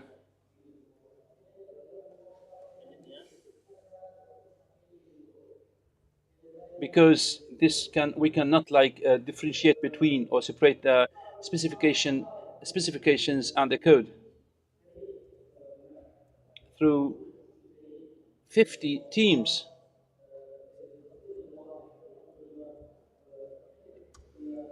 And also like suggesting solutions where we need and where the market needs, and also, and this is like many of the teams are there in the private sector, like real estate companies, businesses, and also in the implementation and other companies, and these teams can like cover constructions, buildings, requirements of the real estate sector, and we always seek assistance from the chamber, the Federation of the Chamber of Commerce, or the Saudi chambers representing the private sector. Given the specifications and standards of the SASO, we heavily depend on this across the real estate sector to produce the measurement systems or laws for the real estate sector. And now the real estate authority is now benefiting from the measurement approaches and methods for the geospatial survey, and the highly accurate and precise measurement, such as using high precision scales, specifications, standards, where they identify exactly the measurement and caliber scales and approaches. So when we make like a quantum leap, when we speak about the Saudi code, the code of Saudi building, or the Saudi code of building across the real estate sector, it is a tool really. The Saudi building code, it is really a very important tool to use it across the real estate projects. While we are at the committee of the real estate, sorry, at the Saudi building code, it is not only about the code of building, but also it talks about different considerations such as like housing, educational, healthcare, industrial, medical, you name it, across all the activities, real estate activities occupied by this asset. So it all helped to better understand the new concept of this, because it specifies each vacancies, each functions in terms of industrial, 1 floor, 2 floors, like common villas, requirements, which are different, like 23 meters height, which is different from the requirements of towers, residential towers. These are all specifications identified. It also identified the functions and vacancies, the approaches, the styles, the approaches to deal with fire, or the materials used to extinguish fire, evacuation also, when it comes to these real estate buildings and the properties in emergency cases. So it is specifically identified on seismic map, or earthquake map, how we can evacuate buildings, and this is the way how Kingdom of Saudi Arabia is supporting to help achieve the authorities the goals and targets to make it sustainable environment, providing more services as long as lifelong services actually for other entities as well. Well, the Saudi Code of Building has contributed heavily. Well, at the beginning, it might have faced some problems and difficulties when it comes to application, but over the course of time, they later discovered that this was all for their own interest. Wishing all the best back to His Excellency, Mr. Musa'id. We are running out of time. When speaking about 2030, one of the most important goals is quality of life. So it has become one of the most important goals for all entities, also at Amana levels, to enhance the quality of life. Even digital transformation has become an indicator for success, whether in the private sector or the public sector. Talk to us about this role, whether quality of life, digital transformation, or across the best regions to apply technologies and digital transformation. True. First, digital transformation is a complementary consideration. Let me speak about digital transformation to better understand the quality of life. Today, over the final stages to use AI through a smart lens, it can identify the components or elements that need maintenance. Of course, we will equip the vehicles with smart lenses 24 hours where they can help us to identify certain elements and components. Of course, in the past, citizens and residents used to submit their applications or requests. Now it is different. Once such vehicles sense and identify where such a place is to be maintained, this helps us to enhance the services provided. So it is a kind of proactive measures, proactive approaches, and sometimes like water, and also delayed, for example, waste management or removal. So this helps us, as I said, across the roads and streets of the neighborhoods to have proactive approach. Also, we have another service where we'll apply in Al-Hajj season. This was reported by pilgrims, produced, of course, these kind of waste produced by pilgrims. So today we will launch, or this year we will launch in the Hajj season, a kind of service that once waste is there, can be removed, we will have this kind of application. So instead of storing waste in inappropriate places, so we will remove them. Again, the municipality services make it mandatory for any entities or commercial entities to manage their waste by themselves, rather than taking their waste and to be managed by municipalities. So it is very important that once these boxes are filled, so such relevant entities need to manage their own waste themselves, rather than asking the support of the municipality. So by 2025, we will also cover the lighting network by digital sensing by SCADA to better understand where such mistakes are or faults are, and also the tunnel networks and the flood networks. As you know, when rainfall comes into play, it is unexpected. So as you know, halfway in the midsummer, we are expected to have always like more rainfall coming into Mecca. So that is why we started to install and equip different places with sensing services, so we better understand, like for example, where such floods need to be channeled, need to be enhanced, needs to be need to remove any kind of block. So this is kind of digital transformation that's coming into play across all them. So we are all positively competing so that all the entities or the facilities or the entities can be facilitated, can be managed smartly enough, supporting. You talked about highly advanced smart technologies where so many procedures will no longer be there. I mean, hopefully as well. Engineer Abdullah, any enablers that you need to make the real estate more attractive? Let me ask you a question in another way. What are the enablers of the real estate market or sector?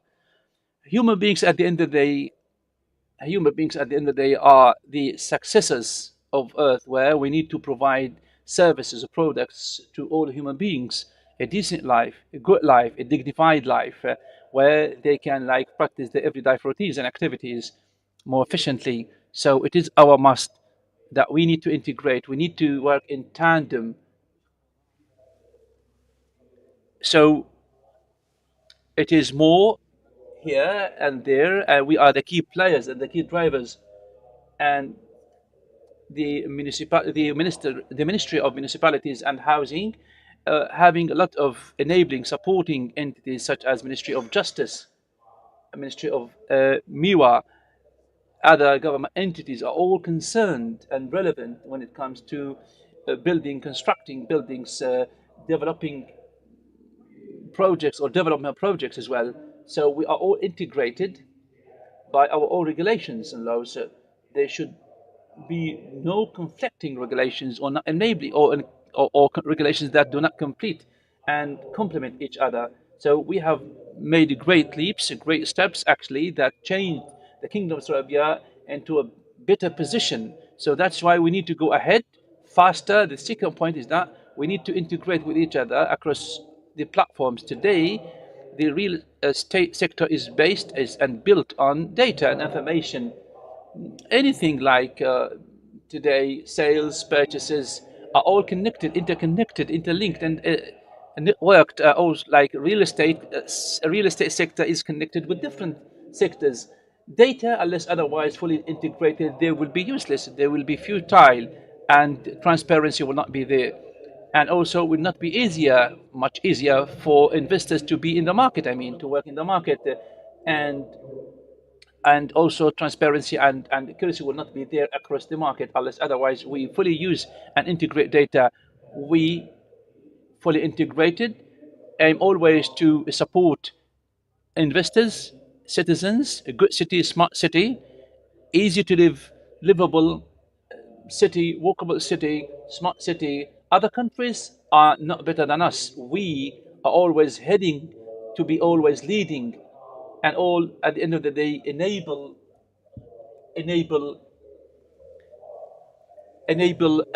these sectors. And also I remind the people there, Engineer Abdullah, please, what about 2025, just like 2030 as well, in the short term and the long term?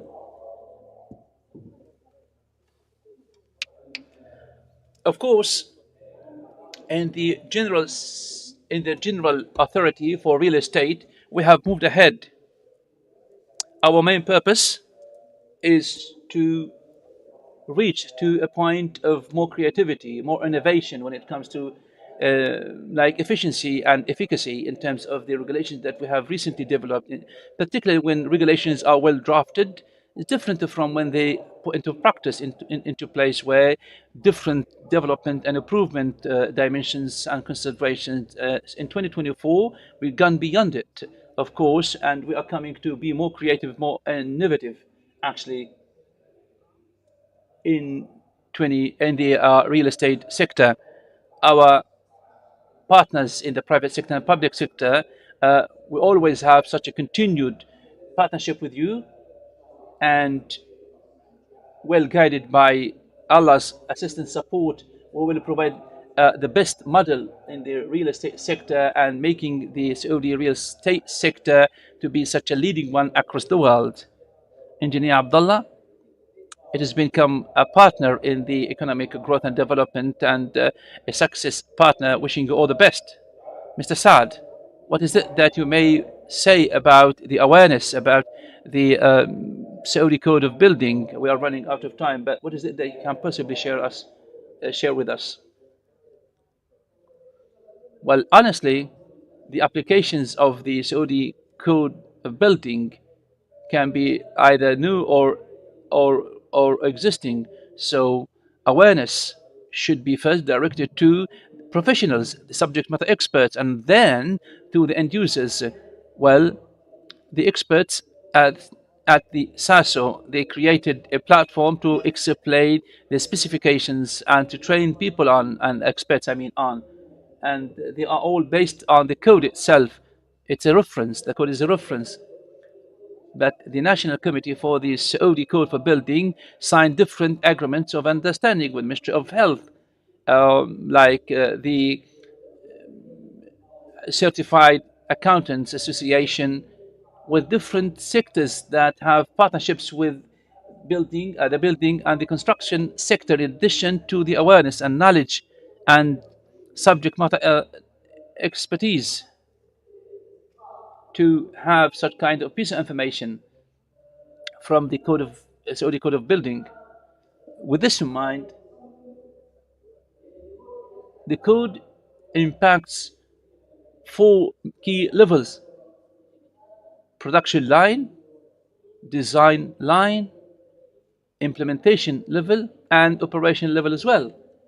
Even in operation and or commission, they have what is known as facility management. It should be built on the functions of the building functions, where they should be integrated. We have to have like training programs that are built on the code itself, because it ensures operations, secure operations, sustainable operations, that achieves the quality for life for the users, because specifications are the quality of life. Thank you so much, Engineer Saad. The Saudi Code or the Saudi Building Code is a tool for success. Thank you so much for your excellencies coming from the holy city of Mecca, Engineer Abdullah as well from Aseer region development, and also Engineer Abdullah Al-Hamad, and Your Excellency Engineer, the General Secretary of the National Committee for the Saudi Code for Building. Thanks as well for our dear guest participants, audience, and also for those following up virtually online. Thank you so much. Your attention is highly appreciated.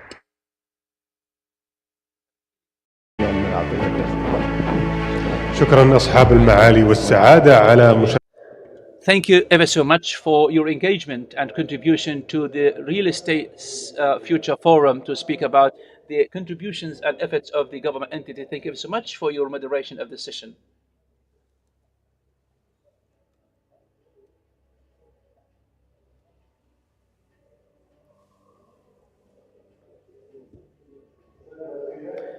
Ladies and gentlemen, we will have now another panel discussion from vision to success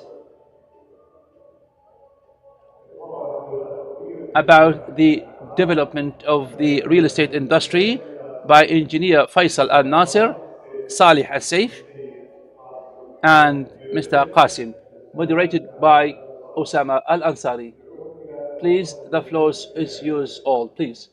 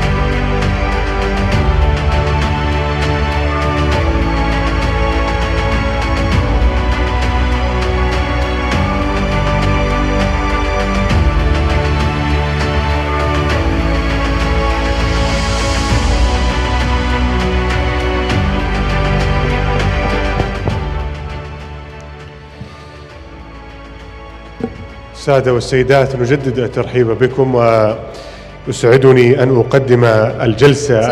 I would like to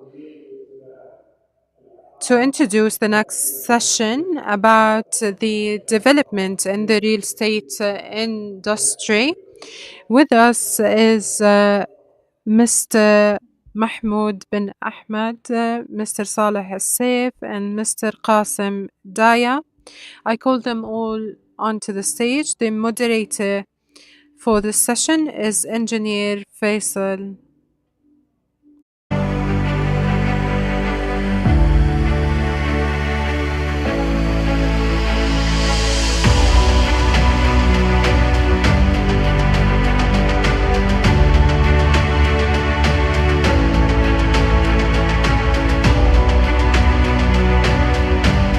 Testing one.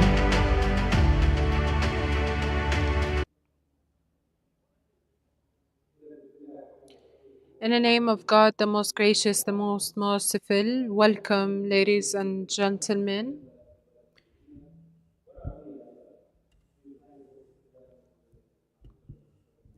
This session is going to be conducted in English. We have translation devices if you need it. إذن هذه الجلسة سوف تعقد باللغة العربية ويوجد ترجمة. Concept to reality. The development process explained. Today we will explore the journey of real estate development from the initial concept to the final execution. We will discuss the challenges, best practices, and strategies that drive successful real estate projects. I am honored to be joined by distinguished panelists, Engineer Faisal Al-Nasir, CEO of Al-Andalus Property Company, bringing vast experience in commercial and mixed-use developments, and Mr. Saleh Al-Saif, CEO of Rafin Real Estate, a leader in innovative real estate development, and Mr. Qasim Dia, a CEO of Clifton Blake Asset Management. Clifton Blake is a developer of Class A mixed-use projects in major markets across North America. Each of our panelists has a unique perspective on the development process, and we look forward to their insights. Let's get started. But before that, please join me in welcoming them. Please. Starting with you, Engineer Faisal, how do you prioritize and plan for sustainable growth in your real estate projects? بسم الله الرحمن الرحيم الحمد لله والصلاة والسلام على سيدنا ونبينا محمد عليه أشرف التحيات والصلاة والسلام. First of all, I would like to welcome you all, ladies and gentlemen. It's a pleasure being here. Thanks for the organizer. Thank you for you, and it's my pleasure to be with those distinguished committee. First, I think, income generating properties is the real estate business. So if you go to previously, since the establishment of the life, people were having real estate and they expect an income from it. So this is the main side of the real estate. Yes, lately we saw a lot of, gain capital increase, others blah blah. So people will benefit out of selling and buying, but the original is the income generating models. So based on that, I do really believe that having the income generating property is really what the sustainable income for whomever that. To ensure you have that sustainable income, you need to study exactly what's your property will be done and what's the business, who's your customers, you are working on which business, and ensuring that this is not seasonality will remain and it is a people need and people expectation. Having this will start by selecting the right location, selecting the right design, understanding who's your customer, what's your customer need, and designing as per their needs, and ensure, which is the most important, I think, point in the operational side, ensure enhancing and developing your property. This is very important. If you leave developing your property and enhancing it to achieve customer expectation, you will be lost for the future. Thank you indeed. Have you utilized the latest technology in your projects, in your latest projects? Yes, I think all of us is utilizing the technology. If not in your business, sorry, it will be in your life, and all of us now, we cannot go back to the previous technology we were working on it. And the changes that's happened today in the technology, the new way of thinking, introducing many way of technologies, AI, other Internet of Things, a lot of things. I think this is very important. As we in Al-Andalus Property Company, we are building our business on income-generating properties. So this is our bread and butter, if we say it in, I would say in a language. So today, we know this. We're working on this since 2006, which is the establishment of the company. That's we are working in income-generating model. So very important, as we mentioned, to look to the development and enhancement of those. Technology is one of the important things. Implementing the technology will help you in ensuring that the property will remain under the required or the standard level. You will ensure that customer expectation will remain achieved. You will understand your customers more, and you will simplify the journey of both your tenant and your customer from the other side. It's very important. We saw today PropTech has become a very, very big business, and a lot of people working on it. Many discussion happen in this forum related to the technology and property technology. We said we now buy online, sell online, design online, get a permission online. Everything is happening online. So all of this is utilizing technology. The way how you connect with your customers, this is all in technology. And the way you understand customers is also technology. So now you are utilizing AI technology overall to understand what's customer need. You utilize the technology in enhancing their customer experience and customer journey within your property. All of this happening with technology. So yes, quick answer is yes, we do. However, I think this journey is never ended. So you will always have a new technology to implement. Thank you indeed, Engineer Saleh. Before moving on to you, Engineer Faisal, before moving on to you, Mr. Saleh, I'd like to ask for a translation headset, please. Can we have a translation headset? ممكن جهاز استماع للترجمة للمتحدث الإخوان المنظمين. What are the most critical steps in transitioning a concept into a successful real estate development? You prefer to answer in Arabic, although you speak perfect English. ما هي الخطوات الأساسية لتحويل الفكرة إلى مشروع عقاري ناجح? First, thank you, and if you allow to speak Arabic. Mike, please. Hello. بالنسبة طبعا إلى تحويل الفكرة إلى مشروع عقاري ناجح. طبعا لابد قبل يعني انك تحول الفكرة إلى مشروع عقاري ناجح لابد يكون في تحليل للسوق. معرفة بأنظمة البناء مثلا أحيانا يكون عندي فكرة ممتازة ولكن نظام البناء على an idea to a real estate project implemented on the ground. This could put us in front of a number of challenges and also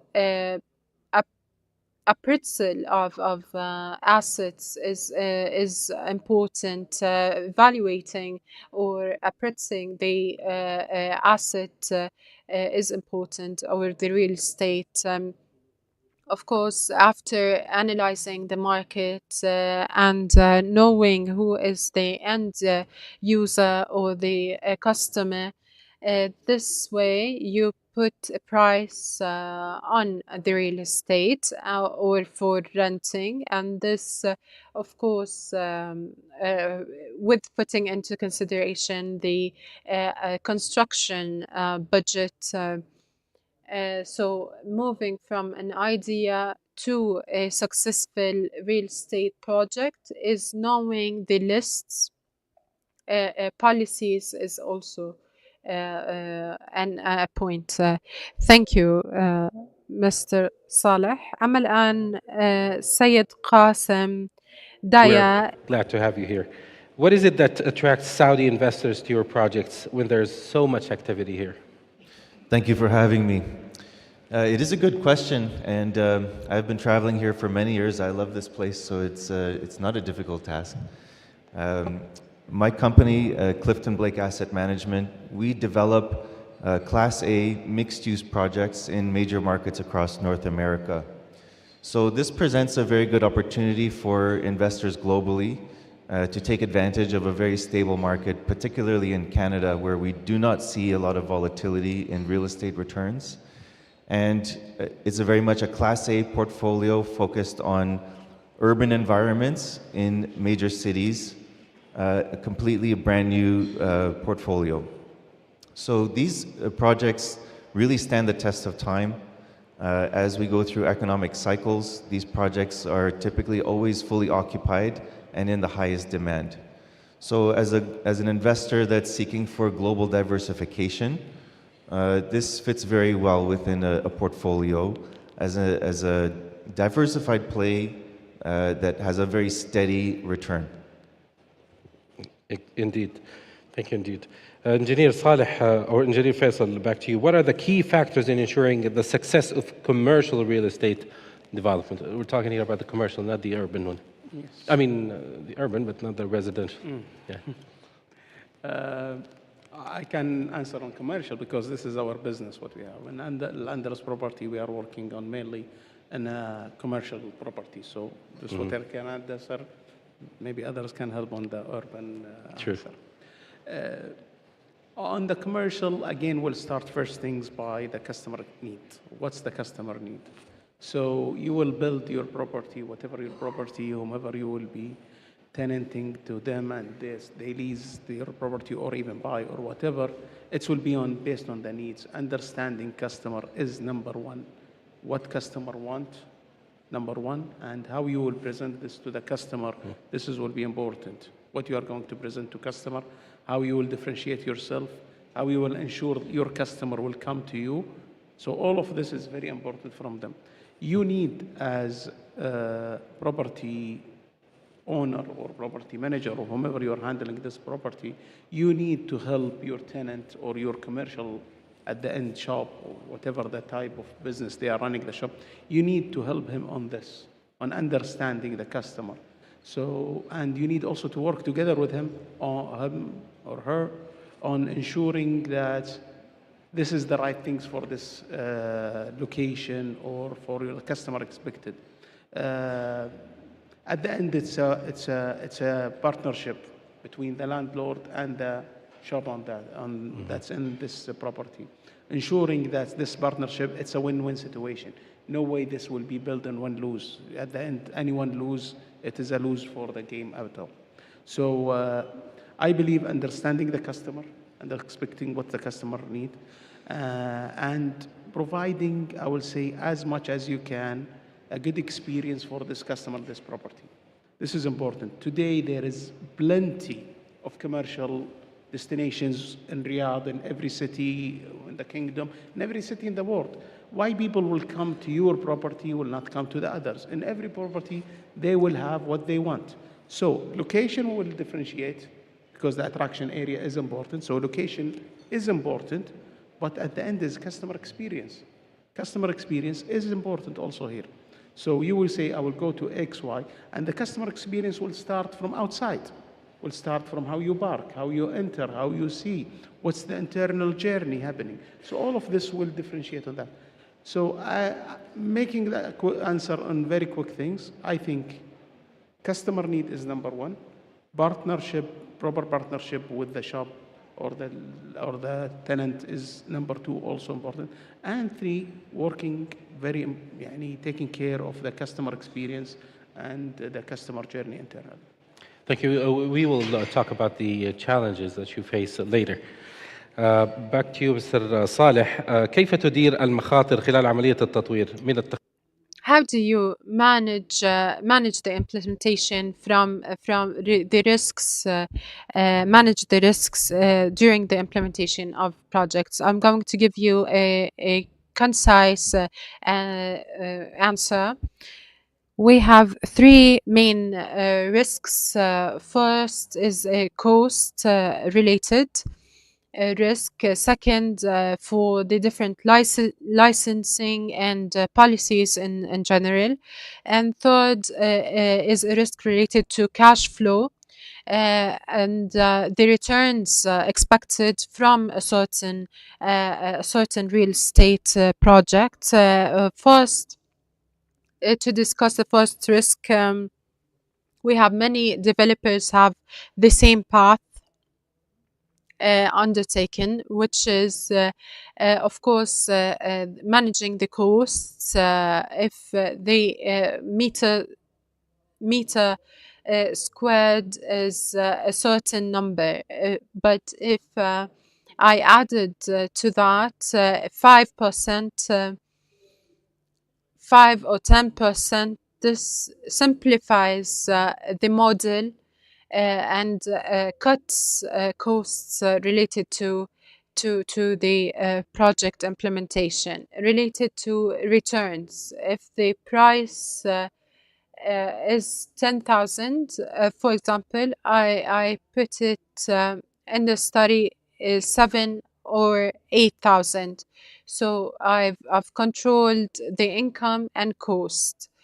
Thirdly is cash flow, and of course, any developer or investor in the real estate business, of course, would want a cash flow, and this is a challenge that is universal, and it's not just about the kingdom, is having policies. And if I applied for a certain project, I don't have the timeline to know when this project is going to be concluded and implemented on the ground. Therefore, I have a high risk in order to, I mean, give a timeline.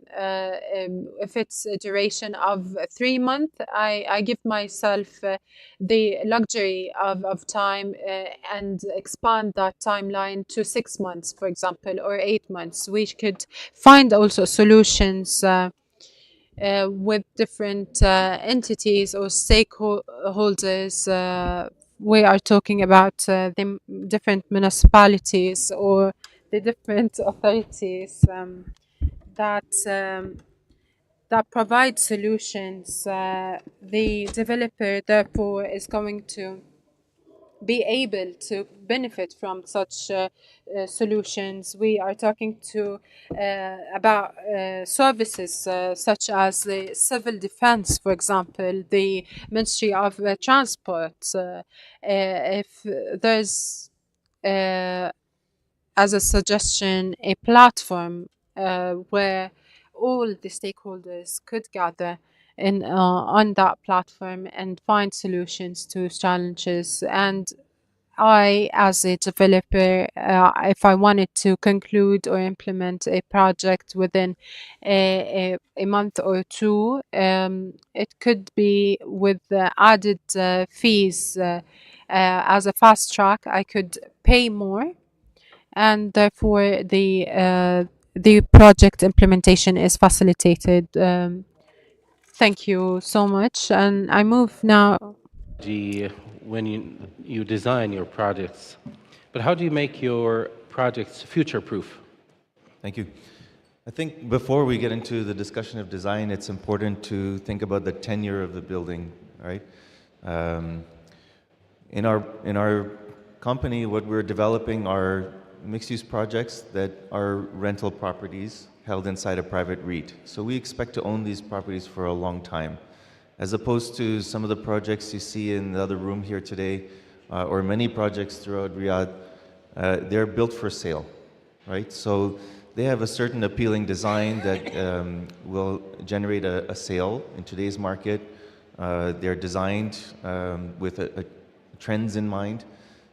When you expect to own a building for a long period of time, you want it to be attractive, but it also has to be timeless, right? If we're going to continue to own this for decades from now, and we need to think about the operating costs of the building for a long period of time, all of these things start to come into consideration. Also, the demographic of the person that is going to rent a residential unit in a building versus someone who's going to buy a condo, for example. They have different needs. They're going to have a different suite layout, for example. So the mix within the building is important. The suite layout is important. And in a mixed community, a mixed-use building, also the tenancies are extremely important. So the retail programming that we do on the ground floor of our projects, it really matters because the tenants that are living above these stores are going to use those as a natural amenity within the building, as opposed to a project where everything is built for sale. Certainly in the North American market, we see a lot of condo developers, they neglect the retail because it's being sold to an individual buyer who is then left to find their own tenancy. And that is very inappropriate when you're in an environment like ours where we expect to have a long-term ownership. At the same time, though we have a long time horizon, we do have to think about the next buyer analysis, whether it's going to be another pension plan or a sovereign wealth fund or another REIT that will acquire this portfolio at some future date and time. These buildings have to be attractive. So when we're thinking about the design of the building, of course, sustainability is top of mind. We put the latest technology in there, and yes, sometimes the capital expenditure up front is more for HVAC system or the window or the building envelope, but we are creating a better product that is going to generate a much lower operating cost in the long run. Most people don't know this, but 80% of the cost of a building occurs over the life of this building. Mm-hmm. We always think about the development cost up front, but the long-term expenditures of the building are extremely important in this consideration. Of course, we are always using the latest technology, as my colleague mentioned. To me personally, this is a frustrating point because the technology moves so fast, right? I had a project that we were working on a couple of years ago. We implemented a locking system that is managed by your phone. And during construction, the hardware provider, which was very popular, latest, greatest technology used by tens of thousands of people, they went insolvent. Now what do? You have to change the technology. And 3 years from now, there will be something new, and there will be all of these AI products. So now we have to think about future-proofing the building, right? We want to put the latest, greatest technology in the building today, but in a few years from now, it's going to change. So we have to make sure that we can retrofit these products, these hardware products, and introduce new software layers with AI, for example, so that we can continue to be best-in-class building and continue to be the most attractive product in the marketplace. Mm-hmm. Thank you indeed, Qasim. Back to you, Engineer Faisal. How do you see the role of mixed-use developments in the future of urban planning? It is the future, and we already started in Saudi Arabia, the real estate market in Saudi Arabia is very matured, and already we are ahead of many countries and worldwide on that. So already you can see many projects in the real estate on the mixed use. Not only that, so I think what you see today as part of the Vision 2030, and you see those giga projects, those are the exact implementation or the giga implementation of the mixed use destination. What is the literal translation for mixed use? Sorry? متعددة الاستخدامات. متعددة الاستخدامات أو متعددة الاستخدامات. The point when you look to all those giga projects we have in Saudi Arabia, Riyadh, if you speak on Riyadh only, so when you start by New Murabba, when you speak about Sport Boulevard, King Salman Park, Dir'iyya, Qiddiya, all of those are really the mixed-use destination. So where you start by residence, you have a commercial, you have entertainment, you have a healthcare, education, all what you want, you will have it there, and hospitality. So this is the future of the real estate worldwide, and we see it really here implemented much. This will help on many things because today the time I would say the customer patient on time become very low worldwide, not only Saudi Arabia. So people are looking to really utilize those many things to do in a shorter time. One. Two, today land cost has become very high. So it's not cheap to have a destination only dedicated, let's say, for commercial. You will have only people coming commercial, but you need maybe other people will look for residents or others.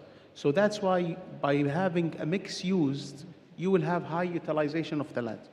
The third thing is this will help even in the quality of life, which is one of the pillars on Vision 2030. So by having a mixed-use destination, so this will enhance your quality of life overall. So it is a win answer in all of the pillars you want. So mixed-use destination is the answer really for everything today. The question how to do it in the right way. And here where you need to understand much your customers, what the customer needs, understand your location, whatever the incomes that you have related to the financial incomes, how you will design it in the proper way, how you'll ensure you provide all customer needs in one destination. Here where it will be the trick. You have many projects where we name mixed-use destinations, however, not all of them are successful. The proper study, the proper, I will say, understanding customer needs is very important on that. But it is the answer, it is important, and what I see here in Riyadh and all of the cities in Saudi Arabia, this is where is the future going. So when you saw the projects, most of the projects is a mixed use, will help both, will help the social and community to provide them with multiple, I will say, options of utilization, and two, will help the owner. If I have a property that's having a mixed use, you'll see. Just, I will give you a quick example on what we see on an Al-Andalus property company. We have in Jeddah, we saw when we have a hospital attached next to the mall, we saw increment of almost 20% of footfall. It's a hospital. People will go to hospital just for, inshallah, all of us, we don't need to go to hospitals, but at the end, people go there for a health situation or other. But by being it next to the mall, this caused a 20% increment in footfall. This is only one element of mixed use. What if you have other mixed use related to entertainment, residence, hospitality, education, as big as you have group of mixed use, as big as you have people more coming to your destination. So the mixed use is not necessarily a building that has mixed use. It's a real estate or a land. It's a group, landing group. Okay. Sometimes it's in same building, like in some malls where you have in some malls. As example, in the mall you will have a commercial, retailer, you will have, let's say, food and beverage, entertainment. You may have an offices. Now you see many malls having an offices or others. So sometimes in one building, and sometimes it's a group of buildings next to each others, or a community, or whatever, I would say, building attached to each other.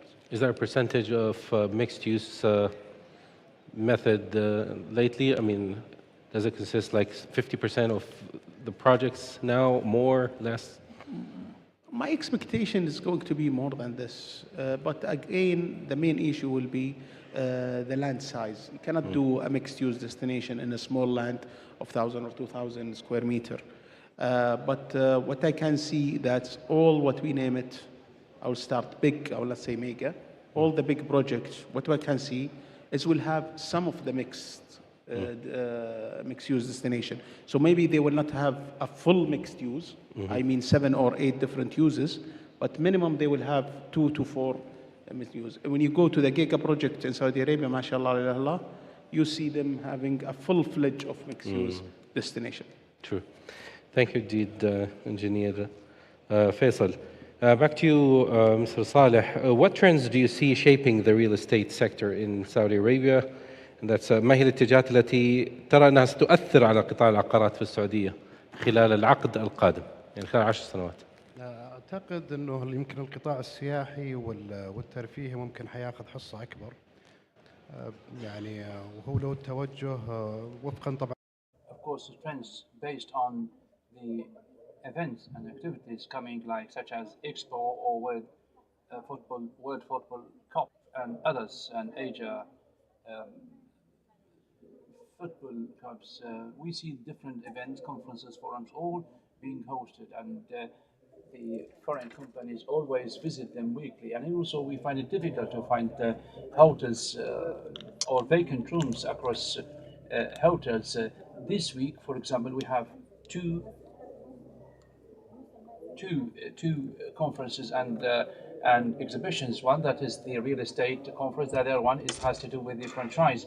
So it gives us like more and more space for recreation, for entertainment, for like subject matter conferences such as like housing conferences or mixed use or regional also projects. Of course, it'll take like great conferences being held or to be held with the delegates, foreign companies.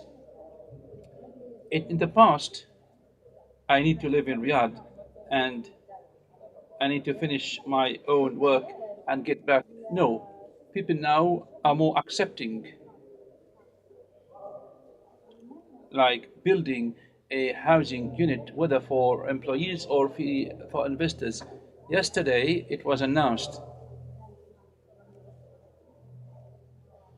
and we hope approvals will also see light in terms of the ownership of foreigners for lands and housing units, and this will also motivate housing activities.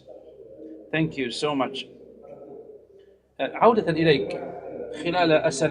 Significant challenges with shifting market conditions, including inflation and interest rate changes. How has your business adapted to navigate these challenges over time? Yes, it's a good question. We talk a lot about building design, but it's important to consider other factors like portfolio construction, capital structure. So, in order to have resiliency over a long period of time, you want to have a conservative portfolio. You want to have a portfolio that is always generating positive net cash flows for investors. That means you want to have a high quality composition. This is why we focus on Class A brand new buildings in urban centers, typically focused on transit lines.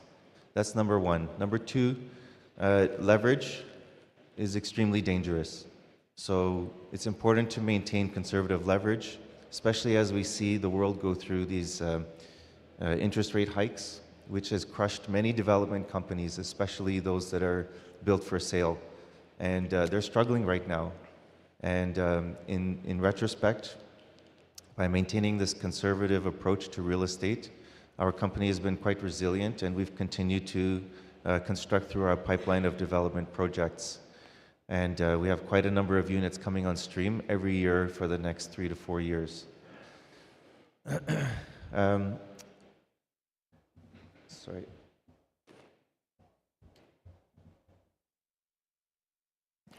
Lastly, I would like to talk about vertical integration within the company. This is something that we made a big push towards over the last couple of years, and we believe this is the path forward for many real estate companies. In the past, you would see many development managers that are outsourcing various functions. In the future environment, this is not going to be sustainable. What we need is a lot more control over the construction process. So we have internalized construction within our company. We have internalized all operations, management of these income-producing buildings, leasing. Everything is under one roof. This gives us a lot more efficiency in the process, cost control, and ultimately this is for the benefit of investors, and it allows us to maintain this portfolio for a long time. Cost control here in terms of human resource or material or? It's really both. What we saw when we were using third-party construction management, they are not acting as owners, okay? And they're typically chasing the project where there's a fire burning, where they're getting sued because there's a mistake, and there's other inefficiencies that go through the P&L because they can go unnoticed. And now that we have internalized construction, we can see all of these details and we can eliminate those unnecessary costs. Yeah. We can control schedule a lot better. So it ultimately leads to a much more efficient development and construction process, and we have full control over projects. Amazing. Yeah. Engineer, I would add one more thing. Sure. The other area where we're investigating right now is on modular construction. I don't know how... What's that again? Modular construction. Modular construction. So I don't know how popular it is in this area, but in North America particularly, we deal with some harsh climates through the year. With a modular approach to construction, we build these blocks, if you want to call it that, within a factory in a climate-controlled environment using a lot of automation. And this really is a technology for the future where we can, again, further create efficiencies in the construction process and deliver a lower hard cost in the building. So this is an area where we're doing a lot of experimentation, and we see it as a path forward in our developments. Yeah, to manage risks and expect future risks, right? I expect this is the future for construction, yes. And we can do this with concrete, we can do it with steel, we can do it with wood. There's many different methodologies. There's a group out of Spain, I know that they're actually 3D printing with concrete. So all of this stuff is very fascinating. It's very cutting edge. That's amazing. Thank you, Qasim. Engineer Faisal, in a minute to wrap up, please, like closing remarks. You can feel free in Arabic or in English. I do see real estate, it's embedded in all of our life. It is everywhere. Everything you are doing in your life is linked to real estate. We look to it on many different ways. So either the property that you do, you live as a home, you work as an office, it's a school, it is a hospital, it's education, entertainment, blah, blah, blah. So it's lived everywhere. And it is where you invest your money. Big portion of all of people investment is in real estate. So you, even when you buy your apartment or your home, you do invest in real estate. So we are happy really of seeing this attention that's happened to the real estate in Saudi Arabia under the government direction of digitalization, enhancing the rules and policy and procedures, and working with the vision that's linked very tight in all the parts with the real estate. So I'm very happy to see this. We see continuously across the year a lot of events like this in Riyadh who's enhancing, working on all the elements of the real estate. So today we are speaking about the future of the real estate. We were speaking before 2 months on the proper technology on the real estate and. So I'm happy also to see the faces from male and female who are there that's working on the real estate. So what I will say that's very important, we are looking here that this is a journey, we are working on it. We are looking for a future on it, on all the property that we are seeing, all the projects that we are seeing in the government, with the Vision 2030. We are happy on that. And please don't stop your passion of the real estate. Keep your passion of real estate. This is very important. Don't look to it as just a land. It's not a land. It's our life, from home ongoing. So keep your passion. Keep things always working. This is very dynamic business and environment and I would say subjects we have, which is the real estate. So we hope that we always continue to reach, inshallah, to look at Saudi Arabia to be among the top on all the real estates, on all elements. Thank you indeed, Engineer. To you, Mr. Saleh, it is, as a wrap-up for a minute, دقيقة كذا. خلينا أساس إنه ما نطيل الحديث على الإخوان. In order not to take too much time, the projects in the Kingdom of Saudi Arabia are diverse and huge. Qiddiya, Ritzi, Neom, Diriyah, Murabba, and any other projects, also King Salman Park.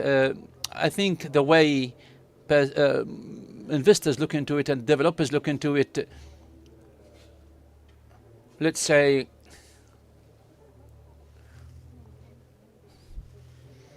the companies that work with the real estate sector, whether providers or contractors or maintenance operations or purchases or sales or whatever, you name it, they all look into the real estate sector in the Kingdom of Saudi Arabia, particularly in Riyadh. So what I'm saying is that ample opportunities have come into play and are highly promising, and the Vision 2030 targets and goals have really come into play in terms of realization and achievements in the Kingdom of Saudi Arabia. شكرا جزيلا سعادة المهندس أستاذ قاسم. لو Invited تفضل. today as a knowledge partner for the Real Estate Future Forum. It's been very interesting. I've been speaking with various CEOs of the local development companies, getting to witness how you create your environments over here, whether they're mixed-use communities, residential developments. Some of the giga projects are very fascinating. And also to exchange ideas on how we are doing our real estate projects in North America. I think there's much to be learned on both sides, right? The business here is really booming, and some things can still be, there's still room for improvement. I'm happy to discuss with any one of you after the panel today. I'm here today and tomorrow. And I'm happy to exchange ideas on how we can collaborate and together make both of our developments much better. Thank you very much. Thank you indeed. Thank you. It is clear that the real estate development process is both complex and dynamic, as our panelists mentioned, requiring strategic planning, collaboration, and adaptability. Our panelists have shared valuable insights on how to turn ideas into successful projects, overcome challenges, and ensure long-term sustainability. I'd like to extend my sincere gratitude to our esteemed speakers, Engineer Faisal Al-Nasir and Mr. Saleh Al-Saif and Mr. Qasim Diya. Please join me in thanking them. With this, we come to the end of this session. Thank you indeed, our valued audience. Thank you. Thank you.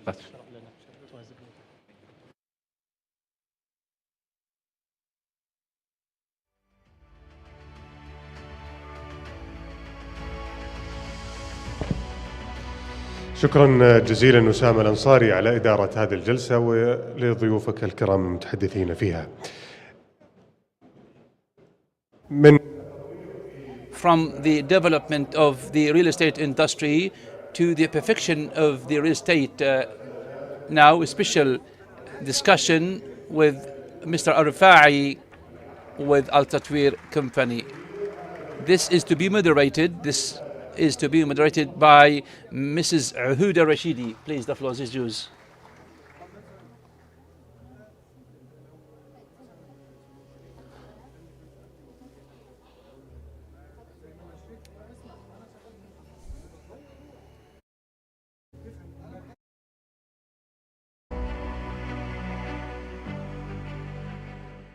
Special interview with Mr. Nadir Al-Amri, moderated by Mrs. Uhud Al-Rashidi. Very good afternoon and welcome to the second day of the Real Estate Future Forum. So many panel discussions that are really informative, and yesterday and today, and still our own panel discussions continuing today. It is themed from vision to success, mastering real estate development, with Mr. Nadir Al-Amri, CEO of Al-Jadid Al-Ula Company. Good afternoon to you, Mr. Nadir. Good afternoon to you, peace be upon you all, and welcome to the second day. First and foremost, as a big company, Al-Jadid Al-Ula Company, let's speak a bit more about this company. What is Al-Jadid Al-Ula Company, and why is it considered a good example for success in terms of the real estate development? Well, thank you first. Thank you ever so much. first, in the name of God, the most gracious, the most beneficent, I'm really excited and honored to be here among the speakers in this great forum. Well, honestly speaking, here is to share my experience and not just knowledge. The people, the audience, are really fully aware of, and I'm learning, and I'm one learner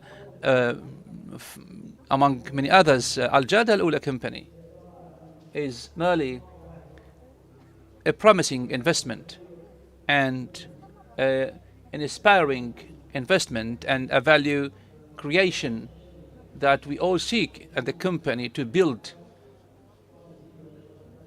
strategic partnerships. Ever since it was established, we found at the company a gap between investment and the real estate development. We sought to work to bridge this gap between the investment management and the real estate development management. You referred to the point of success. We don't consider ourselves as successful because it is a journey that we have completed successfully over the last 5 years, ever since it was established.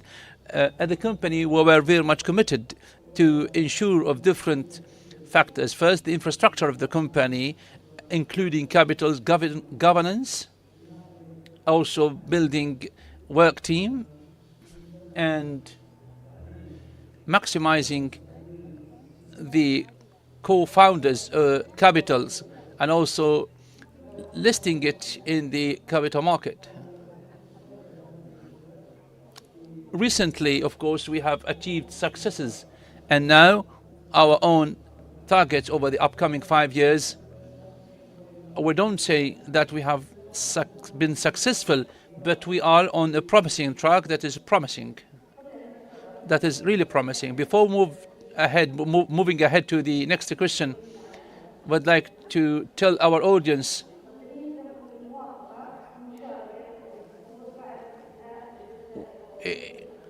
we will give the audience or the floor 5 questions for questions, answers, and after the discussion is over, after you introduce what is Al-Jada Al-Ula all about, let us explain or talk about the experience about the share market.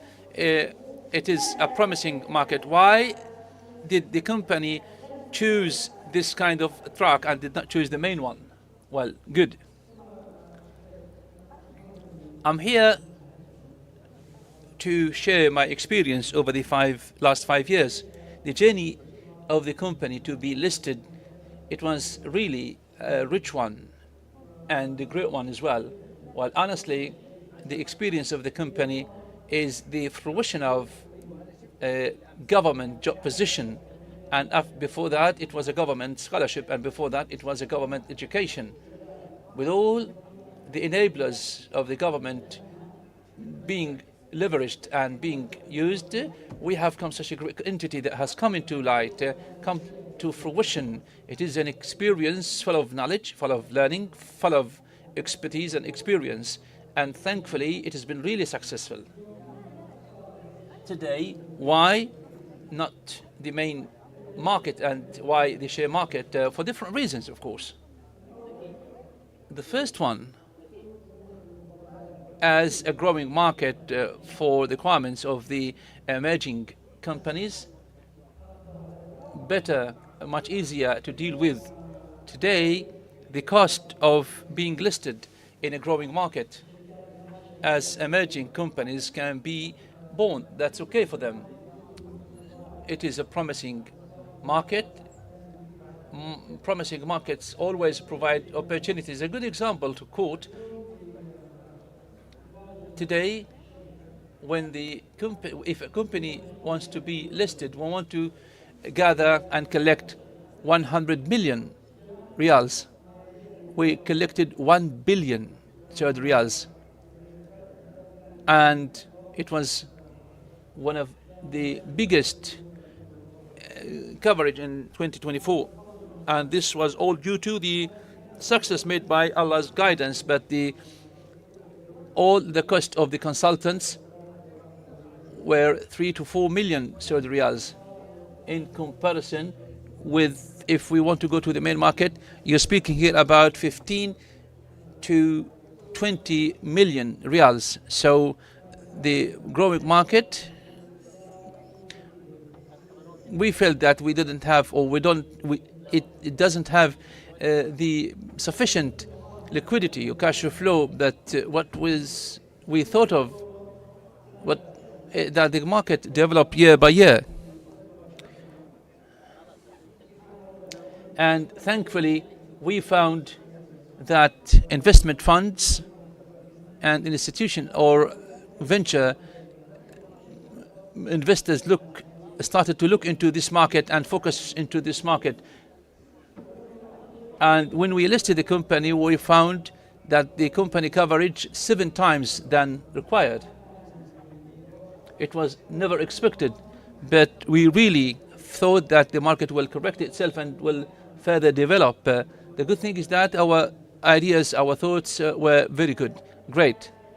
Success, you talked about it, about Al Jadda Al Ula company for real estate development. As we know, that success is always driven by different factors, enablers.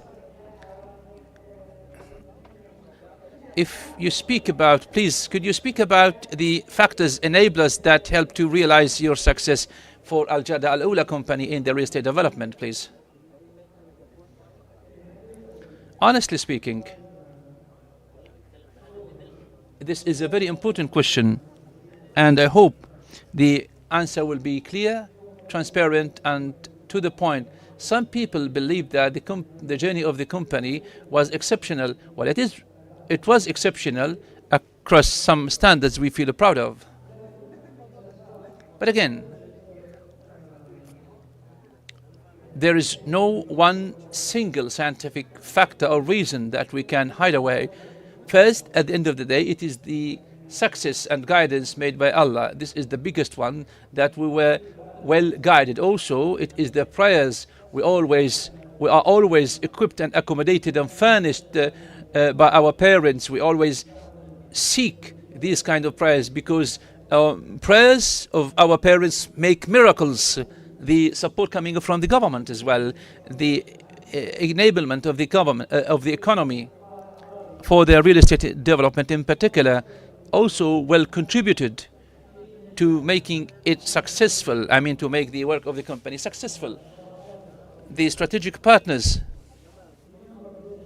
ever since we started over the last 5 years, we focused on strategic partnerships across all our partners, whether banks, banking institutions, financial companies, or engineering offices, or investors or contractors. And we did find that investing in such partnerships over the years was the biggest support and biggest evidence for the company to develop their work, or our work, sorry. And when it was time, it was high time to list it, we found that these factors were the key drivers for success, actually. So it was a good benefit, a good advantage that was not expected at the beginning, but we were very much keen and willing to make it as such ever since the first day. So we carefully, very much attentive to see the company as such ever since the beginning, auditing. I mean, auditors, the auditor was one of the best certified auditors. We know that it was not easy for us as a company, but he made our work much better, much easier, and much successful later, of course, in the later stages. So our work was always institutionalized in the company ever since the beginning. Great. So success is being driven by another success. Successes are always made, but different challenges might have come into play. What are the most important challenges, or what are the key challenges? And the question is, how Al Jadda Al Ula company addressed such challenges? Well, each and every success should have should have faced some challenges. The experience of listing the company, of course, was like faced different difficulties actually. Managing 2 files, so big files, project files and listing files, so striking a balance between these 2 files is not easy, is it? And also you have the management file or factor and the time factor, and how to enhance and maintain the human resources efficiency and efficacy. It's not something easy in such an increasing growing sector. I mean, the real estate development sector. So among our challenges, or the challenge that we face, is how to deal with the human resources capacities and capabilities and competencies, and how to maintain them or retain them. I still remember the financial manager, he's not around, so I can speak freely. We worked with each other for about 5 to 6 years to prepare the company.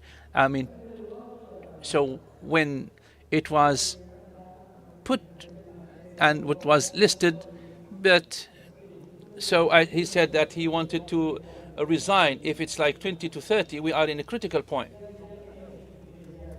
So if he said that he received about 20 to 30 salary increase, I just said jokingly, of course, can you take me with you? Can you stay with the company, because this is almost the top of success for the company. So yes, we faced so many difficulties. Of course, we were successfully able to address these challenges. We were able to align the objectives of the company and the ambitions of the employees. And we were very much keen on the employees in terms of the value creation and the ambitions and aspirations of employees. I today claim that the team members, the rewards are so highly encouraging and motivating, and our incentives, the monthly salaries, the yearly bonuses, and the long-term plan. So thankfully, I see today our employees at work, they were really well rewarded. This is among the challenges that we face. So the journey of this journey, what are the lessons learned and on this journey? All right, really nice. This journey was full of lessons, and one of the lessons learned that something we've learned from is creating the need in order to take decisions in a short notice, in a short time, in a new world. So when you have you are forced to take actions and take of course decisions related to recommendations, or this also decision is not an easy one, especially in a short notice, in a short time. I will always differentiate between taking the advice and working upon that advice. So of course you take advice from many, but then you make your own decision, and this decision is your responsibility only. Therefore, taking decisions is not easy, and of course it's not a secret that that the approval is given upon 6 months or it is refused. So during the 6 months period,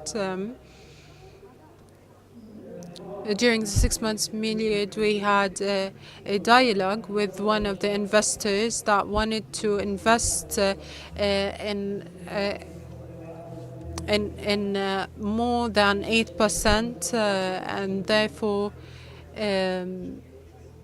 what happened there after consultancy with the different stakeholders, the response was that the time is not suitable, and this is going to affect our decision making, and it is going to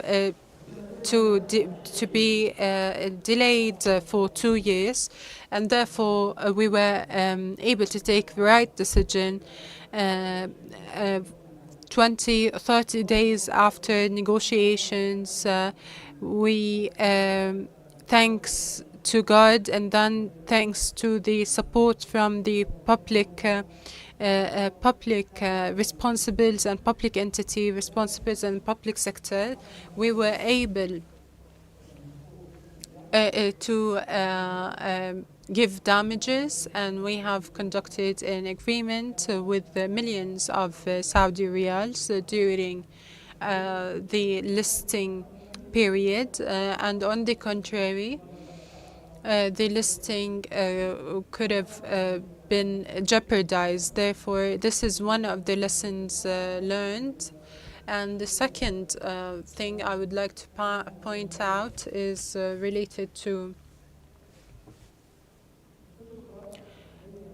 this experience has proven to us one thing, that the lesson learned is sometimes taking the decision that is right at the end of the day is going to give you revenue, is going to come back with wins to you. So sometimes I am in between two projects. One project is more strategic and the other is more rewarding. So as a strategy, we take the more strategic because at the end of the day, this is the right decision because it aligns in harmony with our strategies, and this model or this system of work has helped us positively greatly. So other lessons learned during this period is traditionally you calculate the benefits through direct benefits. So if it's something that is measured with 1 million, I gain 1 million, then this is the direct benefits. But sometimes there is indirect benefits, and this indirect benefits could be 10 times better than the direct one. So praise goes to Allah. The simplest example I could give you is the relationship with our partners, and we have paid sometimes costs to the fund, annual fees that must be paid, and the revenue was clear to us, the direct one, but the indirect benefits are the positive impact of new partners. We have never imagined that such partners are going to help us with future investors. Therefore, indirect benefits is important and must be looked at and not neglected. These are some of the lessons learned related to also human capital. Of course, the human capital is important. We have the financial capital and we have the human capital, and always the human capital is an asset that we focus on. The financial capital at the beginning was 500,000 Saudi riyals. So it was difficult in the beginning to give rewards to our human capital, and therefore they took risks and they have invested their time and energy and efforts with us. So in the long run, we have a team that is dedicated with us as well. Thank you. Yes, of course, we are looking forward to the Vision 2030 and seeing it come to life. How could you contribute to the Vision 2030? Well, the Vision 2030 is a hope for us, for each and everyone living in the kingdom. And it is the light at the end of the tunnel. It is what we look forward to, and therefore we stress always and are keen on enhancing the livelihoods and enhancing the quality of life. Also diversification of the economy, and we hope and aspire that that we continue in partnering, whether internally or externally.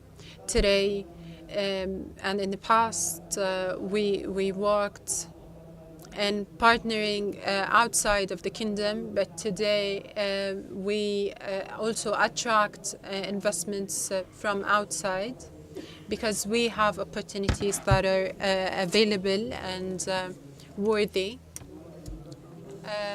Also in the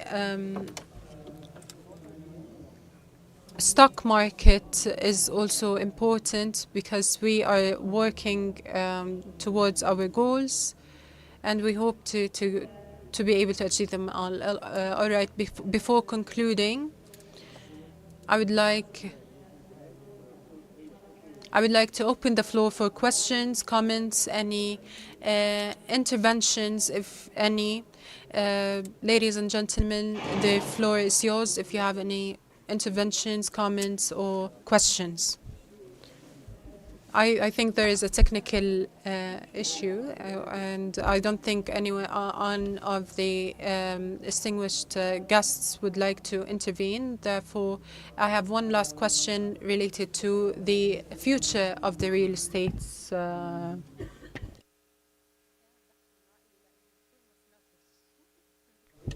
So I think for big developers, they have great ambitions and great goals to achieve, and therefore I hope they succeed in their endeavors. And I think succeeding together in unity and succeeding while collaborating, succeeding with our partners in success is much more beautiful. It's something that has also strategic benefits, and also it gives room to grow and prosper without just relying on what you have as assets, with their human capital and costs, and you could cut costs by partnerships. So partnerships is a way to succeed. I think this is the secret recipe. All right, success, and this is what we pursue always. CEO of the thank you, my esteemed panelists. Thank you, dear participants.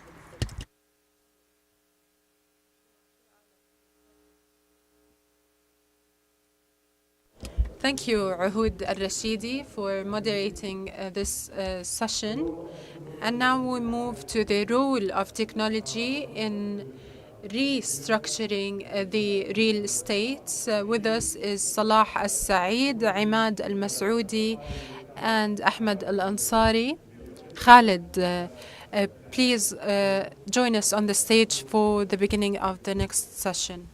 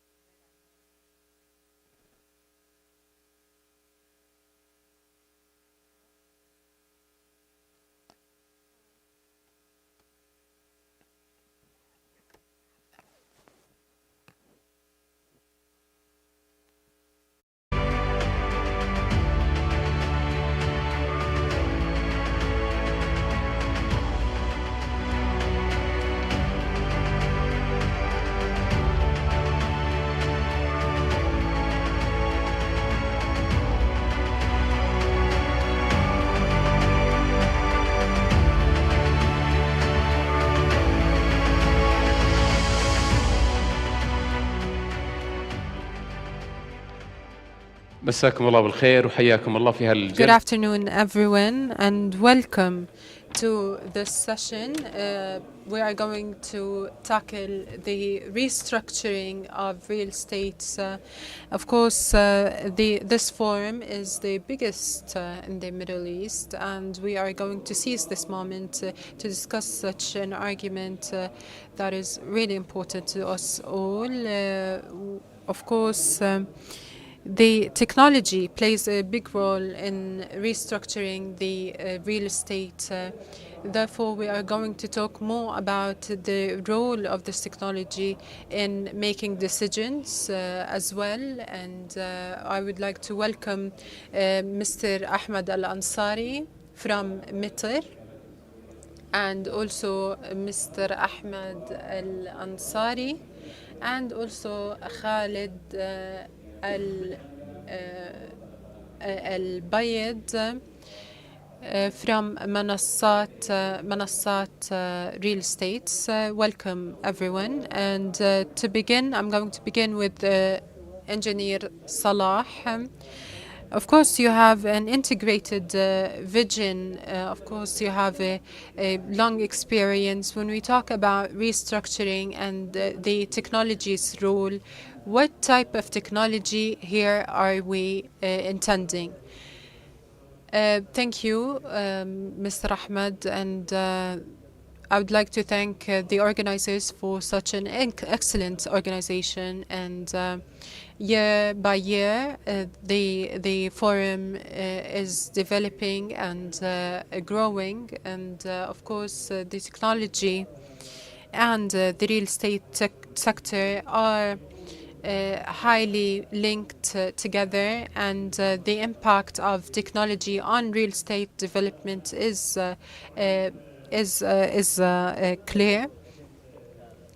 So if we take into consideration historically real estate and its links to technology in the past, an individual, when wanting to look for any land or any real estate, sometimes he or she asks about the infrastructure. It could be infrastructure related to electricity and whatnot, but technology or the digital infrastructure was not on the table then. So now, today, any seeker of any real estate is always keen on asking about the digital infrastructure and also the availability of technological aspects.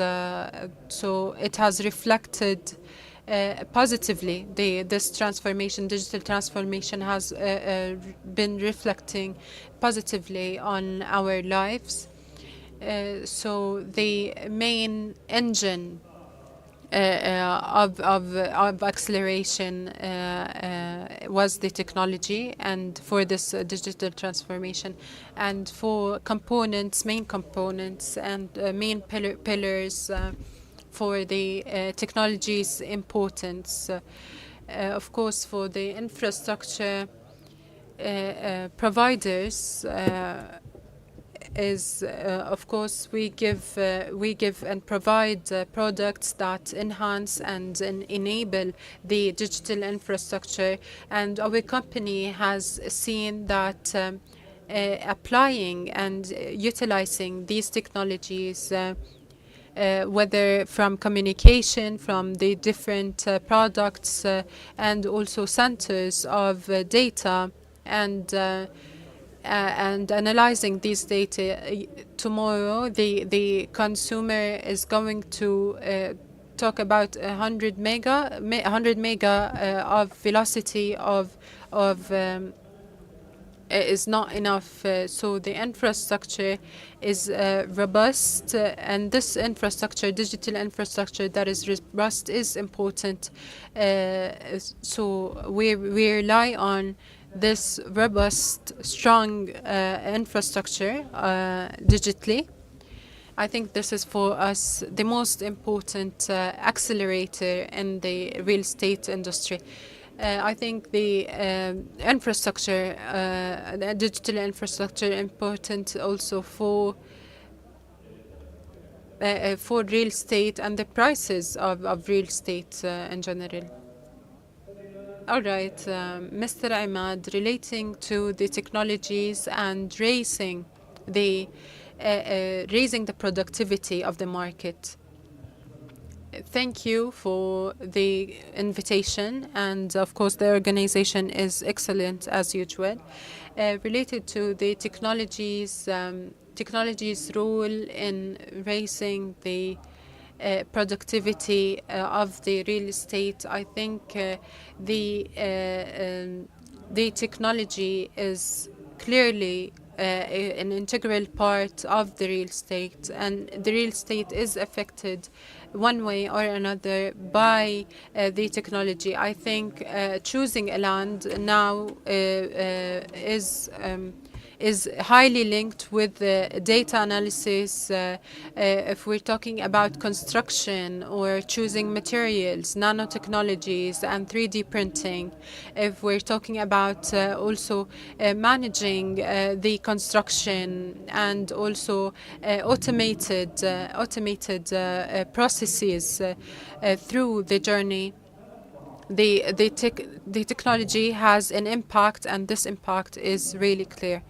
So the question here, at what phase or what stage the market is mature enough to welcome such technologies and embrace such technologies? So theoretically speaking, these technologies are great, but do we have a mature environment and infrastructure in order to embrace such technology, in order to commercialize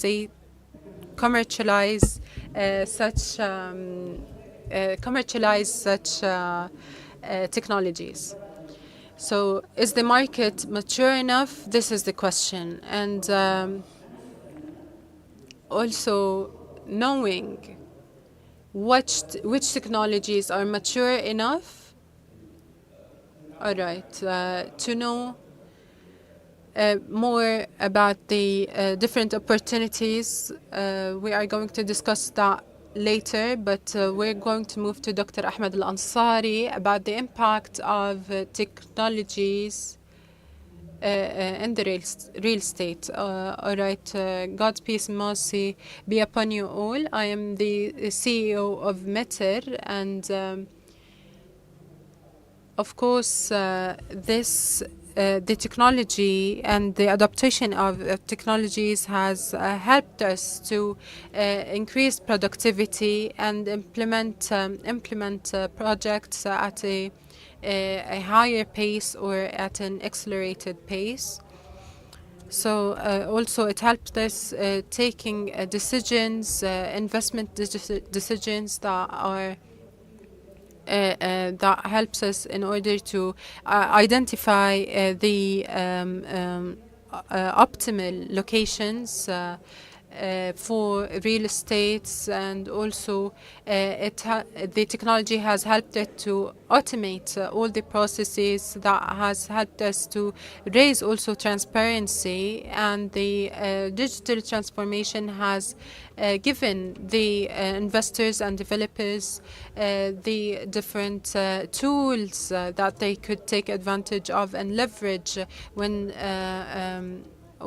investing in a new real estate. All right, Mr. Khalid, moving to you in such an important industry, the real estate industry. You've spent a lot of years.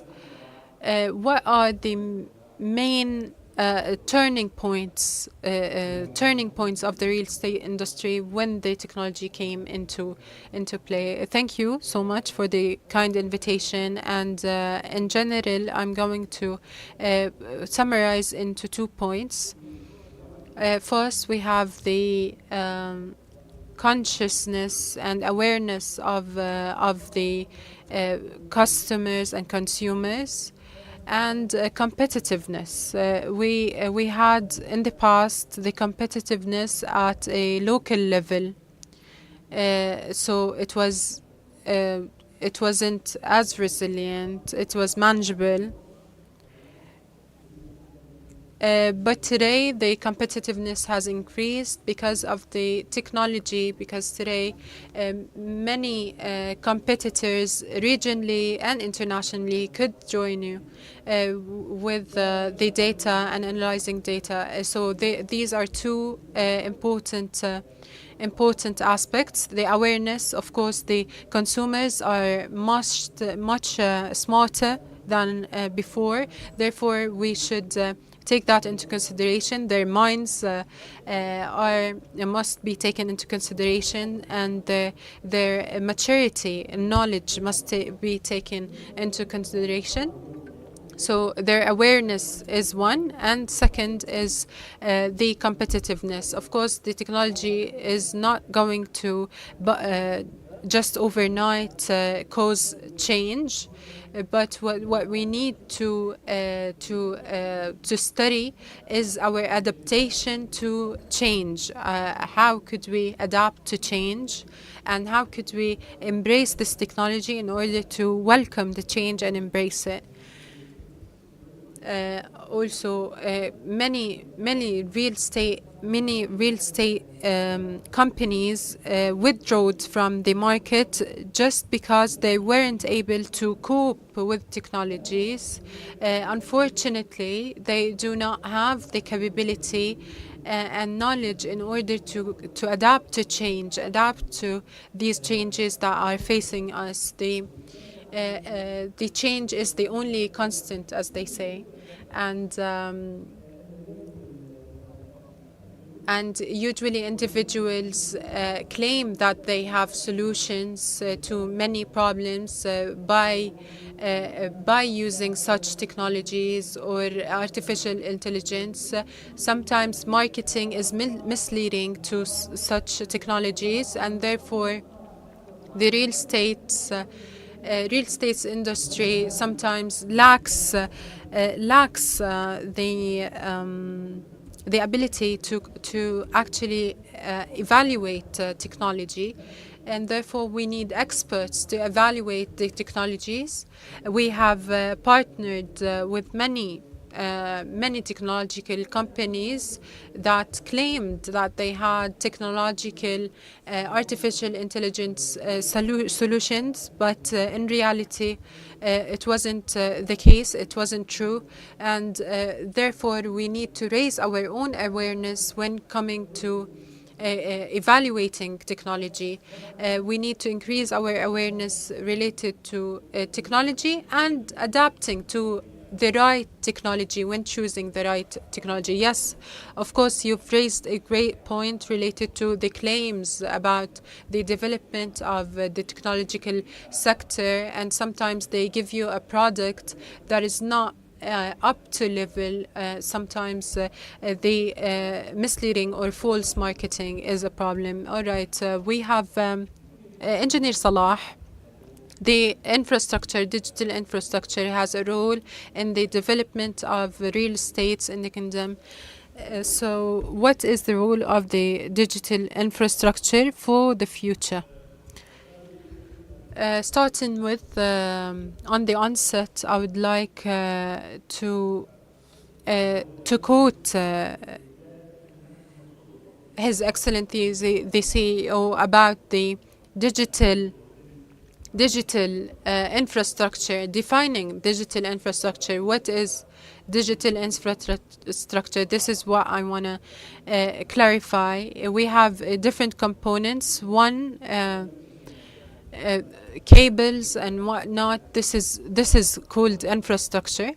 Communication cables is one. Second is the coordination and organization, governance. This is second.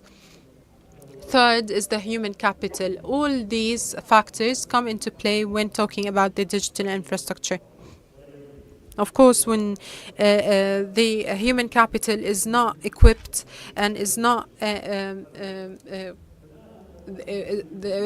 did not build their capacities, then we could fail as a digital infrastructure. Therefore, when appraising or evaluating a real estate, we usually neglect the digital infrastructure. But before the COVID-19, before the pandemic, we had one scenario, and after the pandemic, when when the people became more aware of the digital aspects, and because of the support of our leadership, wise leadership, we have this momentum and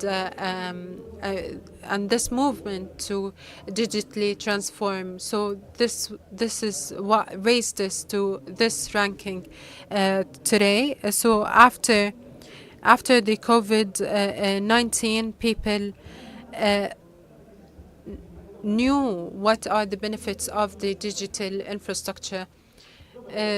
Before 5 or 4 years, we did not talk about any of the demands that we demand today, and we require smart cities and whatnot. 1 giga society. 1 giga society was not there. Such ideas were not there, but today it is a must for any real estate developer must take the path of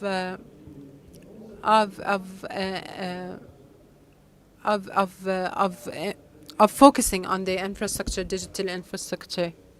All right. You have a role for Internet of Things, but before that, also related to opportunities. You've mentioned opportunities for the real estate companies and also the technologies. All right, the best opportunity to be seized is the artificial intelligence. And I agree with Khalid, sometimes artificial intelligence is like a stamp that is stamped on anything, that on any technology to make it marketed, to market it in a better way. They say that it is artificial intelligence provided, or it is supported by artificial intelligence. So it's not just about the artificial intelligence, but the quality of that artificial intelligence, such is applied to football, for example, or soccer. Yes, of course, you're a footballer or you're a soccer player, but how good are you?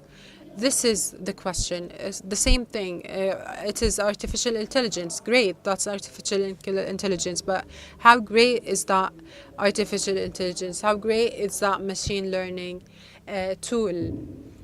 So for valuating real estate, it's the same. We have 100 units, for example. How could I, especially for apartments, the villas are simpler. But for example, the apartments, we have the floor. Which floor is it? Does it have a balcony? Does it not? So it's complex. So we built a model that is complex in order to price these apartments through an automatic model. So automatically you upload the file and it gives you the best price for that apartment based on the different qualifications or different characteristics of that apartment. Therefore, it was really easier for us to do it. How did we do it without the artificial intelligence? Is that we did not give up. We took the same model, we gave it to the developer in a new way. In Rivera, it's a success. It's a success story. We have 120 units. We invited them to give us their units, and we did the pricing. We took care of the pricing. I gave them the best price. We gave them the best price for those apartments and those units. We give them the best price, and based on this, the different specifications or characteristics of each apartment, and we take 2.5 as interest. So what we've seen is great success. They have gotten what they needed, the revenues that they aspired to get, and therefore we have great success because of this method or mechanism of pricing. Sometimes in the market in Riyadh especially, any price given is usually sold. So you give a price and you sell.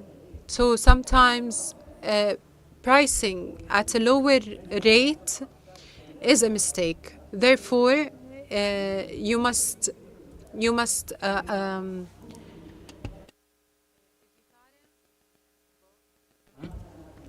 therefore you must avoid low pricing lower. Yes, of course, that's great. That's a great example, and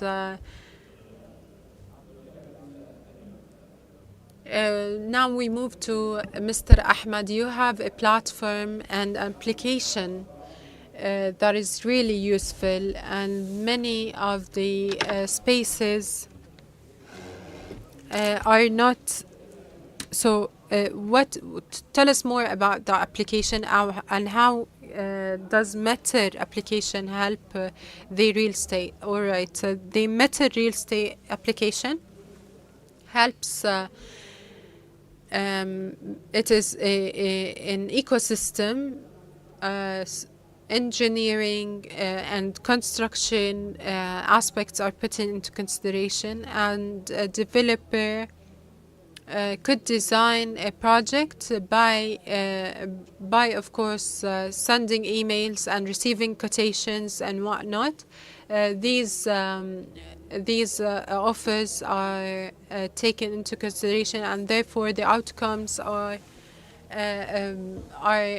are then studied, the profiles are studied, and Meter, what it does is that it gives you the analysis of data, and this has raised the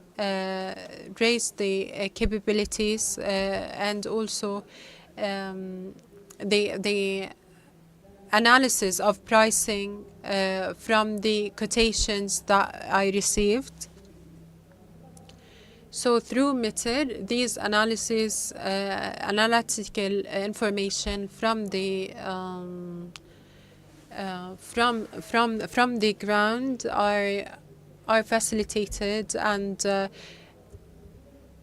in the Kingdom of Saudi Arabia, we work with individuals and developers, and they both benefit from that application. What's unique is that we have a number of services that are provided on the application.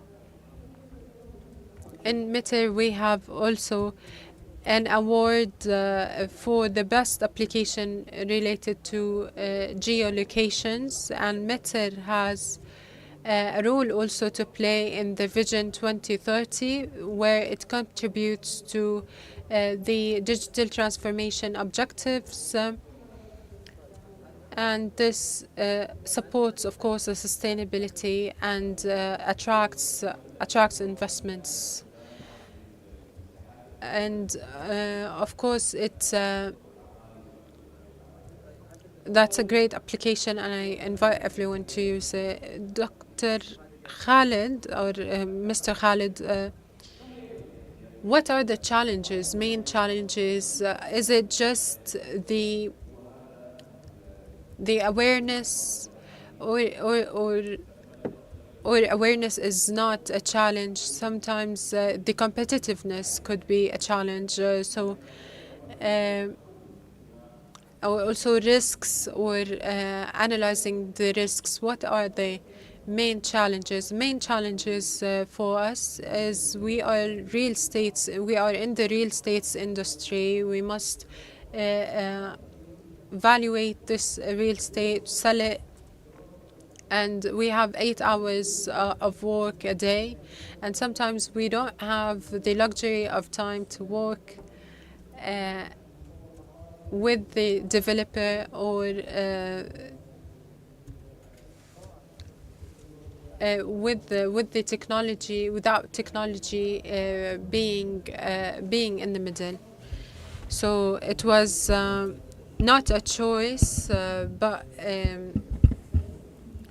it was not a choice for us to dig into artificial intelligence and the technology and adopt it. And we also analyzed and assisted and evaluated that technology to see whether if it fits with our strategy or not. We have the belief that the market is changing.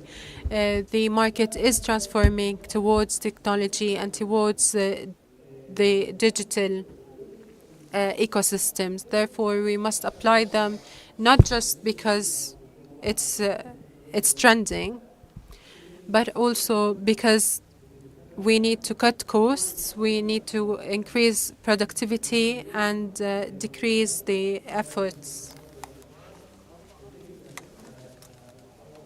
And digital transformation, there is a kind of change that is sometimes unexpected. The big change is that those who can focus on this kind of issue and leave the main line of job. So I believe we will have more challenges in the upcoming time. The Kingdom of Saudi Arabia market is always promising. Today we've been able to apply so many technology applications now. The real estate assessment or appraisal can be easily done by software programs, specialized programs. Tampering and manipulation with the data can never be there. What is the role of the technical and technology support when it comes to the real estate development? Well, honestly speaking, the data, or you can easily collect data, well supported of course by the government and the public sector entities. And this is, of course, a two-edged sword. We, as real estate developers, of course, we make our living, of course, out of what? Out of the data collection ability. So we can benefit from this by one way or another, say by converting such data and providing such data to the clients or customers. Again, we can analyze these data to better understand the market trends, because there are so many opportunities that we can benefit from, and we can apply them, of course. But again, our problem is that we want something like Mr. Imad. We trust him, invite him, and you take this, of course, and get started. And you can change us. Well, this is true. Yeah, this is a kind of call for anyone who has a product, a technical product that is good, well developed. But again, this is a call, an invite that we have such a great appetite to accept. Yeah, real estate market accepts more and more in terms of technology. Engineer Salah, speaking of the infrastructure and your relationship with the developer about the role of Internet of Things in the future. Speaking of Internet of Things, it is so huge a topic to speak about. The applications are limitless, actually, speaking of any. But again, let me talk about one thing which is very important about the full integration with the developers and the ID. As Their Excellency has have really said about the use of Internet of Things in the development of projects, like different, so they can be like a good partner in such a way to be like a good factor for making success, and also providing appropriate solution at the end of the day for the real estate developers to benefit from these kind of information. Now, based on our information and ambition, developers, of course, carry out research study and feasibility studies, and they also implement. We provide them, of course, with the best engineering tools and approaches that support permanence, of course, and perpetuity based on like 50 years, 45 years.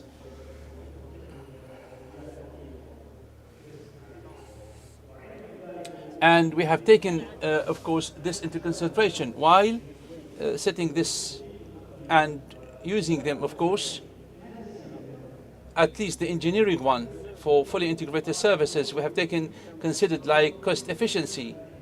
The good thing about this is that the infrastructure now, we have reduction for the material used. Back again, which is one more thing, which is at the implementation time, we use different technology in terms of the quality, accuracy, and we want to ensure that they need to be limited to the 60 days. Back to your question relating to IoT.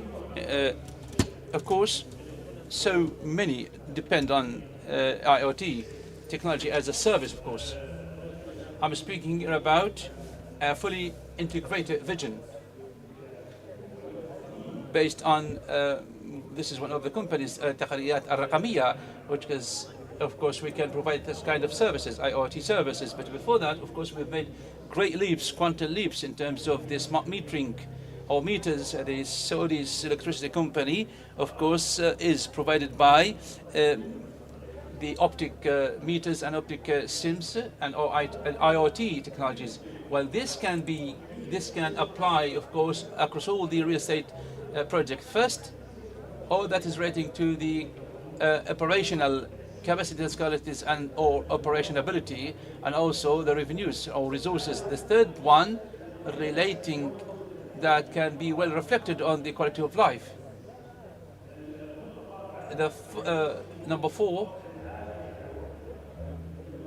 we're speaking here about on the benchmark.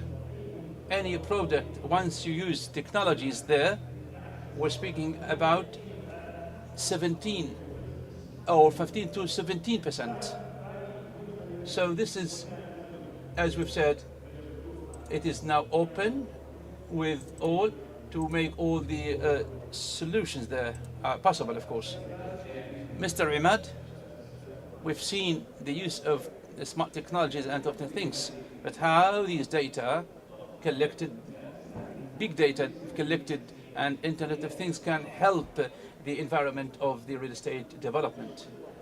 Honestly speaking, the data collected are really made available, and if you look into the entities, the emerging companies, of course, and they provide like data information, the information and data are all made available.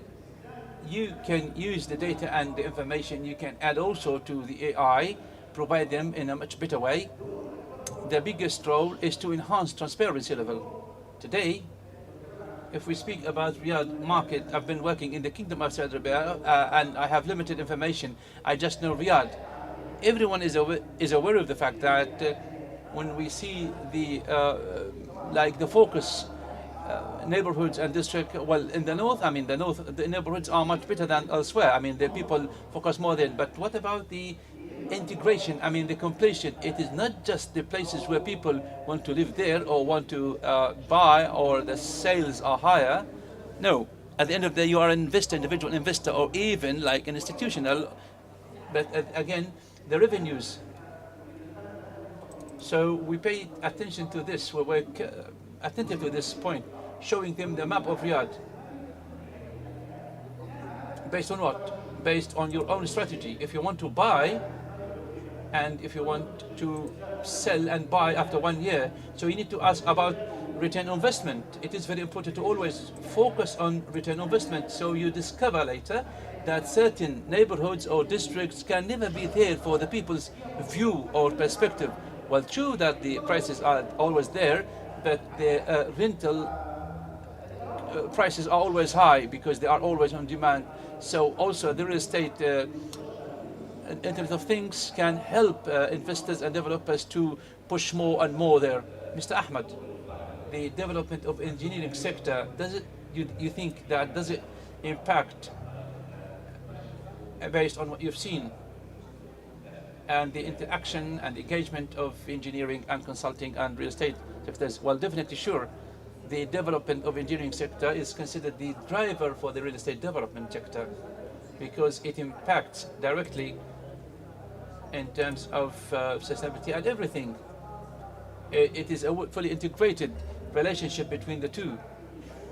The success of a real estate project is based on the engineering principles, values, and basics, so providing like state-of-the-art technologies, highly accurate precision implementation, and the impact is always can be felt across 6 points: enhancing quality of the project, innovation in the methods of construction, enhancing capacity and capabilities, also sustainability, smart urban planning, attracting local and foreign investments. These are all considerations that are really factored in the real estate development. Why? Why it is important? Today, they look into quality, innovation, and also global competitiveness. The Kingdom of Saudi Arabia is seeking to be at the forefront of the countries in the real estate and the engineering sectors. A good example is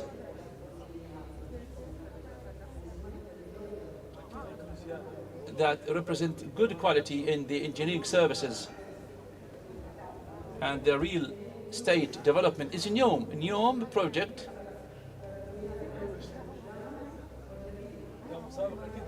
which of course made it such a global example to follow for the real estate development. Also King Salman Spark, King Salman Energy City, which depends on accurate and smart energy planning for the real estate development.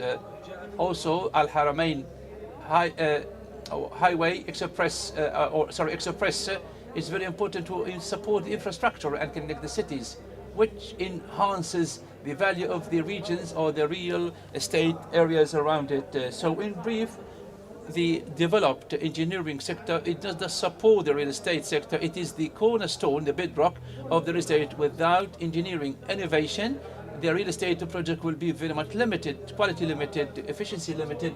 The engineering development, meaning that project will be more accuracy, more cost efficiency, translating everything into reality. Mr. Khalid, we talked about different points and challenges that you face. That real estate or realtors face while digital technology is coming into play. As you said, it's a challenge actually. But again, Mr. Khalid, what is your piece of advice that you share to developers and realtors? Well, knowledge. These forums are the best motivational places for the countries going ahead or the countries yet to go ahead in terms of the use and application of technologies in the real estate development projects. Well, today your client, your customer, expects the best from your side. Your customer, your client is now becoming more aware, seeing what is around across the different countries, and also seeing the companies, what is it that they're doing. The global companies, how their services are being provided and how these technologies are being provided. And so with this in mind, in their mindset, they always compare. We cannot say we are just realtors or real estate. No, we are realtors in a new form, a new edition. So I use the slogan, the future of the real estate services. I believe that the real estate services, which is our own line of job, is part and parcel of the digital transformation. Digital transformation, the one we see as is, does need other integrated or fully integrated services. So unless otherwise we speak the language of digital transformation, the language of technology, then we'll need to talk, or we will talk to ourselves. So we have many companies working in a small village, but again, they connect with different world countries, world villages, world towns and cities. And I believe personally that technology and knowledge, when working in tandem, no one can do without, and no one can claim that he or she has them without using them, without talking to the subject matter expertise, to the know-how pundits and professionals.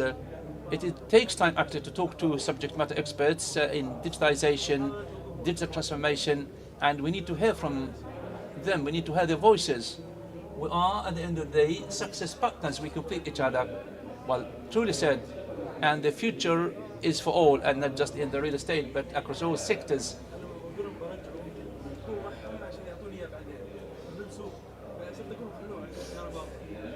Thank you so much for this session, Engineer Saeed and Mr. Imad Al-Saudi at Aqar Map, and Mr. Ahmed Al-Mansari, CEO of Meteor Applications, and Mr. Khalid Al-Mubayyid, CEO of Manassat Real Estate Company. Thank you so much. Thank you.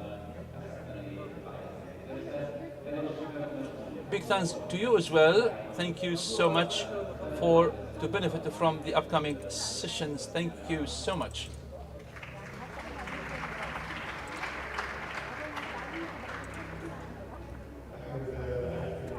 Ahmed Al-Alkami, thank you so much for moderating this session. Thank you.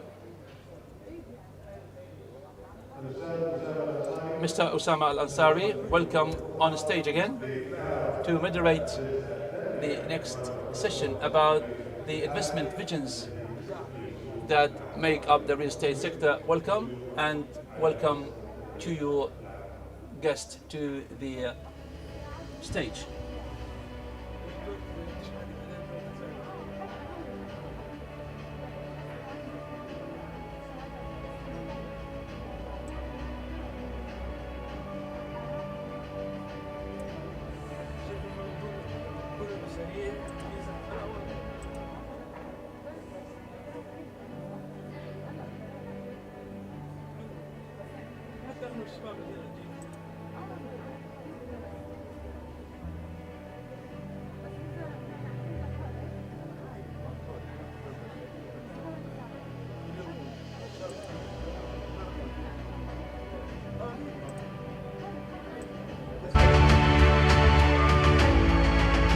إذا مرحبا بكم جميعا مرة أخرى. ستقام هذه will be in English, so you can have the interpreting services and headset at the beginning.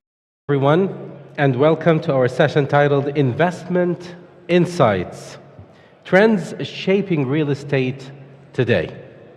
We'll explore the latest trends and strategies that are shaping the real estate landscape, from investment strategies to sustainable development and innovation in the sector. This session aims to provide valuable insights from industry leaders who are at the forefront of these developments. I am honored to introduce our panelists today, starting with Professor Andrew Boom, Emeritus Professor at Oxford University, who brings a wealth of academic and practical knowledge in real estate and investment, and Mr. Robert D. Franco, Chief Development Officer at Ru'ya Company, known for his expertise in real estate development and large-scale projects. And Mr. Nasser Al-Ghadi, Chief Investment Officer at Awqaf Investment, who specializes in endowment investment and sustainable growth. And Mr. Osama Qabbani, Group Chief Development Officer at Roshan, leading efforts to develop innovative and integrated residential communities. And Dr. Khalid As-Sahimi, Chief Development Officer for Real Estate Development at NHC, contributing significantly to urban development and real estate. Please join me in welcoming them and thanking them. Thank you for joining us today. Starting with you, Professor Andrew, what are the major global trends in real estate investment that professionals should be aware of today? Okay, thank you. So first I'd like to say thank you to the organizers for inviting me to Riyadh. It was raining in London when I left, and it was raining in Riyadh when I landed. Maybe I'm very lucky. True, thank you. We're lucky to have you. So I teach an executive class at Oxford, and I've been privileged to meet many Saudis in the last 2 or 3 years on my exec class. And I also chair an investment company called New Core Capital in London. In both the classroom and in business, there are 5 things that keep me interested right now. So the first thing is geopolitics. You know, flows of money around the world are different now from where they were 20 years ago. So understanding where the money's coming from and where the money's going to is very different the way it used to be. Secondly, demographics, which is always important. You know, money will flow to the places where there are young populations, growing populations, and we've got equal challenges with aging populations in many Western countries. So how does the real estate market cope with that? Thirdly, we've heard a lot about sustainability, but it's very, very important. In my investment business, we are driven very, very strongly by environmental sustainability, but also social sustainability. Then technology, of course, as we've been hearing, is important. It's not affecting my business as much as it should be, but it affects what I talk about a lot.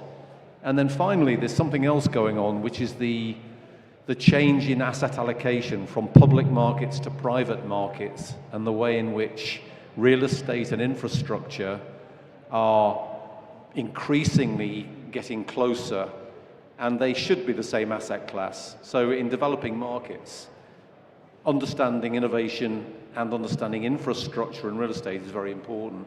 So on previous panels, we've heard about vertical integration of businesses. That's very important in these markets. So I hope that's enough for now. It is. Thank you indeed, Professor Andrew. Mr. Robert, how can technology and innovation transform the real estate and construction sectors to meet the demands of modern urban development? Thank you. First of all, thank you everybody for having me here, and thank you to the organizers for bringing us all together. In terms of innovation and technology, well, it already has. It's shaping everything that we do, from pre-acquisition to market studies to getting real-time transactional data, to how we deliver the projects in construction, handover, facility management. It's in everything that we do today.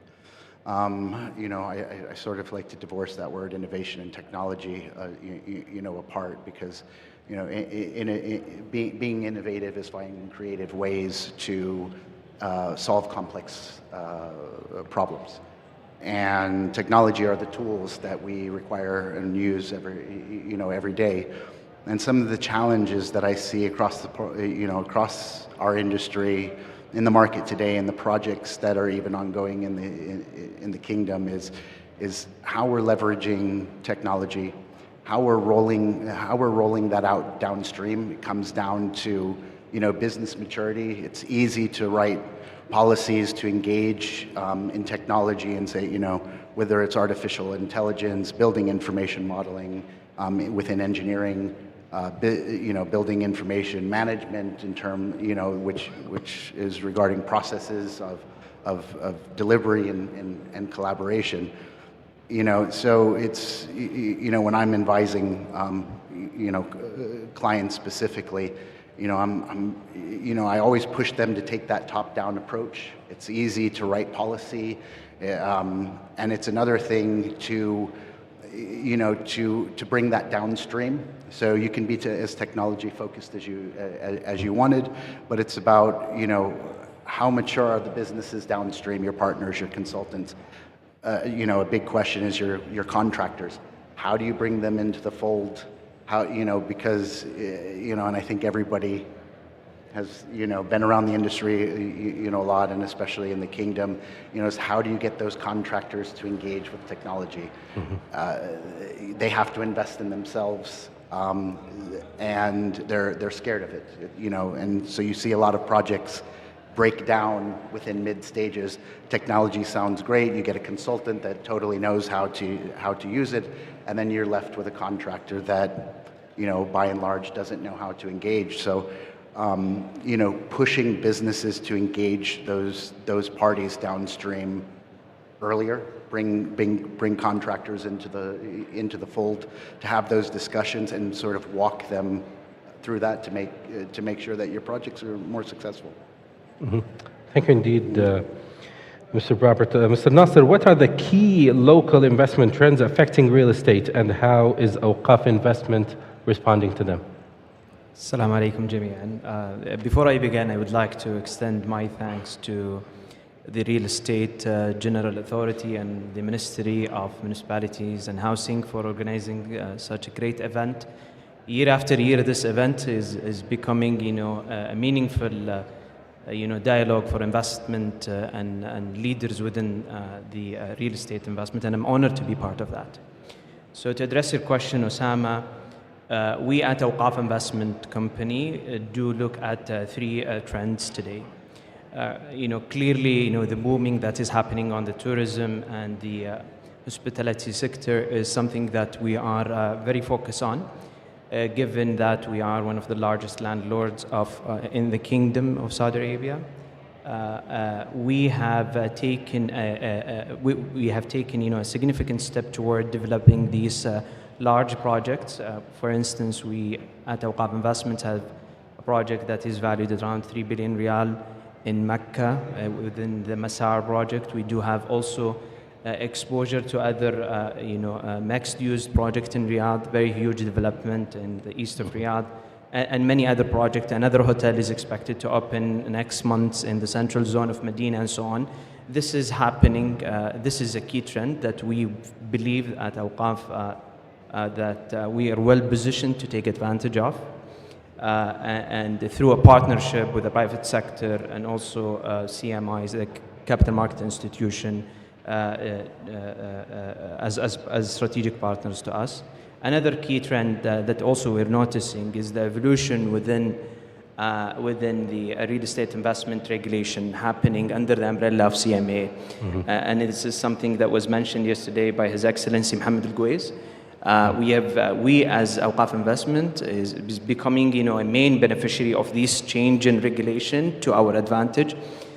For instance, this structure that was evolved over the years have helped us as investors to be able to, structure, certain transaction around and funds around these regulations, and also have helped us to attract capital from external investors, and also have increased transparency and governance and encouraged people to participate alongside us. So we are also becoming more innovative in structuring, more and more of these transactions. Thirdly is, as Robert mentioned, is technology. We at AIC leverage that prop tech solutions quite thoroughly, given our diverse base of assets. We do have thousands of assets scattered around the kingdom, and technology is key enablement for us to track the performance of the underlying assets, track the leases, automate the steps for our data point across the different type of asset that we have. So we've recently announced our partnership with the RD, for example, an asset management a platform that helps increase the operational efficiency of the underlying assets and provide that solution. We believe that technology is not a solution for optimization only, but it's also a catalyst and for growth and innovation within the real estate sector, and we haven't yet seen the full potential in the kingdom for such technologies. Thank you indeed, Mr. Nasser. Mr. Osama, how does Roshan align its real estate development projects with Saudi Arabia's Vision 2030? Yeah, thank you for this invitation. I'll go back 4 years or 5 years back. When Roshan was established, it was the brainchild, obviously, of His Royal Highness, and it's part of the PIF, and it was meant to deliver part of the Vision 2030. We had three main objectives at the time. The first objective was to raise the real estate industry bar, the performance of the industry at large. Remember, 5 years ago, this was not here. I mean, 5 or 6 years ago, it was a different reality altogether. So the first thing that we had to do is to push towards higher performance. The second thing we had to do is to deliver homes in integrated communities so that the home ownership between 5 years ago and 2030 amongst us, and I think with NHC, we will hit almost 70% ownership. That was a clear objective of ours. Our share was to build almost 400,000 units. And the third thing was to create integrated communities. 4 years after, or now 5 years after, I think we can check all the boxes. The real estate industry today is second to none in Saudi Arabia. I mean, conferences can tell you, students abroad can tell you, performance, banks, everything. It is now at a global level for sure. And in time, even the ambition that was set by leadership, I think you will see real estate products even advanced more than anywhere else in the world, and it will happen. It will take some time, but it will be there. It's a one-way highway, and we are all going in that highway. As far as development, obviously, we have developed lots of communities. We are building others. We see people living there. And the most enjoyable part of our job is finally to see people in the products you've built. And then to go understand where you went wrong and where you went right. Now, the difference, I think, between Roshan and a typical developer is that we sell lifestyles. So our communities, we're offering schools, we're offering community centers, playgrounds, etc. So when you go to a community, you are buying a lifestyle, and we're making sure that lifestyle exists. So that's very beautiful. We see kids now going to school. We always imagine, will they ever walk to school? Yes, they do. Will people ever leave their car and start walking? Yes, they do. You design it well, and people will embrace a new lifestyle, and our communities are a good example. And lastly, with maturing in our community, which is now a steady business all over, we're definitely starting to look into newer trends. We all speak about hotels, office buildings, etc. But obviously, the economies are pushing towards something more sophisticated. We're starting to see investments in last mile delivery. We're starting to see investments in data centers. We're starting to see investments in healthcare living. Perhaps we might see later on in senior citizen living, but that's a very social condition. So today, I think ourselves and many other people in the ecosystem, we are starting to explore a more sophisticated play. And in time, I think you will see products that are amazingly good and amazingly high quality. And it's just, we're living it. It's a very exciting period in Saudi Arabia. Inshallah, Very it is. exciting period. It is. Thank you, Mr. Osama. Dr. Khalid, what are the main drivers that will affect the real estate market demand? Thank you very much. Well, many factors actually that will drive the real estate market, and recent changes happening in our lifestyles, the great development happening in the transportation, telecommunication, IT systems, it had a great impact on the people requirements when they are looking for a proper real estate asset to own. I will start with people now are more appealing towards suburbs. They find that the communities which are developed by Roshan NHC outside the central areas are more attractive for them to live, easy to communicate. I will find all of my facility, all my requirements. I can communicate with the city whenever I want. Plus, I don't need really that much of communication towards the center. If I have a proper IT connection, I can work from home. I can do all of I hope you don't mind getting the mic closer. Yes, please. I can do all of my work and functions from home, or I can do my governmental requirements through the internet. So that will really have a big ability for living outside the central areas. Second, is the smaller units are much better with the recent increase of utility costs, furniture costs, maintenance costs. People are now more careful to choose a proper designed units with a small area, less cost, less financing expenses, less maintenance, rather than having a bigger house with a useless designs. Third is the workplace at home or within the community. With the recent technology of working from home, most of the international companies and even the local companies now are encouraging people to work from home because it will be less costly on them. So in the current requirements, if I have a nice community center where I can do my daily meetings, it will save me the trip from and to work.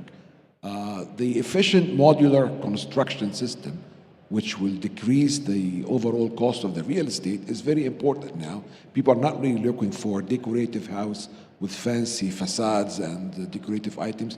People are looking for more durable, efficient designs, modular designs, which saves a lot of cost. I would also talk about the change of mentality about the stage house, which is very important. My father, my grandfather, and yours as well, they were thinking of, if I want to own a house, I want to own a house for me, my sons, my grandsons, and grandsons. Currently, that's not the case. People are now thinking of a stage house, an era house. I would live for this house for 10 years. After 10 years, I can move to a bigger house, and perhaps after 20 years, I will move to a smaller house, but probably on the beach. So the idea of having that big house for the extended family, I don't think that it's applicable at the moment. The shared facilities, people used to think that I want to have a swimming pool, a gym, a home theater. All of those now are useless. You can have them joint in one central swimming pool, serving 40 houses, much better than having and owning your own and maintaining every day. So those drivers we considered in HC. We developed our houses within this mentality, and we definitely succeeded. True. Thank you indeed. Back to you, Professor Andrew. How can data and analytics be used to make smarter investment decisions in the real estate sector? So this is the most popular topic anywhere in the world to do with real estate right now is AI and real estate, and it all comes back to data. And I think there are three different sorts of data. First of all, we can talk about soft data. We've never had data. 25 years ago, we didn't have any data. Now we have this soft data that I talk about, which is really customer feedback. So we never had it. We didn't know whether the tenants of an office building liked the building. But now, thanks to social media, there's lots of information now about what customers think. So hotel companies have always valued that sort of data. Now office investors need to value that data as well, and they're beginning to. So that's the first sort of data which makes a difference because you understand how your customers respond to your product.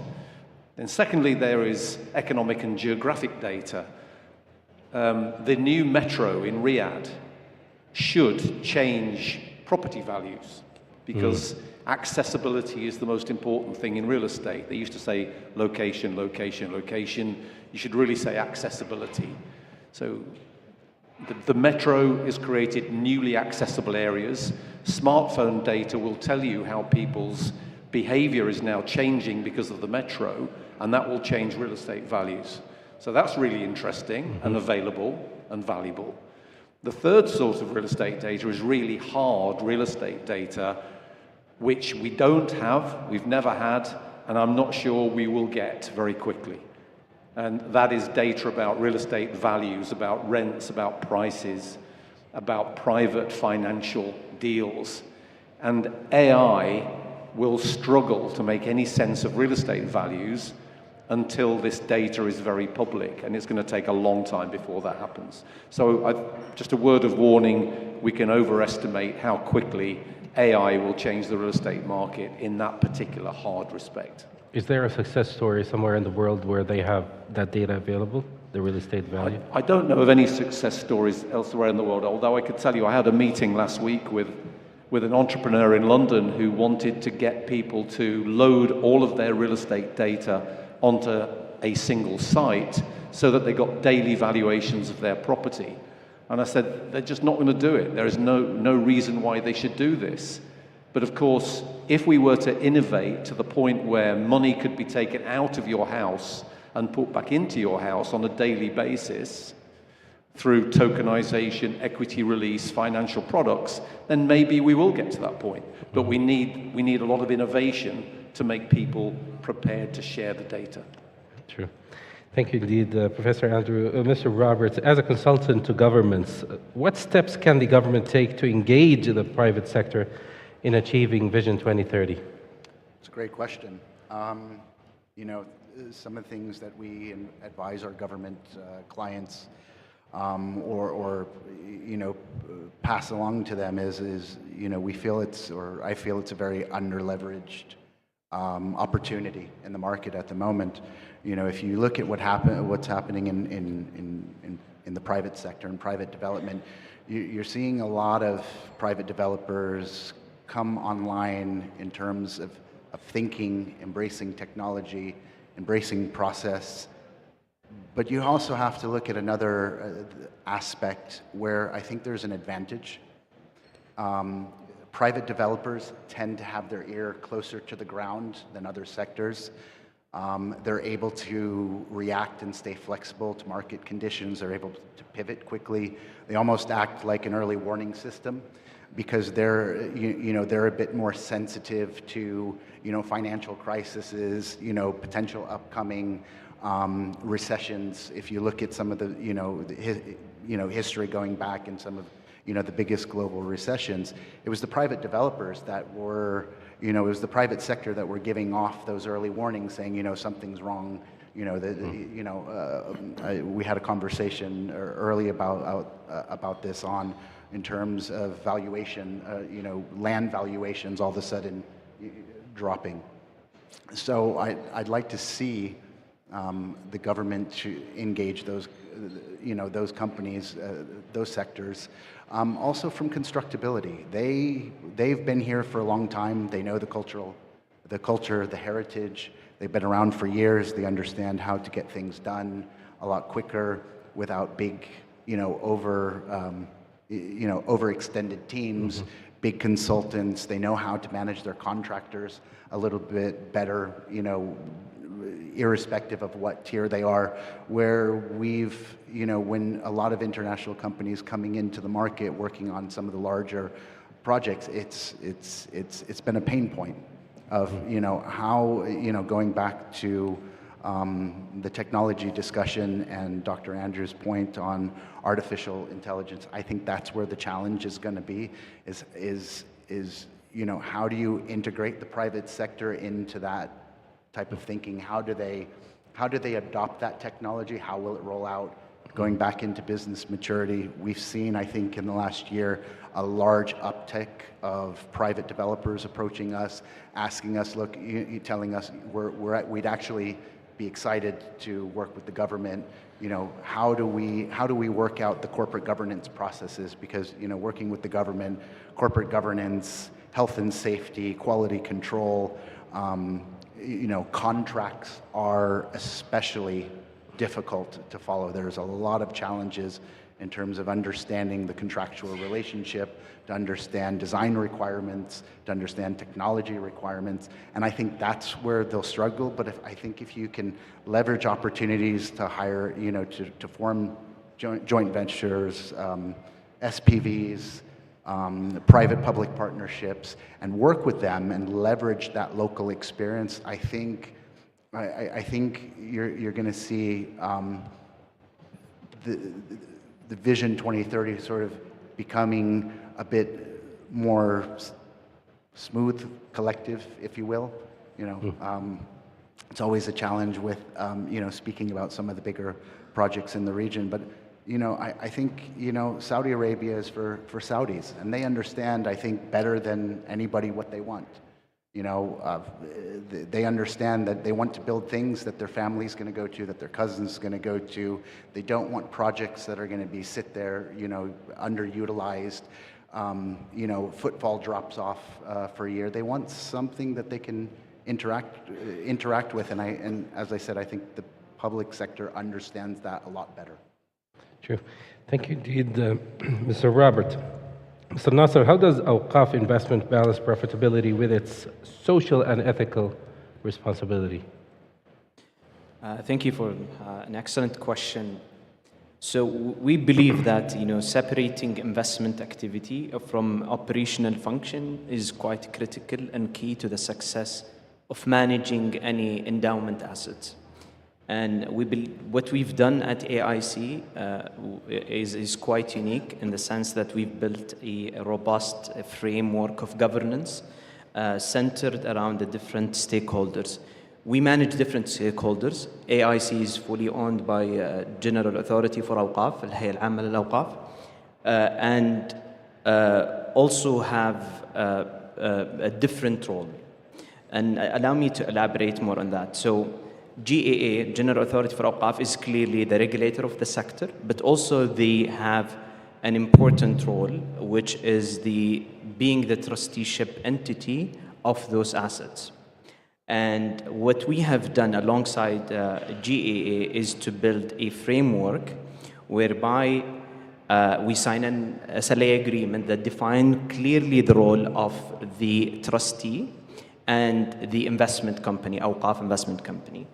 Our role is exclusively focused on maximizing the financial return of the assets and derive long-term value, you know, engage in structuring deals, looking at investment opportunities, exploring and diversifying the portfolio.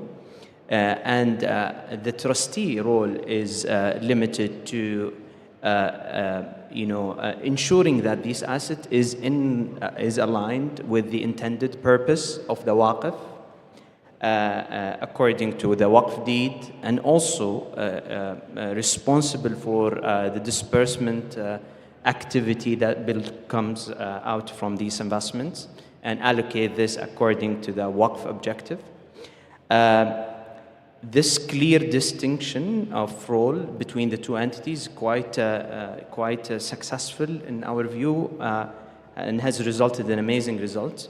So AIC has full autonomy, well governed, has most of its independent boards, committee, independent members, although they're fully owned by GAA. But that segregation of duty is quite critical to the success of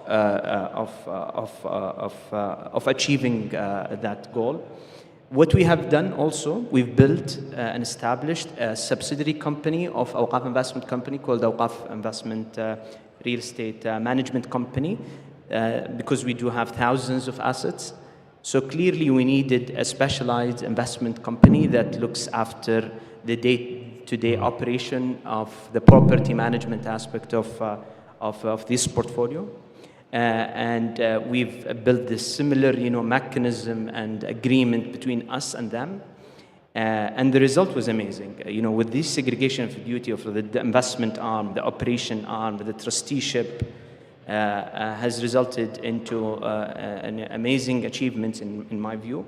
One, the disbursement activity has increased significantly over the past few years. In 2023 alone, the disbursement reached 1 billion riyal. Those went to beneficiaries from all around the kingdom. Us as an investment company, we have been able to grow our assets and achieve, better financial results because of the focus that we were doing. And also our colleagues, the operation team the operation arm has been able to grow the rental income. They were able to focus on the assets, optimize it, and so on. So we believe that this is quite critical, in defining each role to achieve that objective, and separating the investment activities from the objective of or the ultimate goal from these investments. Yeah.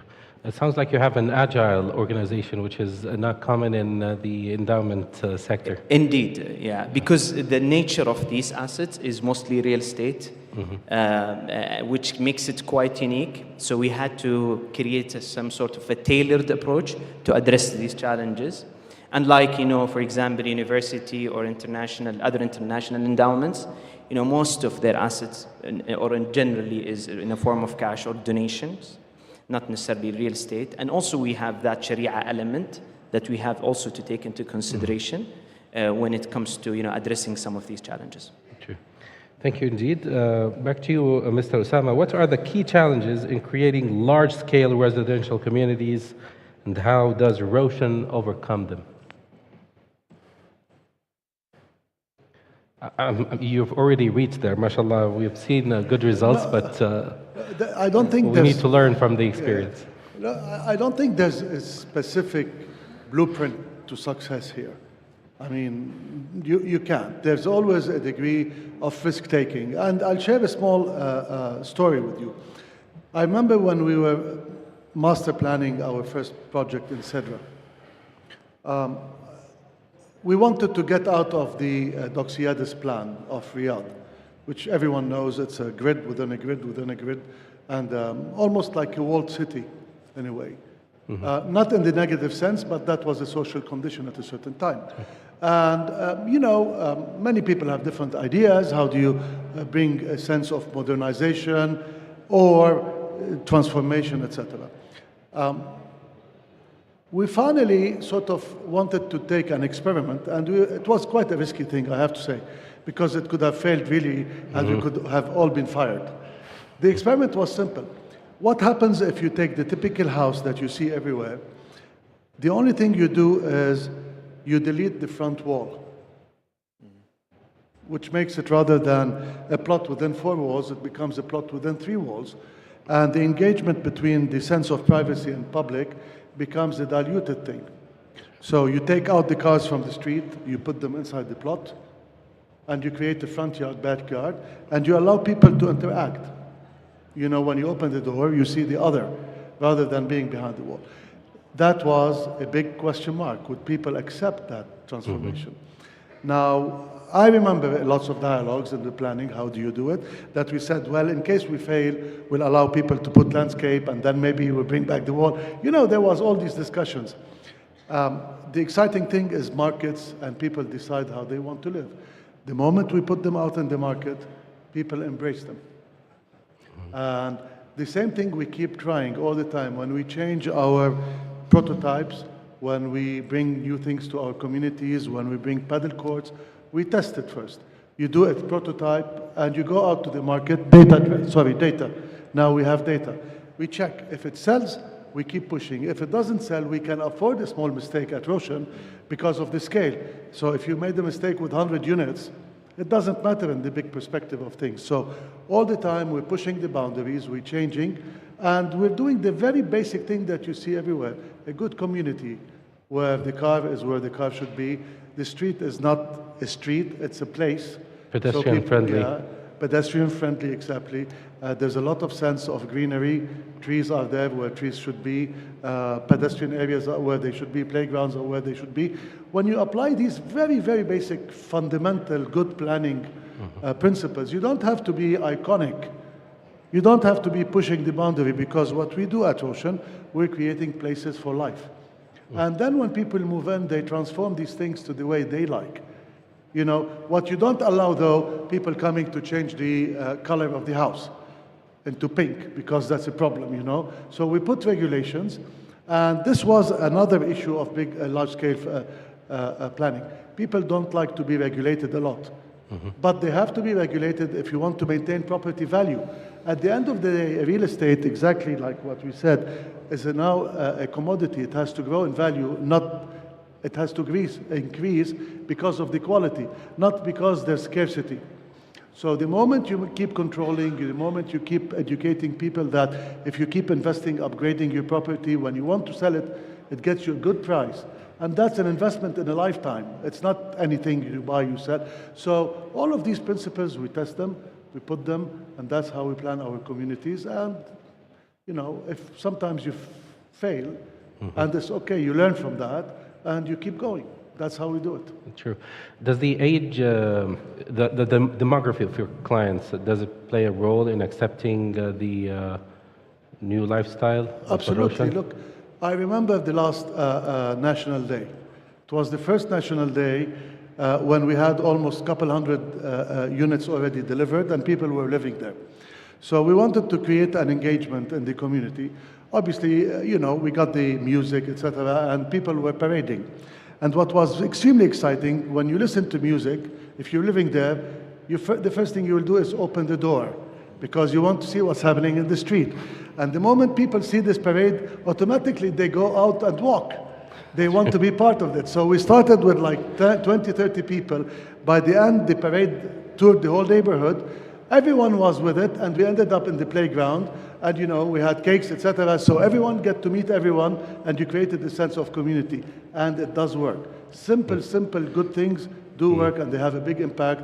And that's really how we apply it in all our communities. You don't have to be really making the big things. Very simple, very basic, and they work. Thank you indeed, Mr. Osama. Sure, go ahead. Yeah, just I'll respond by going back to something you said about communities being iconic, and you don't have to focus on iconic structures. But I believe that you know, you don't build or design something iconic; it becomes iconic by the way how people interact. So just my question is from a Roshan perspective, how do you stay ahead in terms of activating your communities with everything that's going around in KSA at the moment? How are you able to maintain that over long term of keeping those communities interesting? Again, it's data and listening to your customer. We do engage a lot of questionnaires all the time. Like everyone else, we now have our website, and people can get engaged, but we ask a lot of questions. What else can we do? What is missing? We create a lot of activities. Children, obviously, is key. So all the time we're targeting kids. There are a lot of events that happen for kids. There are educational things, cultural things. We recently opened a small nursery where people can come, learn about plants. You can have your little garden, you plant certain things. So we keep engaging a certain age. And then sports. Everyone likes to kick a ball. Sure. Do these things. Again, it doesn't create rocket science. You don't need to throw tons of money to keep people happy. You just need to know what makes them happy and give it to them, and give it to a good quality.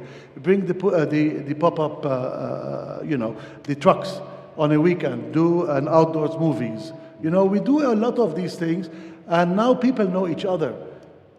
The moment you know your neighbor, you call them and say, I'm going out to play football. Would you like to come? And it happens. Okay? But that's very important when you're building thousands and thousands and thousands of units. Imagine, in no time, you need to create these things so that people get to know each other.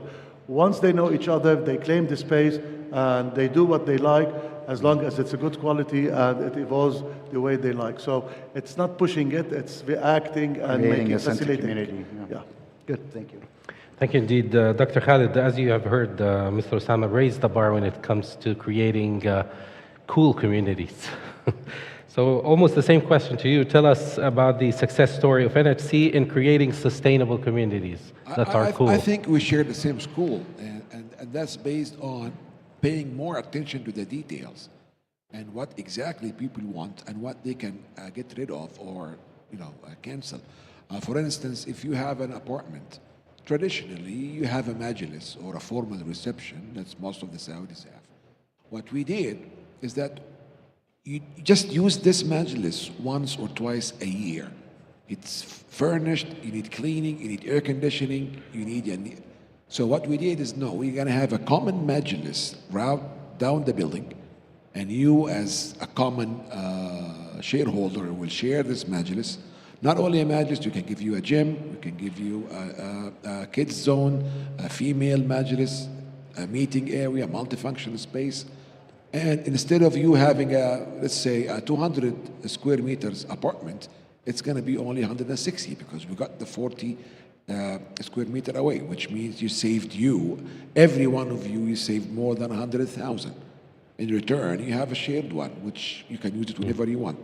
When you use this one, also you can, like what Osama said, you will communicate with your neighbors and you will know each other and so on.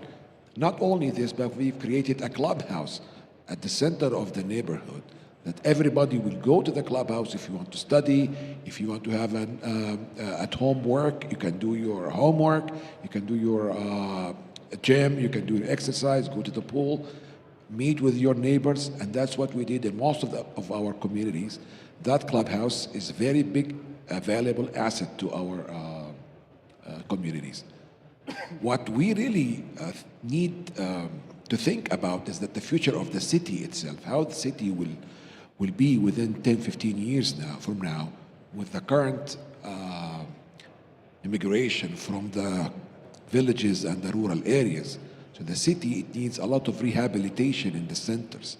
A lot of development of the infrastructure is happening now, like the metro, like the infrastructure, like your experience in Jeddah is starting to be very valuable. But again, we need to be more careful about the city centers, which needs a lot of development. We need to keep the cultural, historical, valuable assets in the city center and reshape it for the future. That's what's really important for us, I believe. Dr. Andrew, about the same topic, how do we have better communities in real estate projects? I was at a meeting last week in London where we were talking about exactly this issue, and the conclusion we came to was something to do with neighborhoods.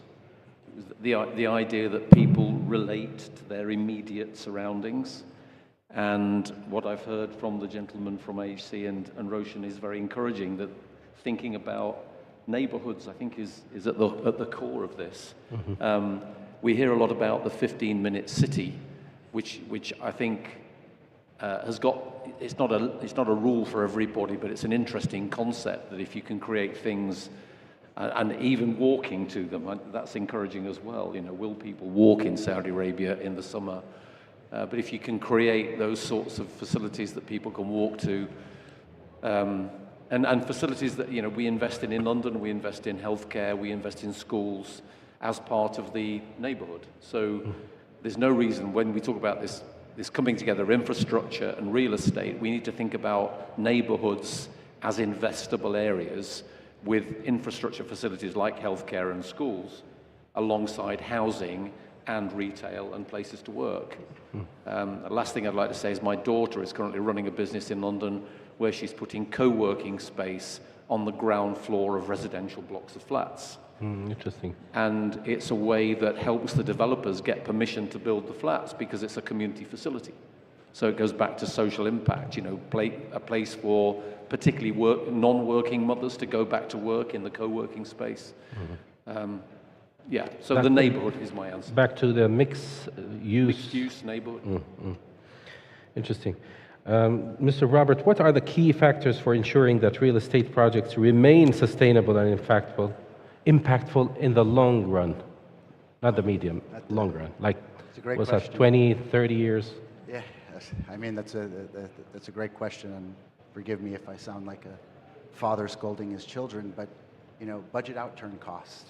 Criticize yourself. Look at your project in a way where you're critical against yourself.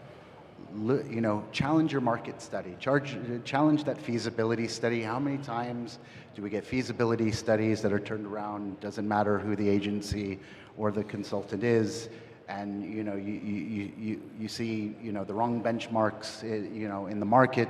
You see 30%, you know, above what it actually costs, and so you spend a lot of time in a room with a lot of people talking about, you know, virtually nothing, or saving a cost that really doesn't exist yet. Look at your budget outturn costs. Criticize yourself a lot, 2 or 3 times. Spend more time in design. Look at value engineering. Understand what value engineering is and what cost cutting is. It plagues our industry where we spend so much time in design, or we want our return of investment so quick that we rush out to construction, we rush out to tender. You know, the design is still going. Hold back, take that time, because it actually costs you more and takes you more time in the long run. And it does, and it's just proven over and over. And even if you manage to construct that asset, you know, you spend a lot more time fixing the problems, and you don't realize, because you're so capex focused, you don't understand, the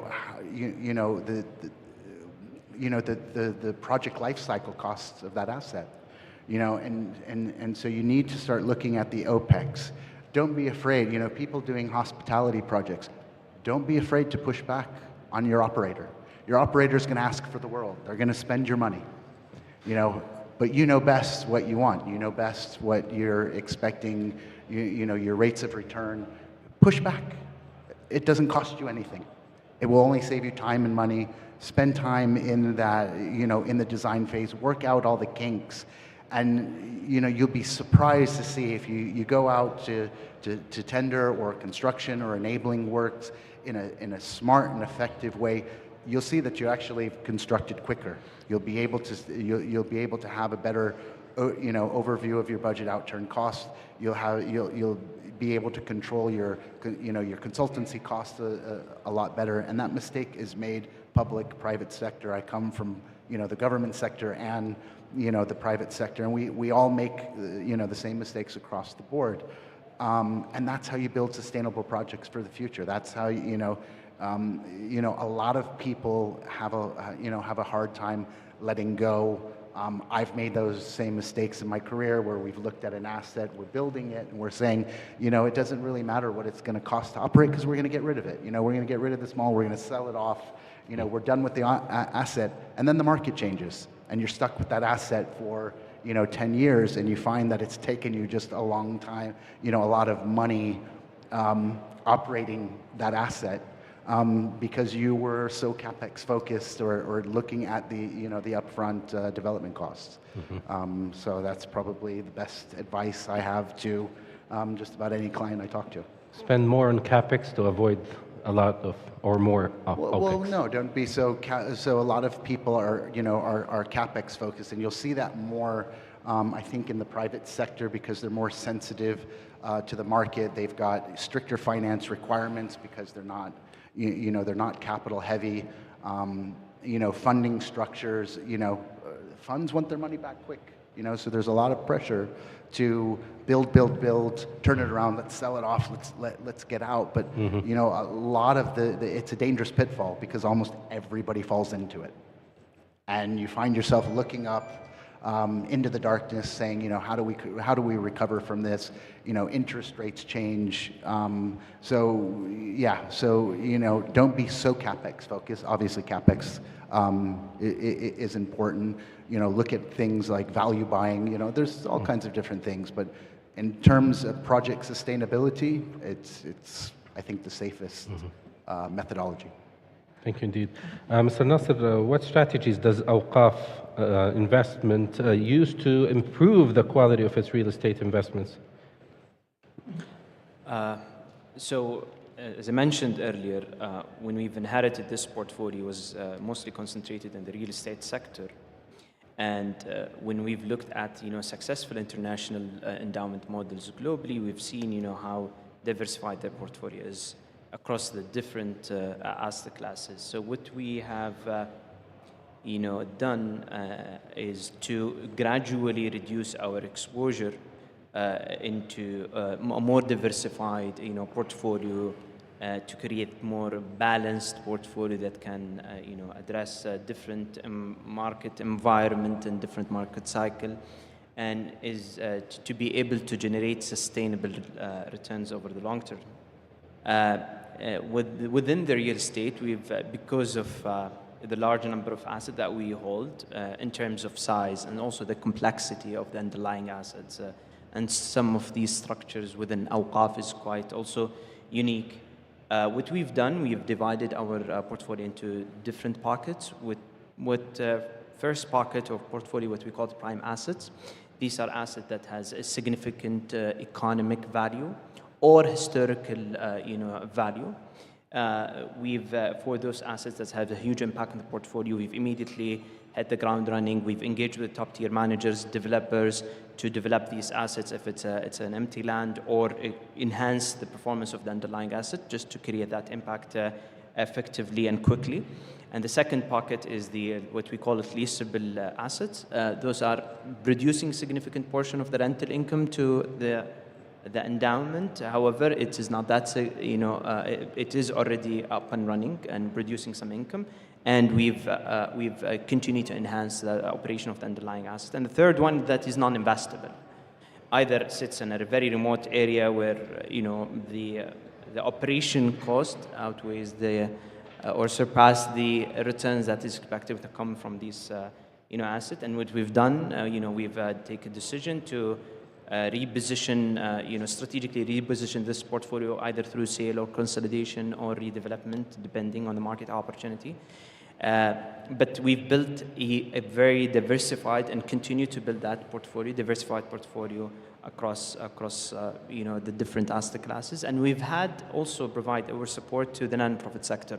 One of the main pillars that Awqaf Investment today in our core strategy is to extend support and advisory service to other participants in the non-profit sector, as this is a core pillar of the Vision 2030 to increase the GDP participation of the non-profit sector from 1% to 5%, and we believe that we should play a pivotal role there. And soon we will be announcing significant partnership with one university and one large non-profit institution for that research. Will have, sorry? That part for research? No, that actually we've played a pivotal role in advising them on their endowment structure. Oh, wow. And also help them to navigate the different asset classes. Because what we've noticed that some of these, non-profit organization or university or foundation have exactly, if not almost 99% similar challenges that we have faced. And we believe that we owe the sector the experience that we've learned over the past few years, given, the magnitude of our portfolio. I believe the endowment sector in Saudi Arabia has some numbers that surpass any experience worldwide. What are those? I forgot. Like the biggest awqaf in the world are in Saudi? Indeed, yeah. So we have the oldest and the biggest. The oldest waqf in Islam, which goes back to 1400 years ago, Waqf Uthman bin Affan radiallahu anh. And this is something, as we speak, we're developing, and we're taking the lead as Awqaf Investment to develop the site as a tourist destination, and also visitors for Mecca and Medina to come and pass by. And also we have the largest assets, the clock tower of King Abdulaziz Waqf in Mecca. It's the largest property waqf in the world. That's amazing. Thank you. Thank you indeed, Mr. Nasser. Mr. Osama, back to you. How does Roshan incorporate sustainability into its development projects?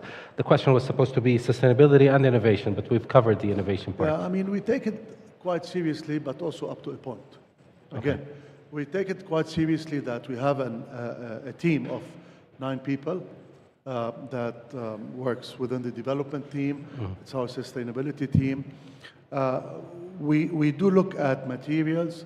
We do look at testing different products. We look at temperature control. We look at intelligent systems. And we put them all together into the development process. However, we allow also and we do have indices that we want to achieve. However, we allow also the development directors, because we have a lot of development directors, obviously each one is in charge of a project, to make the final call if he can afford it or not.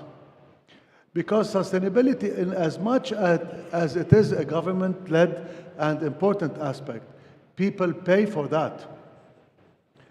Make no mistake, whatever cost you put, it's being passed to the end user that's buying the house. True. Okay? And there's always an increment on cost because of sustainability. Now you could argue, well, in 10 years you will pay off.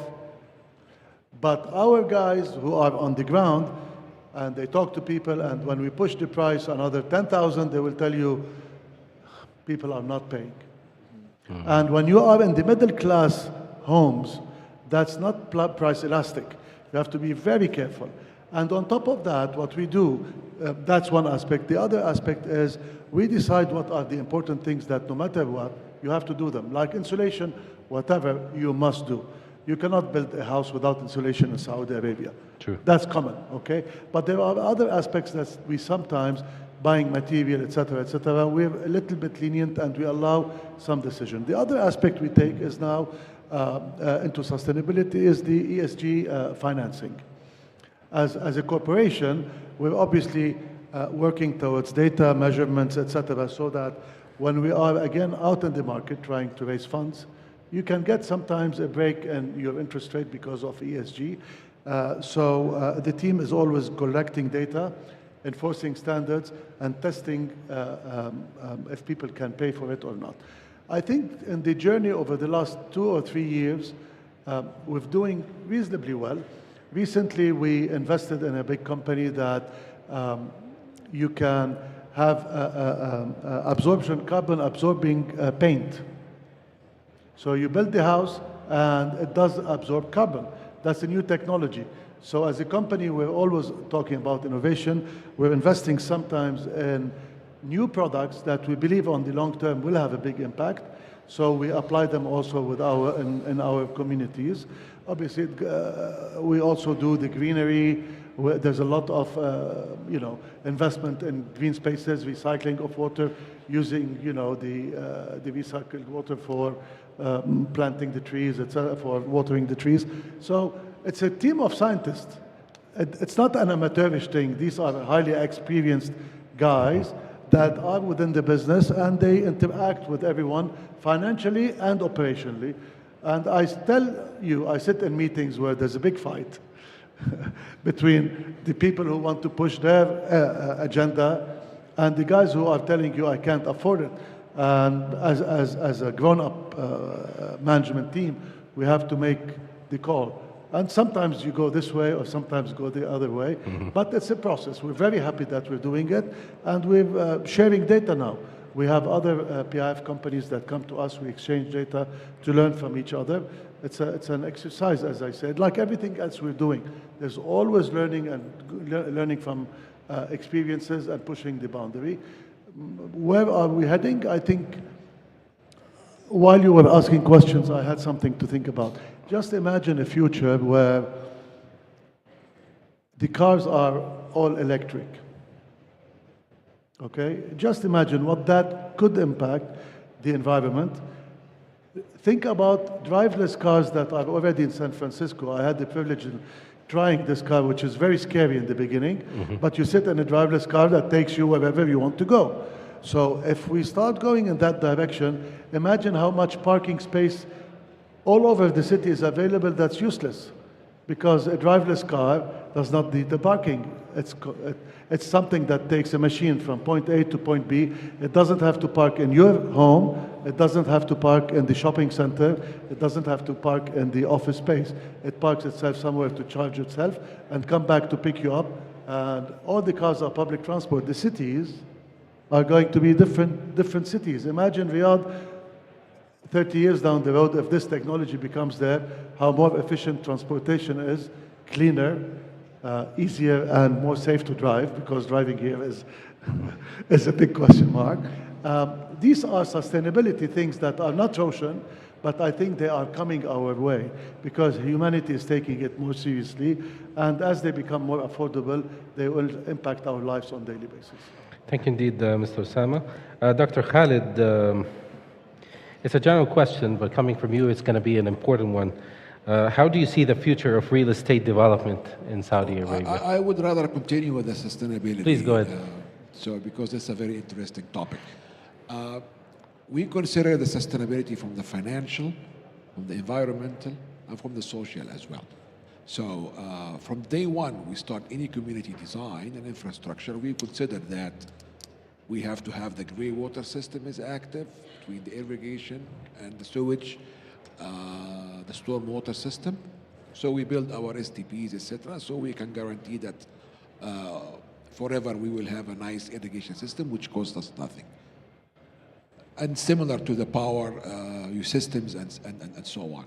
What's more important about the facility management of every community we design and we build, we provide money-generating assets forever to serve the community facility management. And we consider this as part of the community assets. And this could be a retail, could be hotels, could be cultural spaces, could be recreational amenities. We guarantee that this is a money-generating assets, and all of the revenue will be for the facility management and the operation and the maintenance of the community. So we can guarantee that. We also have program for social services and sustainability for every community that we encourage. For instance, we have a gym, community center, and a clubhouse. All of the female working within that center is actually from the residents of our community who recently moved. The kindergarten, we have all of the teachers and the nurses are from the community by itself. So you just walk a couple of minutes and you are at work, and you walk 5 minutes and you are in the community center. We adopt the philosophy of the 15-minute city, and we already have live examples of it on a 45 million square meter city, which we are developing at the moment. But within 2 minutes, 3 minutes, you are with reaching a city center or a neighborhood center. Within 10 minutes, you are reaching the city center with no car. And all of this network is connected through a proper pedestrian networks, shaded, etc., with plantation. So the sustainability is the future, I believe. If it's not considered from now, it will really be a problem later. Thank you indeed. I'm afraid we don't have much time. We could have 30 seconds each for a wrap-up or a key message for the audience, starting with you, Dr. Professor Andrew. 30 seconds, go ahead. Real estate's really important, and it's going to change the lives of lots of people, and do the right thing. Thank you. Sir Baum. 30 seconds. Robert, go ahead. No, just going back on everything I think the whole panel discuss. Keep focused, keep moving forward, engage, collaborate with each other. Communication is key to successful delivery of everything. Thank you. Mr. Nasser. I would say that, real estate technology investment has not yet been seen its full potential in Saudi, and I believe there is massive growth coming to the real estate sector through these disruption and disruptive technology within the PropTech space. Thank you, Mr. Osama. We're always building for people, for families, for children to grow up in these assets, and we should keep that in mind. And everything else is a challenge to how to create lifestyles rather than just creating value and money. It's for the people first, and then everything will follow. Thank you indeed. Dr. Khalid. I think what's happening in Saudi right now is very promising. We're part of it, and I'm proud to be part of it. We are getting all the lessons learned from previous experiences around us, which is very important. So we hope that we are on the right track, and we will deliver something that we are proud of. Inshallah. Thank you. Dr. Andrew. I'm sorry to say one more thing. keep learning. That's the most important thing. From an academic, of course. Thank you indeed. Thank you. Please join me in thanking our panelists. يعطيكم العافية. Thank you.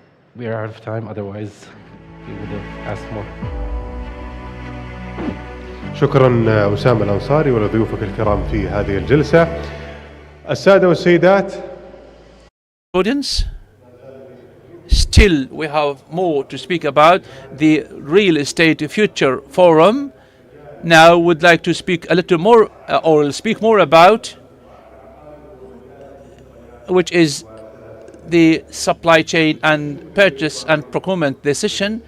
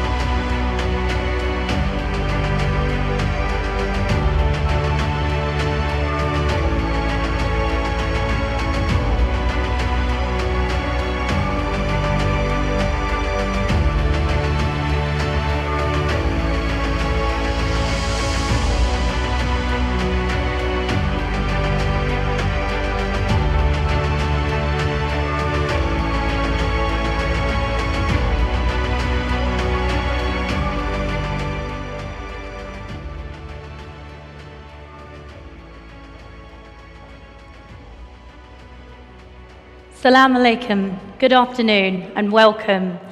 My name is Jade Marjoram. I'm an Associate Director at Mace Group in Construction, Procurement and Supply Chain.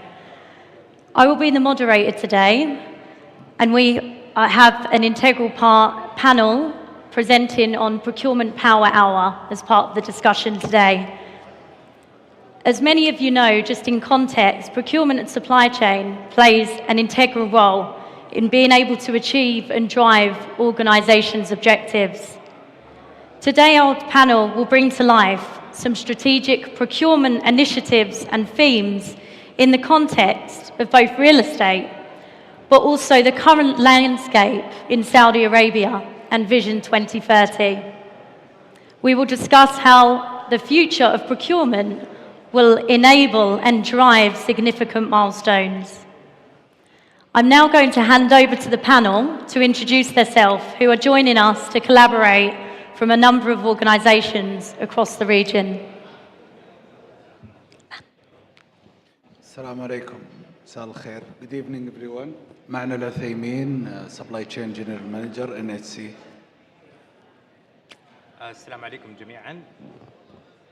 السلام عليكم جميعا. أيمن البغوي, Vice President Supply Chain and Procurement, the Royal Commission for Al-Ula. Good afternoon, Sam Champong. I'm the Regional Director for CIPS. Good afternoon, everyone. My name's Ian McBride. I head up the commercial function at Roshan Group. Assalamu alaikum wa rahmatullah. Mohammed Kaivan. I'm a Managing Director at Inverto, a BCG company. Assalamu alaikum. I'm Anis Tabka. I'm the head of procurement and contracts in Expo City, Dubai. Good afternoon. My name is Darren Taylor. I'm the FM Director for CBRE Advisory in the Kingdom. Brilliant. Thank you very much for your introductions, panel. We're really excited to be here today. We're going to start with a key focus around the 2025 and procurement trends. So, Man, I'm coming to you for the first question. Talk to us about the key procurement trends shaping the real estate industry in 2025 and beyond. Thank you, Jade. Since the vision was started around 6 or 7 years ago, And once we catch the target of how to increase the housing ownership to reach 70%, I believe the base at that time to how we speed the process and how we can enhance the processing to reach that objective and that goal. Beside of that, there is another pillar was linked with the vision itself and how we can, as government entities and a lot of private sector, to touch and catch that enablers to supporting the target itself. NSC, since it was started in 2017, we touch that risks and needs to enhance the construction market. We started with the infrastructure, and then we go to the superstructure market with the contractors, the manufacturers itself. So I believe the vision now and the strategy now, how we can manage that risks against the supply chain, the procurement itself. And I believe the game now, who is have the control on the supply chain and the procurement resources. We feel that since we launched a many of units past years, and as our CEO, Mr. Mohammed Al-Bati, he was announced that we are targeting to launch this year around more than 140,000 units, which is a huge number, which is a challenger number. So we have to prepare our tools, we have to prepare our resources based on something unique, something to be proactive to how we're going to catch that risks and make control to keep it at the same level, not be increased. We announced our NSC supply chain strategy. And that strategy is focusing on how do we control the risks itself, how we can enabling the localization itself, how we can reduce the cost itself, because as we know, after COVID and the Ukraine war, Ukraine-Russian war, everything was changed in the cost, in the labors, and the capability of the factories themselves. So for that, we create our strategy, which is have the hand up on the risks itself. We announce about there is a lot of agreements we spend to localize above 5 billion in some critical and targeted items we targeting to localize. Beside of that, we get our partners from our sub-developers and contractors to use the services by supply chain with amount above 8 billion Saudi riyal only in 2025, which is, we say, we can see it's a huge number. Yeah. Beside of that, I believe with no any enforcing, they are following our strategy by themselves, and they are still touching with the NSC supply chain, how we can make it more stable, I mean the market itself, how we can make the prices stable, also the production and the delivery to the sites itself. Brilliant. Okay, so touching on some key words there, Eamon, I'm going to come to you next. The unique challenges. Talk to us about where the unique challenges are in developing iconic projects within the kingdom.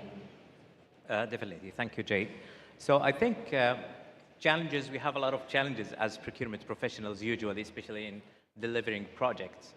But I think in our case, I mean, since the inceptions of the Royal Commission for Al-Ula, we started to identify all the potential risks and challenges and convert them into opportunities. So, for example, one of them, if we want to start with, is related to talents and capabilities in the domain of real estate development and construction in general. So, as we know that there was not sufficient capabilities within the market, but we were having enough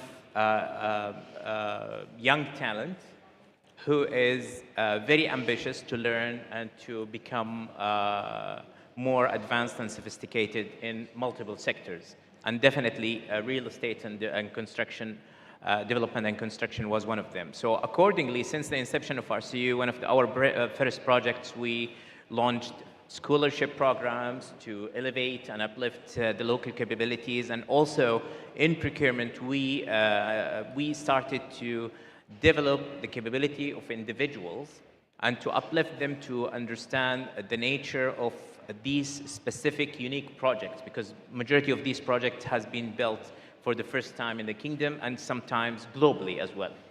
Accordingly, we started to mitigate that by enriching the knowledge, having the capability to be elevated in order to eliminate that. And proudly, we have a huge percentage of, actually, in our case, we have the majority of our team members are local Saudi professionals who are with the organization since the inceptions in 2017.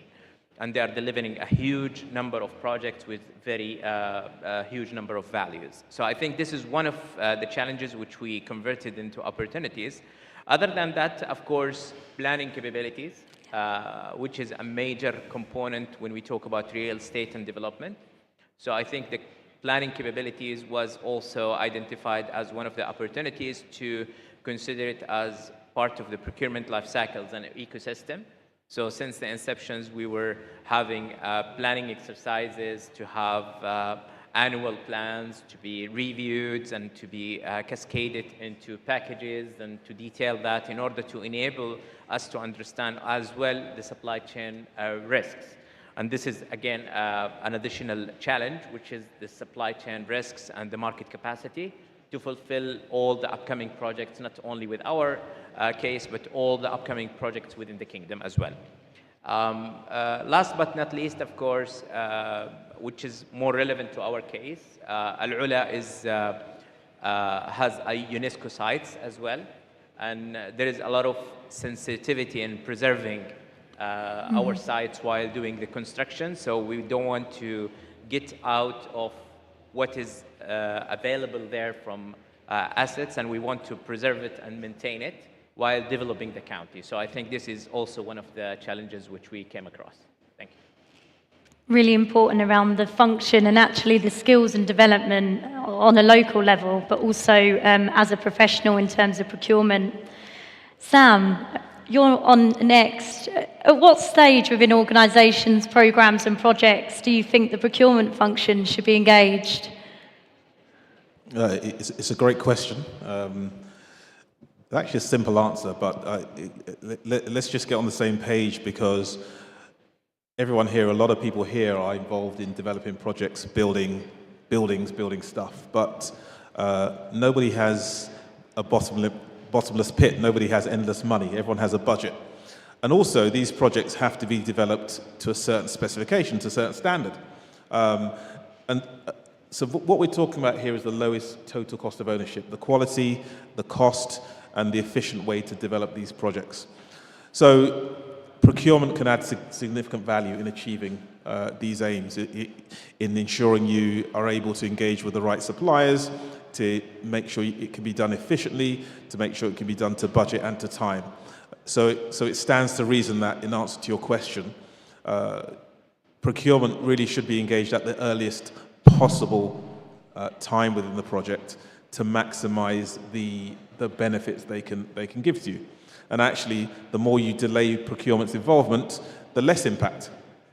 So if, for example, you go ahead with the project and you identify suppliers, issue your tender, go through the whole processes, go through the specification, and for example, you engage procurement at the end and say, well, can you now just negotiate the price with suppliers?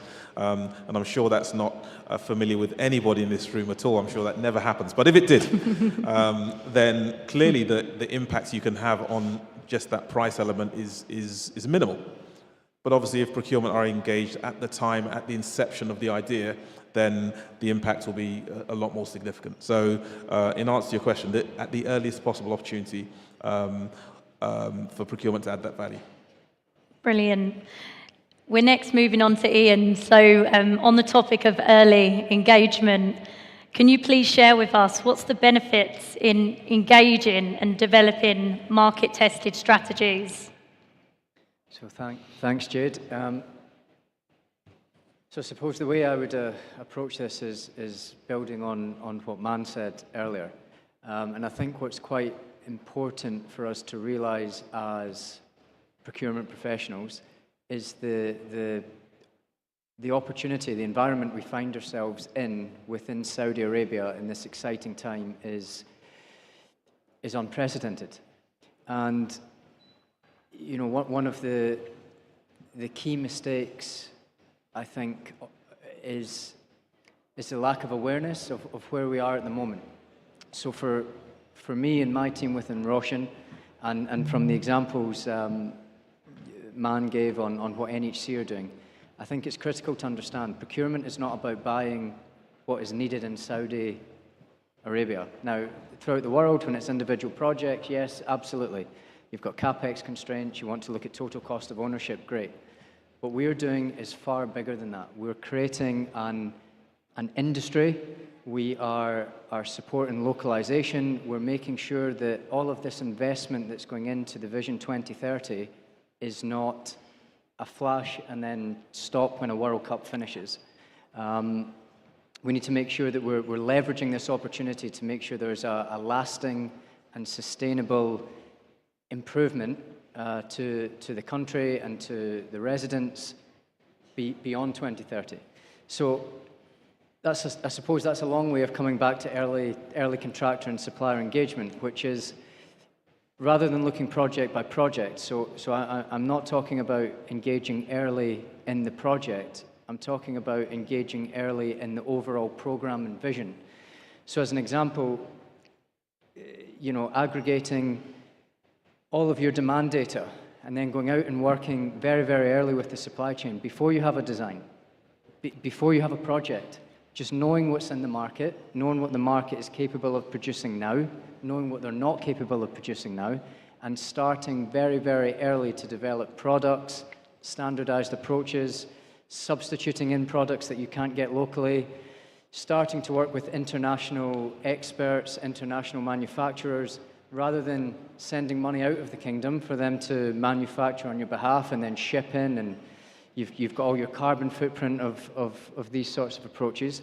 Work out how to start localizing these foreign manufacturers using your demand. It's a great deal for the supply chain. It's a great deal for foreign companies. You know, we have to realize that our demand is not a problem. It's what we are selling to the supply chain as much as the products that they're selling to us.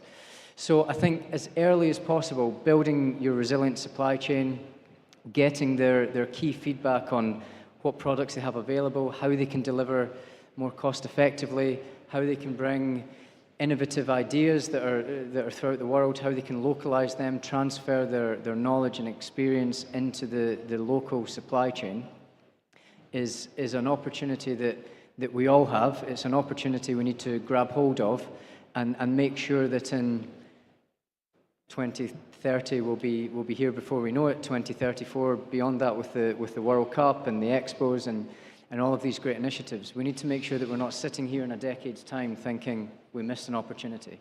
So early contractor involvement, early supply chain involvement for me is absolutely critical. The earlier you can do it, the more you can influence the design, the more you can influence your master plans, the more you can influence your marketing strategies, the more you can take feedback from your customers and your investors. And as you start bringing that all up front of an actual design, the rewards for that will be phenomenal, not just on your project, but on the economy and the economic diversification as a whole. And the better economy that we build over the next decade, the more work there will be in the next century. Great summary there, Ian. Mohammed, we're moving on to the theme running through the panel today seems to be around proactive and looking for options. So my question for you is, where do you see the current opportunities and drawing on alternative supply chain solutions? Yeah. Thanks for this. Well, exactly. I'll try to avoid repeating what my fellow panelists were rightly highlighting, because I think we are agreeing on these points in terms of the challenges, right? It's an inflationary impact. We're talking about access to supply due to huge demand, not only in the kingdom and the region, but also globally, right? In addition to that, geopolitical challenges in that sense. What the opportunity is for procurement is to become the value driver, and through the changes in the ways of working. So the gentlemen here, they all describe the different solutions and different aspects of that. And I think, we can echo some of those, solutions that Ayman as well as Man have presented in their respective organizations, as well as Ian here.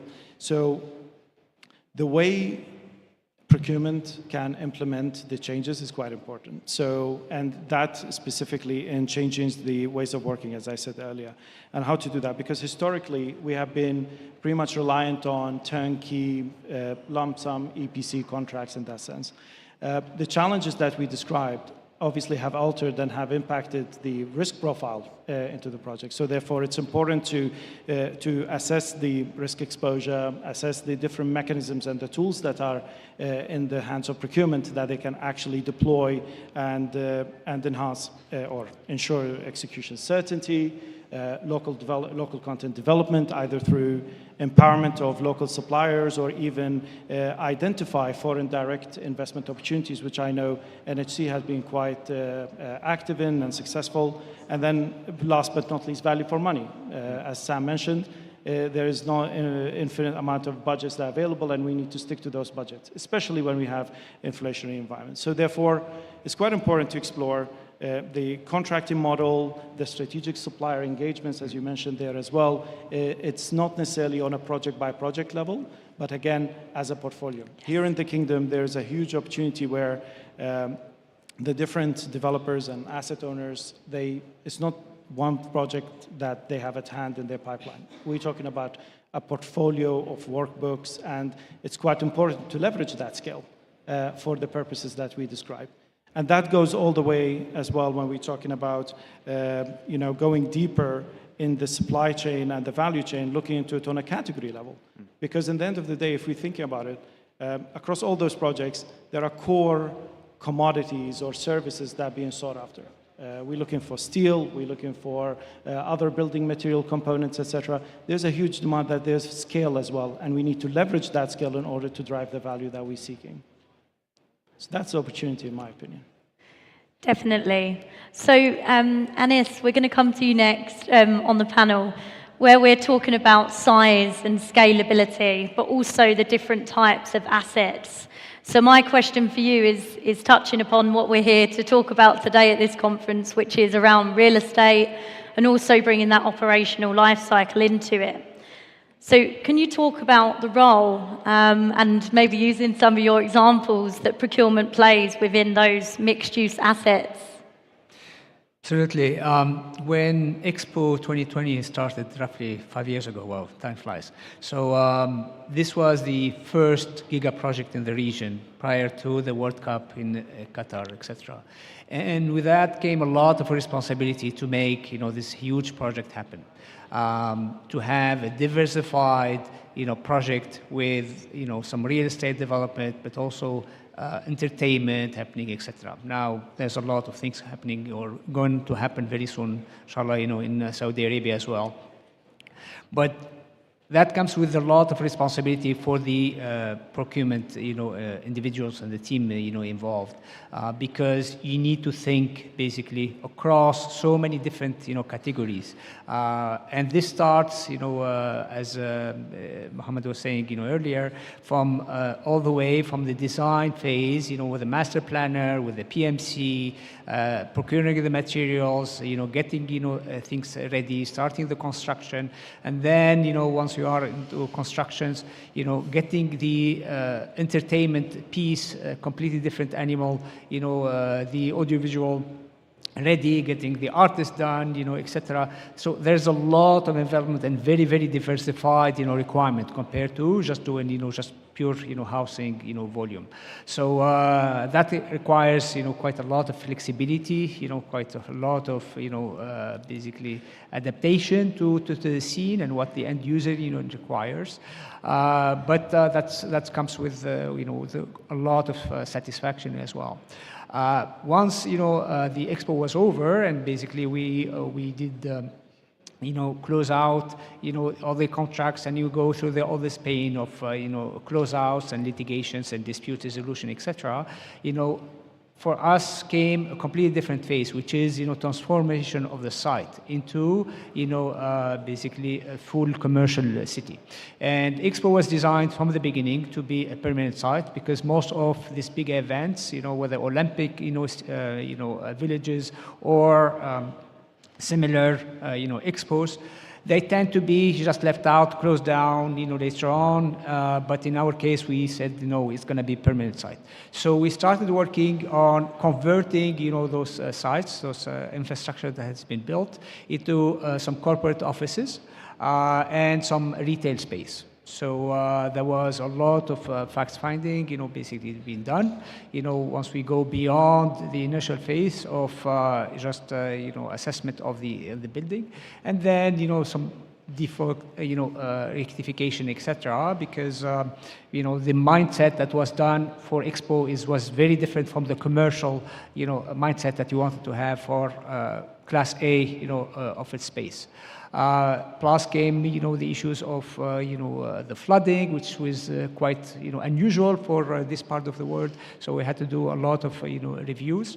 Corporate offices, a lot of the large, enterprise customers, they have completely different, requirement. So we needed to, to make a lot of fit out, retrofitting, etc. Some of them smaller, so we had to as well get some of the preconceived fit out according to the basically to categories of the retailers or categories of the corporate customers that came in, and that's basically the journey that we went through. But most importantly is to think outside of the box and beyond just basically the building is the maintenance. The maintenance itself is one of the most challenging, basically for, on the life cycle of the building. So not only you have, your FM, you have all of your assets that you have deployed in there. How do you make sure that, they are long-lasting, they are taking care of your corporate customers that were not basically part of your initial plan? What do you do for your F&B outlet, etc.? So this is part of the challenges that we had. The residential that we started to build from scratch, this was easier, towers and the villas, etc. It was completely different ball game. And also we had to adapt because in the Expo, time, we were basically on a mission to have this giga project, successful. The attention of the world was on us, so just make it happen. Now we are in a P&L completely different, environment, so we need to start thinking about, money, your margins, etc. So the ball game is very different. You're becoming community management. You have to set up your property management. So the mindset shifts quite a bit. But comes with it, as I mentioned, the legacy of the property management, the FM, what you need to do with that legacy. So it's a quite interesting journey that we went through. Brilliant. And Darren, from the whole life cycle piece, can you share your thoughts with us around the operational phase and facilities management? Yeah, I'm probably going to circle back a bit on a couple of the comments, because if every one of the comments happened, when it gets to the built environment for me to maintain, life would be so much easier than it currently is. However, we don't appear to be in that place. For me, I massively agree with what Sam and Ian said. The early engagement has a massive impact on life cycle of assets. That the quality of the asset that's procured also has an impact. But also early engagement with designers as to where that asset is going, as to whether it will last its life cycle or not. I had a live example this week where in theory the asset should have lasted 20 years. However, the asset's outside, on top of a plateau, in the wind, full of sand. But yet the program was this asset will last 20 years, so therefore it's not due to be replaced. If there was early engagement then from a procurement perspective, with the designers, with the FM who's doing the maintenance, all of that could have been thrashed out differently, which then would have affected the life cycle model. But again, I think going back to what Ian said about assets and procuring the right assets, it's about the availability of those spare parts for assets and the downtime and the disruption that that causes when you can't get them as early as you thought you could, because the asset was a little bit cheaper to be procured from somewhere else in the world. It's about the whole life cycle element from an FM perspective, from the very, very start to the very, very end. And even down to sizing of assets and resilience of assets. Again, I had another one this week. I've had a fantastic week, by the way, where assets were, the building was built around the asset with a view that that asset, because it was fire and life related, wouldn't be used. So therefore, it would never need to be taken out. And nobody then was considered that the asset still needs to be maintained. If it needs to be maintained, therefore it may break. If it breaks, how do you get it out without ripping the building apart? So for me, from Anis's point of view, from a maintenance, that early engagement is absolutely crucial in the built environment. And procurement should be seen as a strategic approach, not just a purchasing approach. It is a vital key to make sure at the end of the day we get things right, we can maintain, we can keep the flow of people in the building, we can keep the building as per it was designed, and not 2 years down the line we're struggling to get parts, assets and everything else. So I welcome everything that was said on the panel. Brilliant. Before we circle back to Man as part of the ESG item and environmental sustainability, is there any thoughts from the panel, any other observations that we'd like to add as part of that discussion? Maybe follow to me, Jade. That's what Yeah. Sam and my colleagues mentioned, that related to the standard and the specs. And I believe here there is a main role of the purchaser or the supply chain, because the output, it should be from two inputs, from technical wise and the procurement wise, who is searching the market itself and understand in which level the market are their trend and how it can be reflected in the organization products. This is first. Secondly, I believe that sustainable, which is what we got to discuss, it is a mandatory right now, and that it will be supportive, very well level in the coming years, especially in the projects, the giga projects what we had in Saudi Arabia. If I may, in connections to what Sam and also Ma'an mentioned, I think it's obvious that we are in an era where we are working in an innovative way across all sectors, commodities, and capabilities within each and every organization. Accordingly, procurement become a vital strategic player, as mentioned, not only a transactional unit. And I think this is happening from top down, from the leadership of organizations who identify procurement as a strategic component within the organization, which drive the profession to become more agile and more innovative in finding alternative solutions to achieve business objectives and goals. Sam. I think, I mean, I can only echo what Man and Eamon said, because I think the reality here is that, and this is a message that goes out to everyone, if you have a procurement department and it doesn't have a strategic voice, then you're probably missing out on something, because I think the case has been made already. If we look back to COVID-19 and we look at organizations who were the most impacted and who were unable to recover mostly from COVID-19, it's those organizations who didn't have integrated procurement.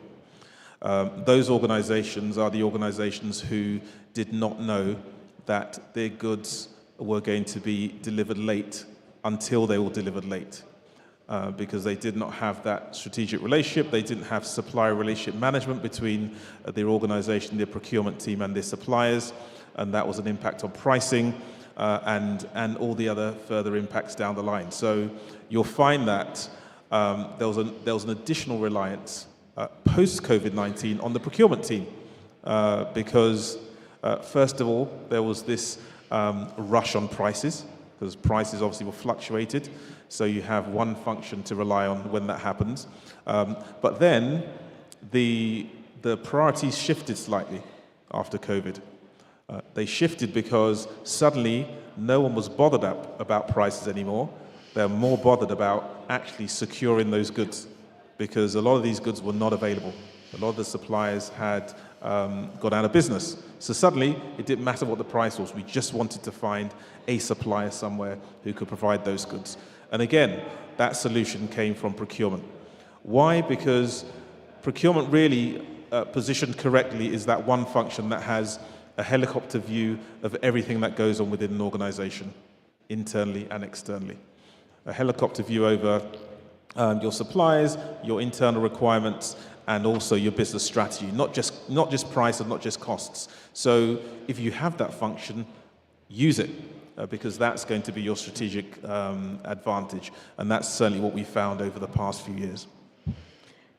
That leads us nicely on to priorities and objectives. And again, it's not just about the triangle, time, cost, quality, but other factors that we need to incorporate. So, Man, we're coming back to you regarding environmental, social, and governance. Can you talk to us and share some thoughts around what you're implementing currently in principles and within your current strategies? Yeah, absolutely. I think NEC strategy is one of the main objectives and pillars is the sustainability, and also that what we build it in the supply chain. One of the main goals and pillars of the NEC supply chain is the sustainability. Beside of that, we announced there is a huge impact from the construction works in normal way. So for that reason, we announced in Khuzam we have the biggest park, the second biggest park after King Salman Park, with a huge area. And beside of that, we, I mean the procurement and our colleagues in the real estate developments and the design team, they take care about that the materials was used friendly environmental. We consider that to reduce the carbonization. Beside of that, we started our industrial park and the logistic hubs, which will be located inside in each project.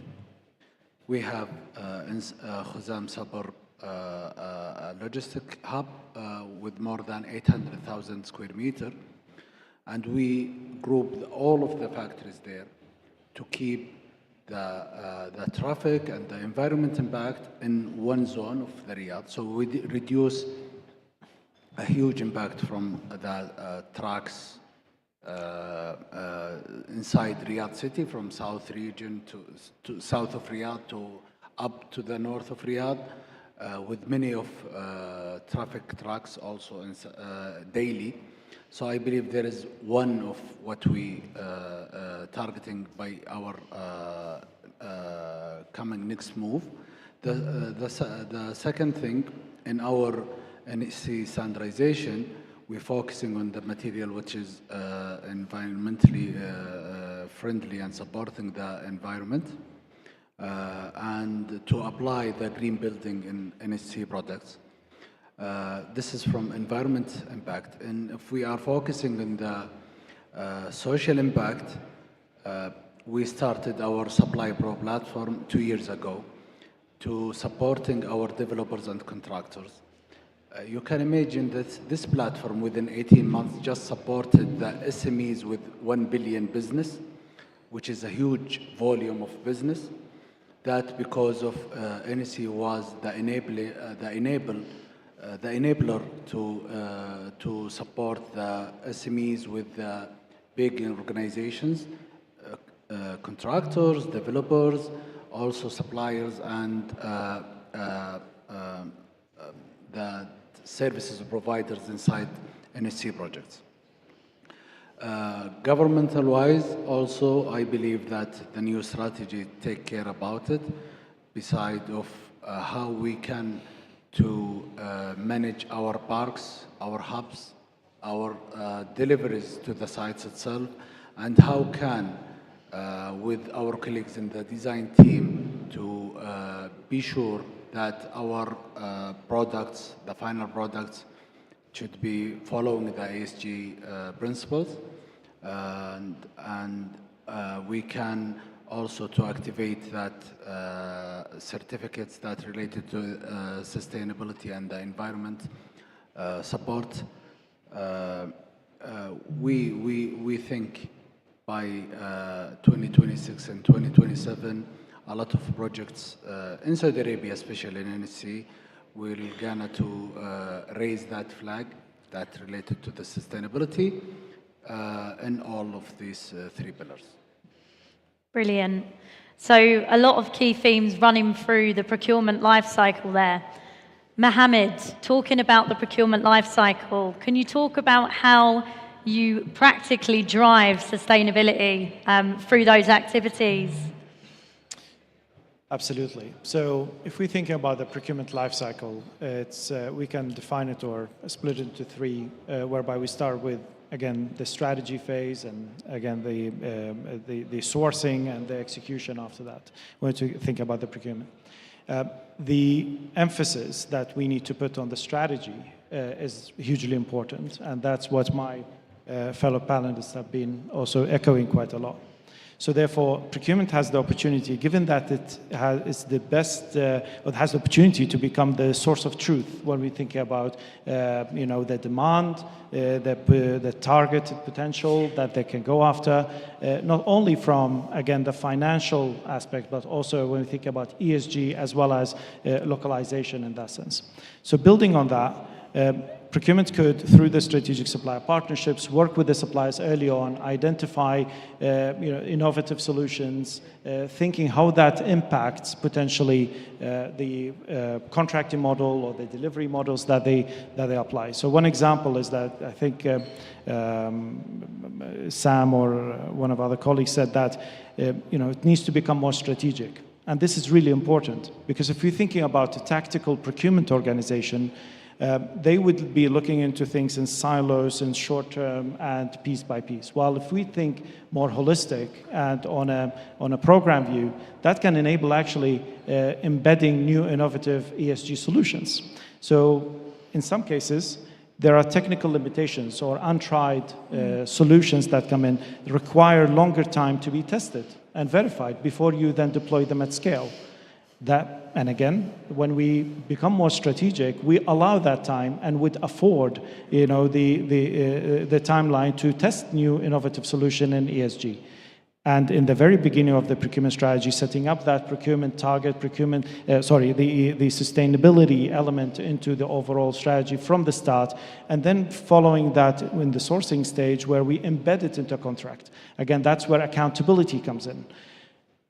Later, obviously, make it reality and monitor that actually it comes through when we're talking about the ESG target. So all that actually being facilitated by procurement, and procurement in collaboration with other stakeholders in the organizational ecosystem is making it to reality. So again, it plays a major role because it's the one that can provide the visibility, help quantify the potential targets, and embed them and enforce them into the contractual mechanisms that exist. Great. I think one of the key words there really was setting the targets and making sure those goals translate into documentation, but then also the contract management side.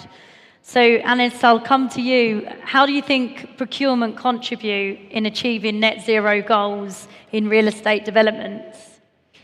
Well, with COP28, that was just a couple of years ago when the targets on all of the GCC, and not only the world, basically to achieve the targets by 2050. So this has been embedded into our day-to-day life. I was lucky that since we started the design of Expo back then, we always had in mind, sustainable buildings. So we had one of the largest LEED certified, buildings. And we continued the journey throughout when we transformed into a full-fledged, city. So 15-minute walking city with very sustainable, etc.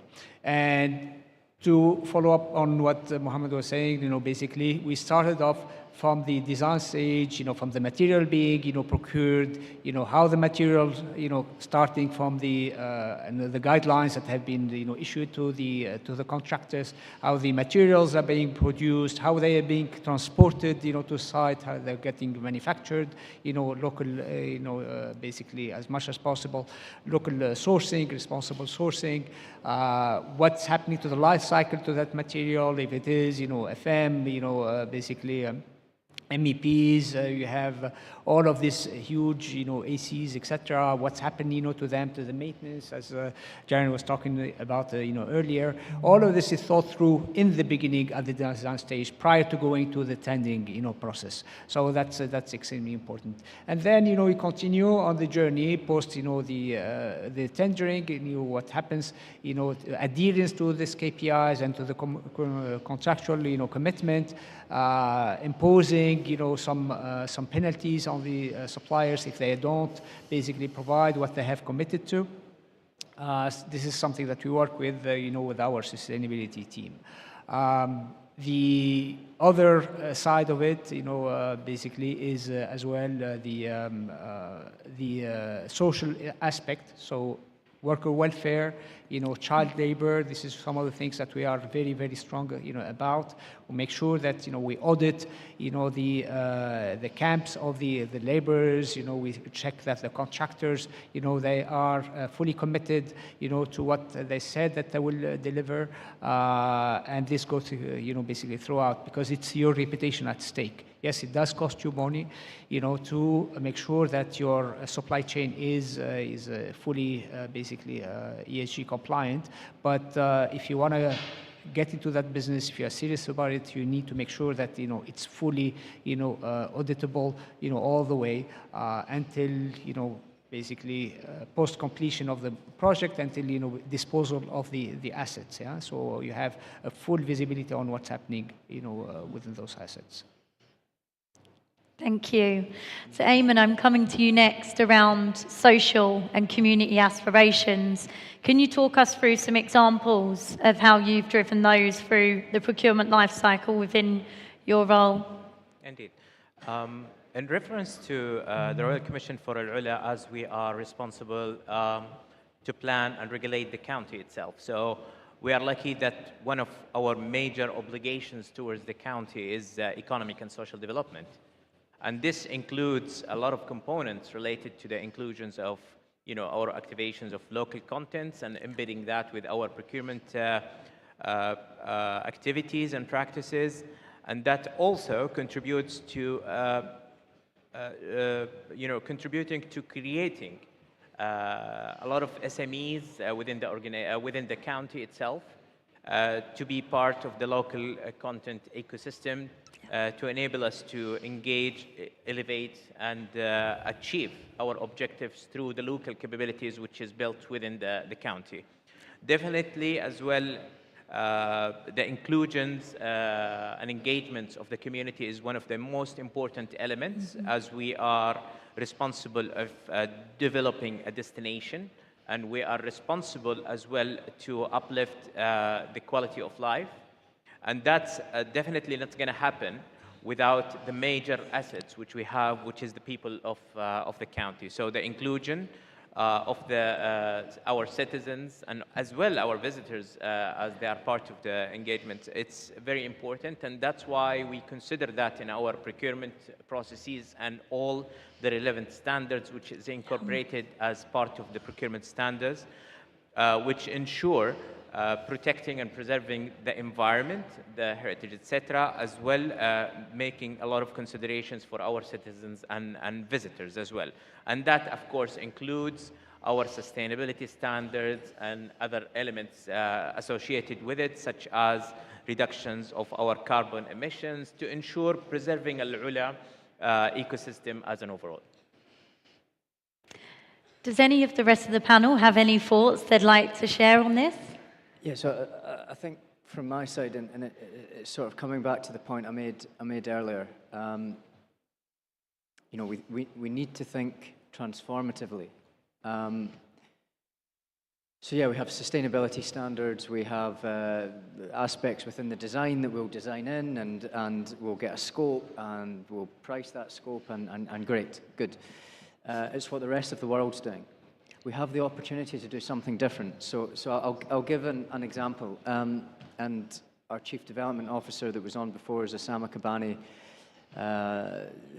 explained this very well. I thought it was a secret, but maybe it's not. So we're working very closely with a Spanish company that produce a component that can be added to all sorts of material that absorbs CO2 out of the atmosphere, as well as other harmful gases. Great. How much extra would we pay if we could make, all of our villas absorb? So one villa coated with this paint will absorb the same CO2 out of the atmosphere per year as 12 trees, which sounds excellent, and it is excellent, and it's a great story. It's going to cost the customer nothing extra because we're able to leverage the scale of our aggregated demand. And again, this is what I came back to before.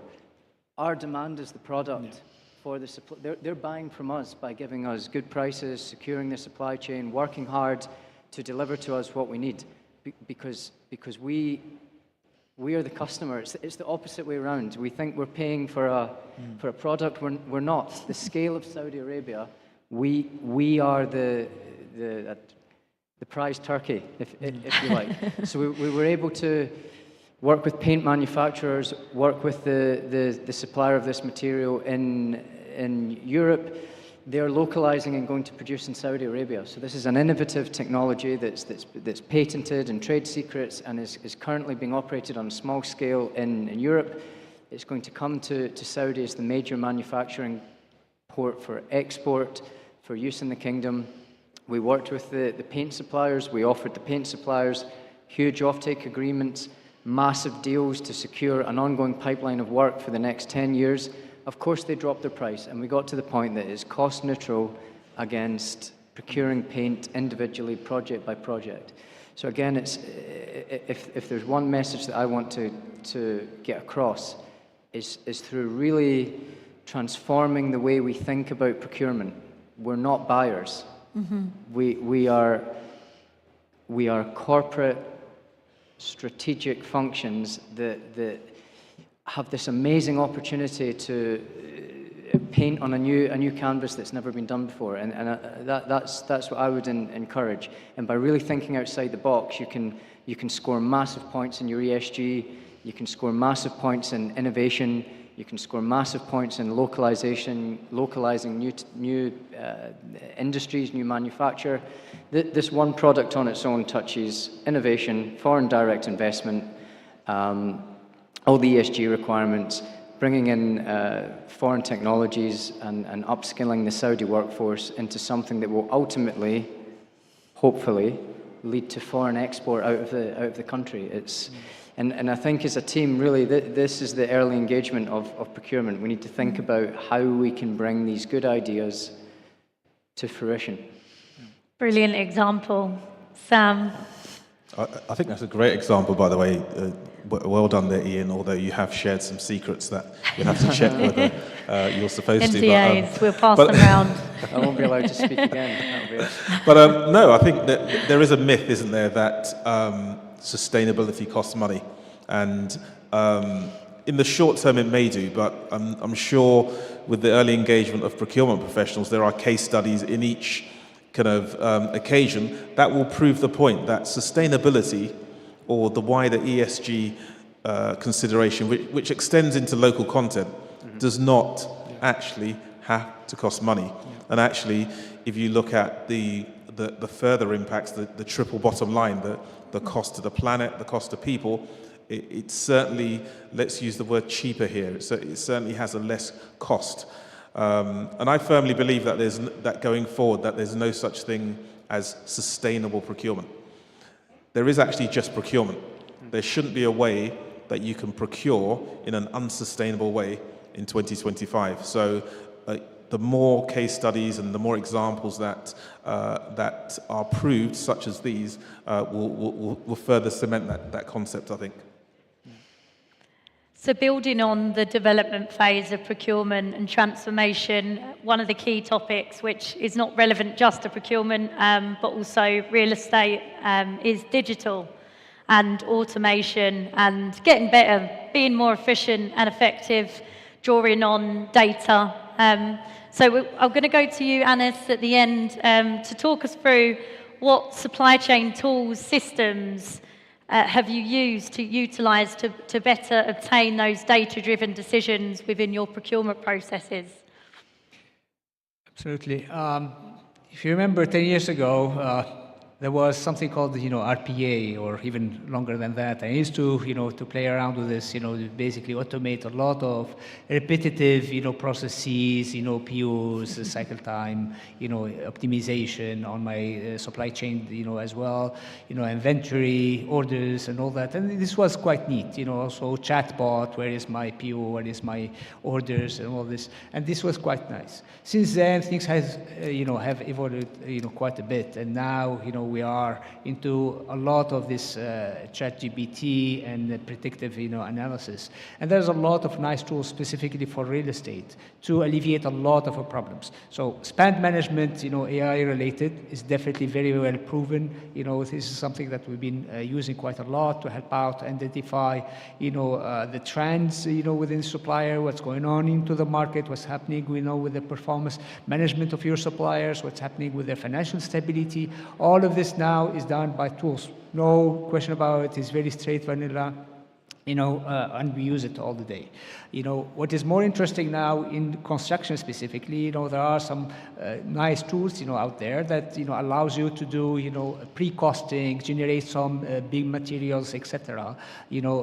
Get some predictive, costing, analyze, what's going on into the market, do some sampling work and, give you some, options basically on your layout. And these tools now, they're able to take it directly from the design phase. You don't need to feed it in, directly. So when I look at my QS guys, basically with these thousands of Excel sheets, trying to crunch in the numbers, my benchmark of prices, this is what is going to be, and etc. These are all gone. This is going to be disappearing. Not yet, because it's not 100%, basically stable. It's not 100%, accurate yet, but it helps a lot. And I encourage all those guys that have, access to these tools to explore with them. The technology is evolving so fast. You saw what's happening yesterday with this DeepSeek, very small Chinese company, basically that is taking on, the ChatGPT and the all these big models, of the world. So I'm sure that there will be a lot of innovations, out there that will help us, to make our, real estate procurement projects much more successful. Yeah. So don't be scared, embrace the technology. Okay. Darren, talk to us about the construction process. How do you think that can be optimized with regards to facility services in the built environment? Quite simply, really. I've got quite a few examples. I think I wrote down 75, but given the time, I'll probably only go through a couple. Yeah. A couple of examples I had last year where buildings were built, high-rise building, 18 floors, state-of-the-art and everything else, and then somebody had the idea of, wouldn't this be great if it was a smart building?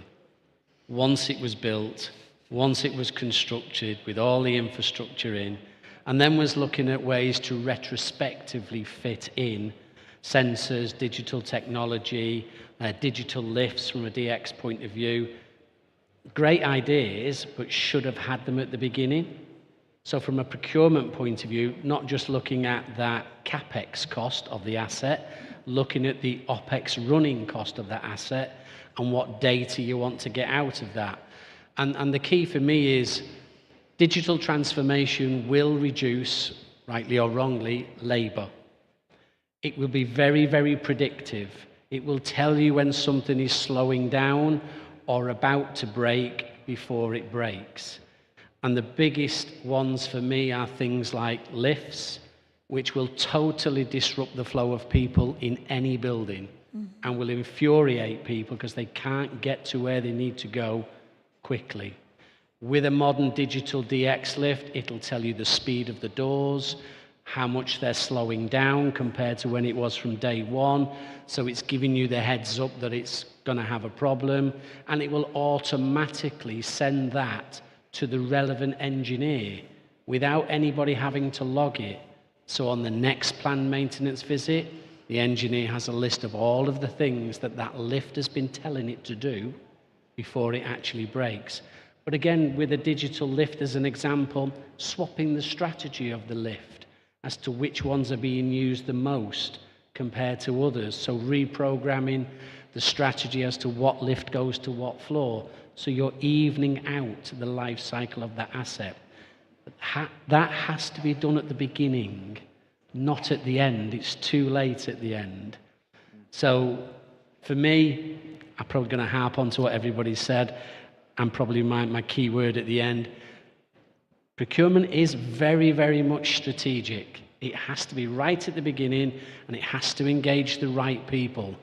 Otherwise, the project gets done, it's over the line, it's fantastic, and in a year's time, people like myself are struggling to maintain and keep that building performing. With the early engagement, you can eliminate a lot of that. Very good summary. I think key point there really is about procurement being that driver in shaping the requirements. And we talked about it a little bit earlier, but the specification and developing those options before they go out to the market. So we're on to a last question before we wrap up with the group. We've got a fireside question. Sam, we talked a lot today about procurement, the function, and actually the value that as a profession we're driving through. Can you just share your thoughts as we transform, as we develop and grow within the real estate environment? How do you see procurement being as shaping that? Yeah, great question. It's all about the people, really, isn't it? And having the right people there will fundamentally ensure that procurement keeps adding value to real estate. Real estate is no different to any other industry in that the economy, business in general, has shifting priorities all the time. So now some of the priorities we hear about are all about ESG sustainability, local content, risk management. That's what's in vogue now. But those priorities shift quite significantly. So you can't have a stagnant strategy, whether it's a procurement strategy or a business strategy. What you actually need is you need capable people who are able to be agile around the conflicting and changing requirements of the business environment in general. And they're able to weight those priorities in a real-time environment. So you need some smart people, smart business people, some smart procurement professionals who are able to continue to reweight those priorities. And obviously a significant amount of them are on this stage today at the moment. There's a real focus to continue to build capability and capacity across the kingdom as well, because it's the people who will have that difference. So as far as the real estate industry, yes, priorities will change. At the moment, it's all about sustainability because there are commitments towards 2050, but also there are requirements around local content because there are specific requirements towards 2030. So procurement has to interpret those so that when we are buying stuff, in this case real estate and the products and the services related to real estate, they take into account these requirements. You don't just procure goods or services, you procure them with local content in mind. And as Man articulated with National Housing Company, they have huge requirements for goods and materials, but they've taken local content into account, and the solution reflects that. So it is procurement having that helicopter view that will always be able to have an impact, a positive impact on this industry. And if we look back to some of the things we as SIPs have been engaged in, I can recall the London 2012 Olympics. We had very early engagement in advising on that and on that particular Giga project. Let's call it a Giga project rather than the games at this stage. And that was probably the most successful from a procurement perspective event, or certainly the most successful Giga project. We went on with a similar engagement with Expo 2020 very, very early on, 7 years, I think, before Expo was developed. And from capability and capacity development, we work with the likes of Roche and Alula and their people to make sure that, yes, the next generation of procurement leaders, procurement thinkers are there, and they're able to address the challenges of the future, which we don't know what they're going to be. So we can't write a strategy today for 5 years to say this is how you should procure. Key word being people. So team, I'm going to ask you a final question for each of you. But can you describe one leadership quality that procurement managers need to be essential in terms of their development in driving successful outcomes? Man, you first. Okay. I think the procurement or the supply chain, they have to think as per the business, the core business itself. For that reason, we now changing this strategy to thinking to be a part of the core business. At the same time, as Sam and colleagues mentioned, that to be agile. I believe if you go and do it smart, I think that it will be great to the team and the organization itself. Brilliant. Ayman? I think one of the most important competencies I will consider or a leadership capability required in the current era is stakeholder management and ability to be innovative in converting relationship to partnerships. Yeah. Great. Sam? I think the best two have been taken, agility and innovation. Those are the ones, because I think in the current environment in Saudi Arabia, that's what's needed. Innovation and agility. You have to have agility of thought because the challenges, or rather the opportunities, are vast, and you can't really arrive here with experience from anywhere else in the world and directly apply that knowledge, because the challenges and the opportunities are very, very different. So you've got to be agile, to be honest, to add any value. Yeah, so from my side, it's transformation. It's how we procure what we're procuring. And just looking back to the digital aspect, you know, it was quite well put in the US a few weeks ago. You know, AI is not going to come and take your job. Somebody that knows how to use AI better than you is going to come and take your job. And I think this is really true in procurement. The days of having buyers is almost close to being gone. AI will take that. We'll need people that can think strategically and negotiate. So for me, it's transformation. I think in two or 3 years, we're going to look back at how we procure now, and it's going to be a distant memory, I think. Brilliant. Ahmed. Well, to me, it is to be driven by curiosity and always be proactive in planning as well as engagement both internally and externally, and not to be and stop becoming the passive organization or team waiting for others to come to you. For me, it's adaptability and embracing the change. Above all, for Giga projects, you need to adapt to different, situation. It's not the traditional way of doing, procurement. Forget about pricing. Forget about, just a contract. As things are getting, much more diverse, your end users are becoming much more complex, and the needs are much more, difficult to fulfill. Everybody wants to impress more, so they want to challenge you even more. So you need to really to be adapt and close to them to understand what they want, and adapt yourself and your team. The second thing is embracing change. So again, all the tools out there, don't be afraid that they will, basically take out, some of their jobs, but use them for the easy stuff, so you don't have to worry about it. Focus on the most strategic things. So that's extremely important now. And Darren? Mine's simple and straightforward. Everything that my colleagues have said, but coupled with a future strategic vision. Brilliant. Okay, thank you very much to our panel, and a great discussion. I think from a key takeaways point of view, it's paramount to just keep these communities growing, and sharing knowledge is the only way that we're going to be able to transform as a profession and within any environment, not just real estate. Thank you very much for the audience for listening. Thank you. Thanks, Jed Marjoram, for your moderating. And thanks all speakers. السادة والسيدات، إلى آخر جلساتنا في يومنا الثاني من منتدى مستقبل العقار، وهي حول إضاءات عن تجربة خريجي برامج العقار. يشارك في هذه الجلسة سالم بهمام، فهد المطرفي، ويدير هذه الجلسة is moderated by Saud Al-Gwaifel. Please, the floor is yours, Excellency, to start the session, please.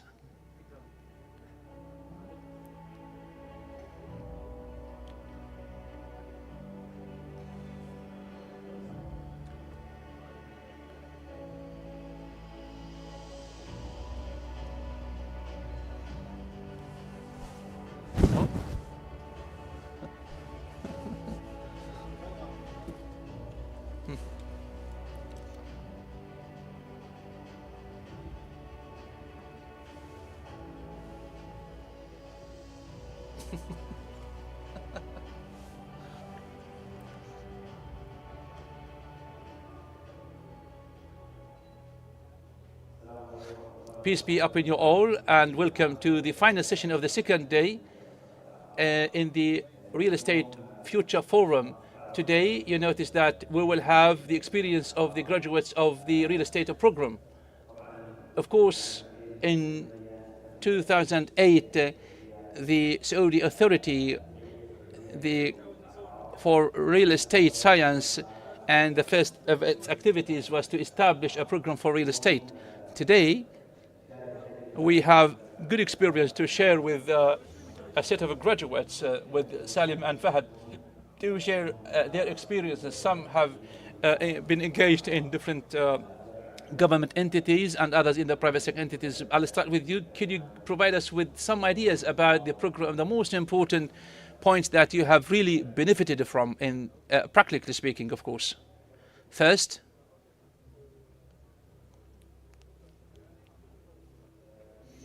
First, I would like to welcome all the audience, and the master degree of the real estate development is one of the most important programs that have really developed our professional career and occupation. Well, it is considered a proactive program ahead of its time, and it is one of the most important programs that have really impacted in terms of the quantum leap that has been that has come into play in the real estate sector.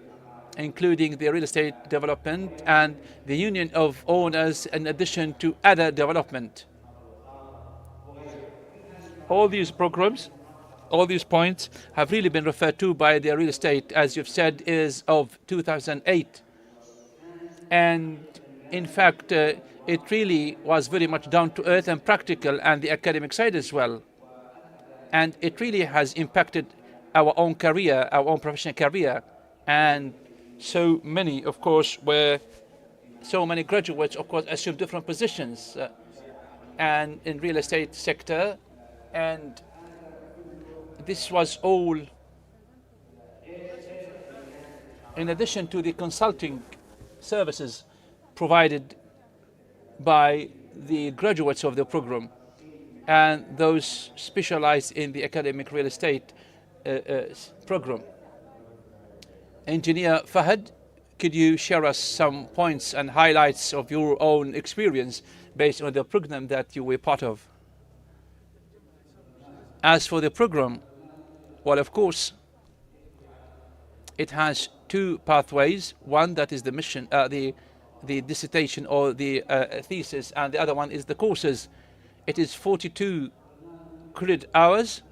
The purpose of the program was to provide the students or the researcher with a set of skills, talents, tools, academic research tools that were very good for each and every corner of the real estate sector, such as principles of the real estate development, all the way up to the management of the real estate properties and assessment, appraisal, and the research study of the impact, challenges, and opportunities, and also studying the research, the market opportunities. These were the most important points and principles and foci of the course or the courses. In the program that you studied, in terms of planning, feasibility studies, appraisal assessment, after you've gone through this academic experience and then you went all the way to the labor market, do you see that there's a kind of connection or relationship and dimension between the academic side and the practical side? Where do you see the gap? Well, honestly speaking, one of the most important points that we've seen across the program, it was very close to practicality.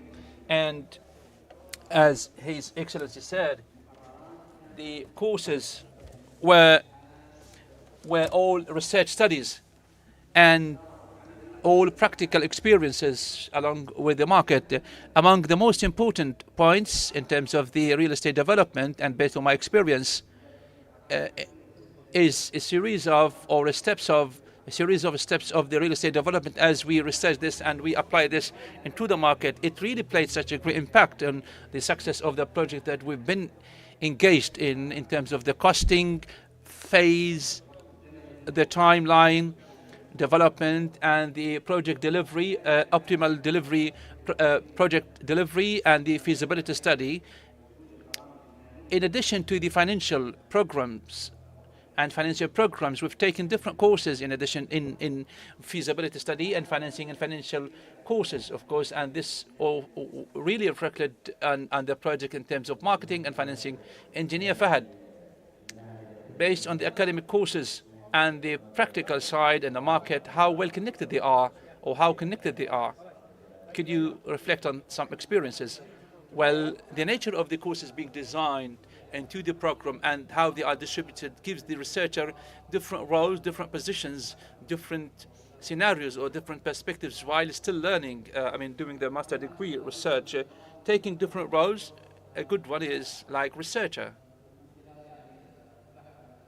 While researching, for example, into the problems, challenges, opportunities, how to put them into action and how to compare them or how to base them on best practices.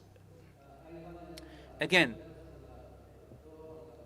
another role takes it is the regulator and legislator in terms of the policy making, the program making for the real estate market and sector, and also the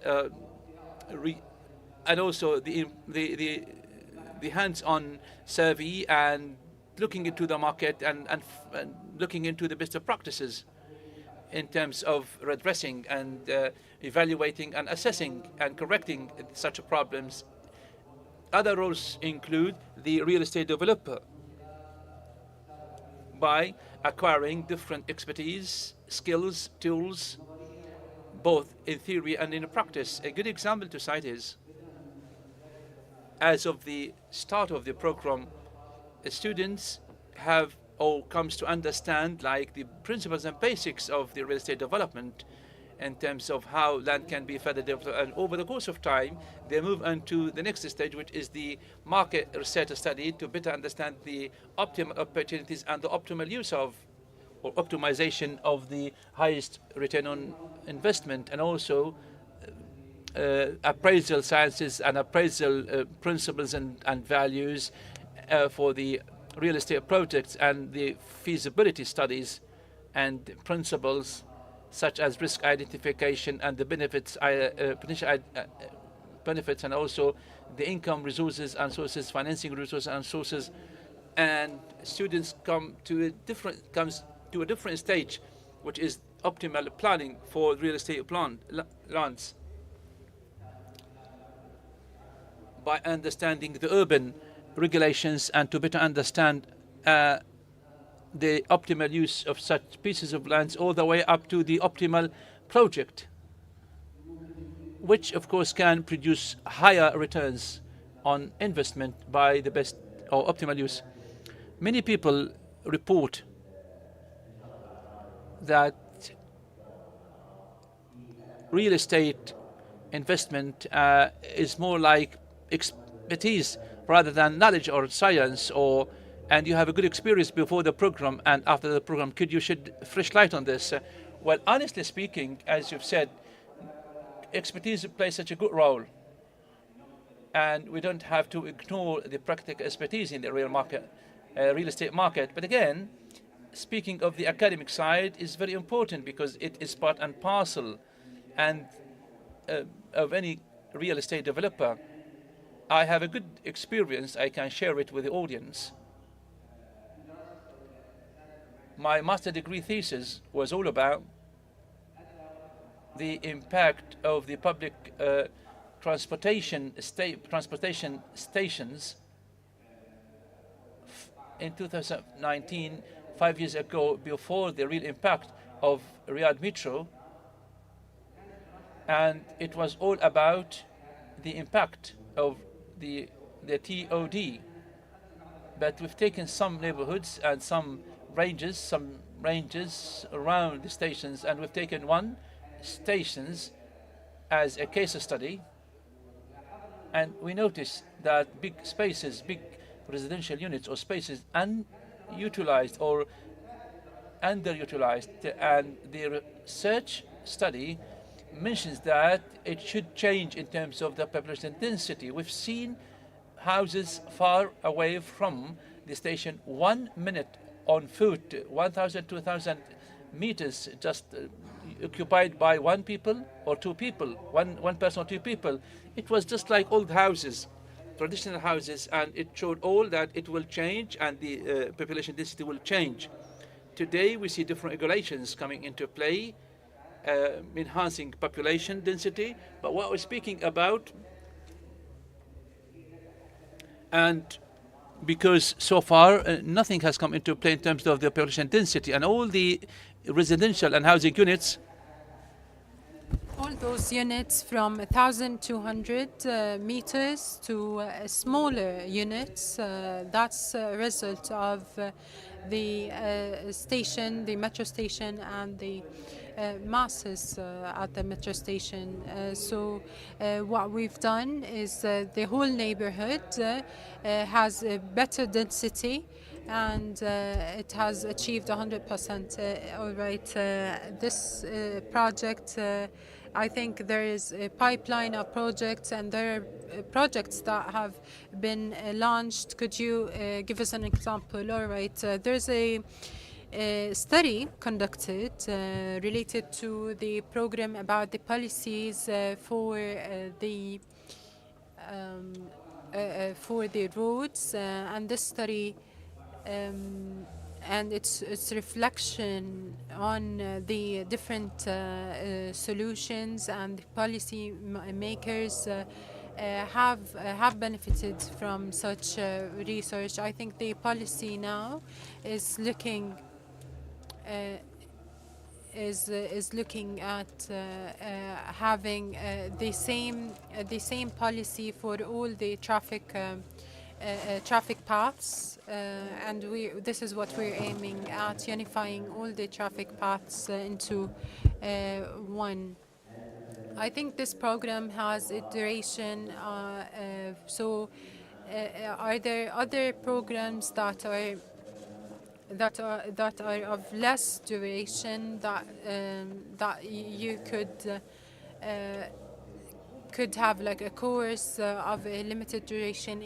Yes, of course, at the academy we have different courses and programs in all different aspects of the real estate industry, but the master's degree was an academic certificate that was specialized, but we have other of course courses such as valuation of real estate, and we can see clearly now the transformation and development that is being witnessed by the real estate sector, and such momentum and movement, of course, because of of the support, of course, and I'm also suggesting to the universities to adopt such courses and programs as part of their curriculum for them to see tangible results. I think that the association, General Association for Real Estate Scientists, Real Estate Sciences, have a program that is launched. Yes, I think that more universities could get along on that track. All right. Engineer Fahad, in relation to the programs and courses, we have long-term courses such as master's degree. What do you have other courses that of a lower or lesser duration? We have Wisham. Wisham is a program that is related to studying the market and also financial studies, principles of real estate development, and under the umbrella of the real estate development, we have the construction projects as well. So all these activities are being developed as we speak. All right, Engineer Salim, I think you've had an experience with the master's degree. You have worked also in that field, in the real estate field. What is the future of education in real estate? What kind of program or course do you think that we still lack and we need to be there? I think the development of real estate is important, and especially from the academic point of view and the academic perspective, studying and researching and developing the each and every aspect of the real estate development, and eventually we could graduate students that have acquired a number of knowledge, and of course King Saud University has been the first to launch such a program in 2008. The idea has started, and this idea was a great idea to give real estate curriculums in universities, and I think the future holds even better plans for us. I think specialties in relation to real estates like bachelor's degrees and master's degrees. I think the market still needs academic support.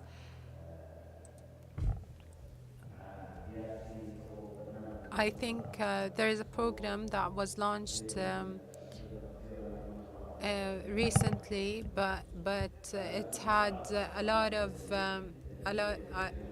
of people being interested in.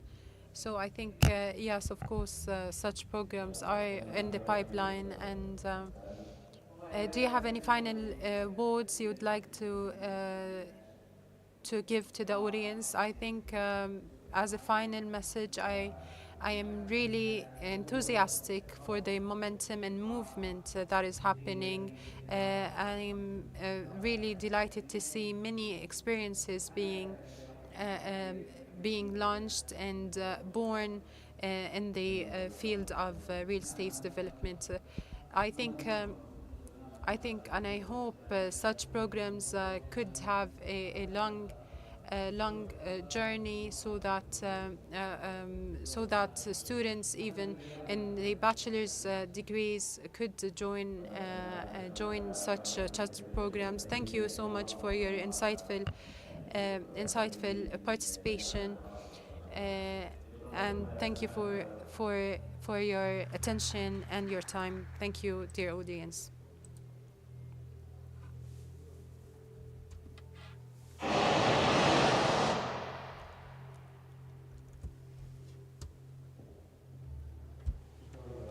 Thank you. Thank you for moderating this last session for the second day of the Real Estate's Future Forum. Ladies and gentlemen, thank you